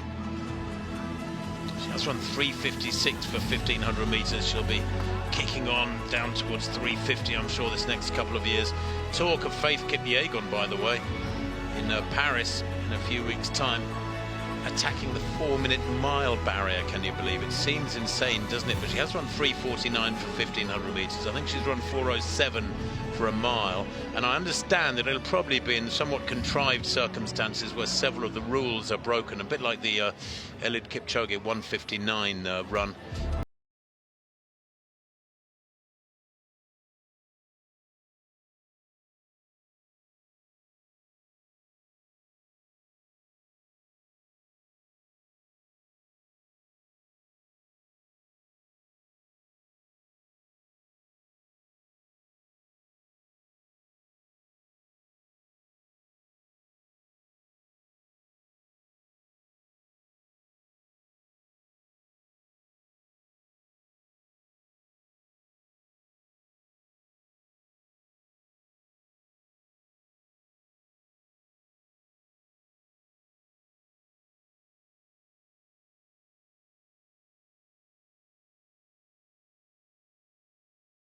men's mile. Just trying to see who that was by. My results card doesn't go down any further than that. So we'll see if we can find who ran 4:08. Yes, it's Joe Wascom of the USA. I suspect it's a US under 20 record for Joe Wascom. No, it's not, because he's 24, so I'm not quite sure what that was about. But anyway, in that men's mile, fabulous racing with Wanyonyi out on top. Nico Young, though, took 3rd place. Brilliant run from Nico Young. 2nd, Hobbs Kessler, 3:55 for him as well. I suspect he'll be disappointed without the reigning world champion in the road mile, Hobbs Kessler. He's only 22, but Emmanuel Wanyonyi, somewhat intimidatingly, was the champion here today, retaining his title, and he is still only 20, can you believe? His winning time, 3:52.45 officially. I think in road mile races that gets rounded up, so it'll be 3:52.5 against the world record of 3:51.3. So he missed the world record of Elliot Giles from last September by just over a second. Former world junior champion at 800 meters. Wanyonyi took that title in Nairobi back in 2021 when he was just 17. Now he is quite a force to be reckoned with, Wanyonyi. Probably the favourite for the World Championships in Tokyo at 800 metres. 1:41, he ran 8. He ran 4 times last year. And he's learning the mile, 1,500 metres. Please give a big hand for the fastest man won on the Grand race. Slam track initial meeting in Kingston 3 weeks back in the short distance, middle distance races. He won the 1,500 in 3:35. He was 2nd in the 800 in 1:46. And same 1-2 as last year. He beat Hobbs Kessler last year in 3:54 by about 1.5 seconds. So Kessler has come here for the 2nd year running and taken runner-up spot. He will be frustrated by that, will Hobbs Kessler. But, well, I guess when you look at Kessler's recent form, it underlines the quality of Wanyonyi's finishing, because Hobbs Kessler ran 3:46.9 at the Melrose Games back in February, where he lost out to Yared Nuguse. He's in supreme shape, he really is. He's a prolific racer, as I mentioned earlier. He raced every month last year, apart from July. And that is just so weird to me, when you normally have periods where you go back into hard training and stay away from racing. But Hobbs Kessler clearly loves to race and come out and test himself. For the record, Wanyonyi, the winner from Hobbs Kessler and Nico Young, the Americans in 2nd and 3rd behind the Kent. Spencer Nell looking quite magnificent there in the sunshine.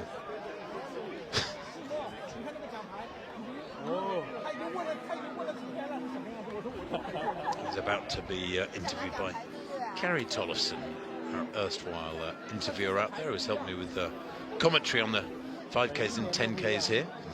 Carrie herself an Olympian many years ago, of course, quite a few Olympiads back.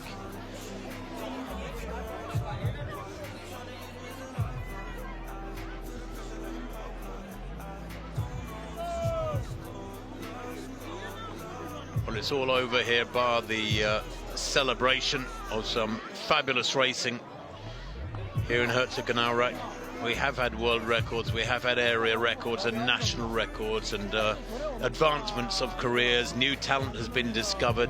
Established talent has generally performed up to expectation. Certainly this 5th edition of the Adizero Road to Records festival of great racing has been superbly successful. And I love to state a quote used at the presentation to the elite athletes last night, about 150 people in the room, 120 of them elite athletes for today. And it said, "Pain is temporary, history is forever." And I think it was a message that was been given to the elite athletes, so that when they go home after today, they get back into their training and prepare for the summer. And remember that when you're going through the tough times in training, remember, if you're a super elite athlete, if you're lucky enough to have that talent, pain is temporary, history is forever. And I shall pass you over to Carrie Tollefson with Spencer Nell. All right, Spencer, we're down here. It's been a phenomenal day. Talk a little bit about it. Yeah, it has indeed. I mean, we talked about records. That's what this is all about. And we're going to have 2,000 people that are going to try and break their personal records. But we started the day out with Agnes and Getic breaking a world record. So we had 1 world record, 2 under-20 world records, 4 continental records, and 3 national records. So we kept up, lived up to the spirit of Road to Records. So you're really pleased with the day, obviously. You know, we talk a lot about family, and Alberto and I just talked about that. The energy, the atmosphere really is exciting here. Yeah, absolutely. And, you know, once we get started, we're going to have some kids' races, and that epitomizes the family element because mom and dads are out there cheering them, and then mom and dad get to run themselves in the 5K after that. So, yeah, it's all about family, having fun, beautiful day, beautiful campus. You couldn't ask for more. So for sure next year? Yeah, 25 April 2026. Put it in your diary. Oh, I'm going to put that in my diary. All right. Well, we are so excited. And we have some other really cool events coming up.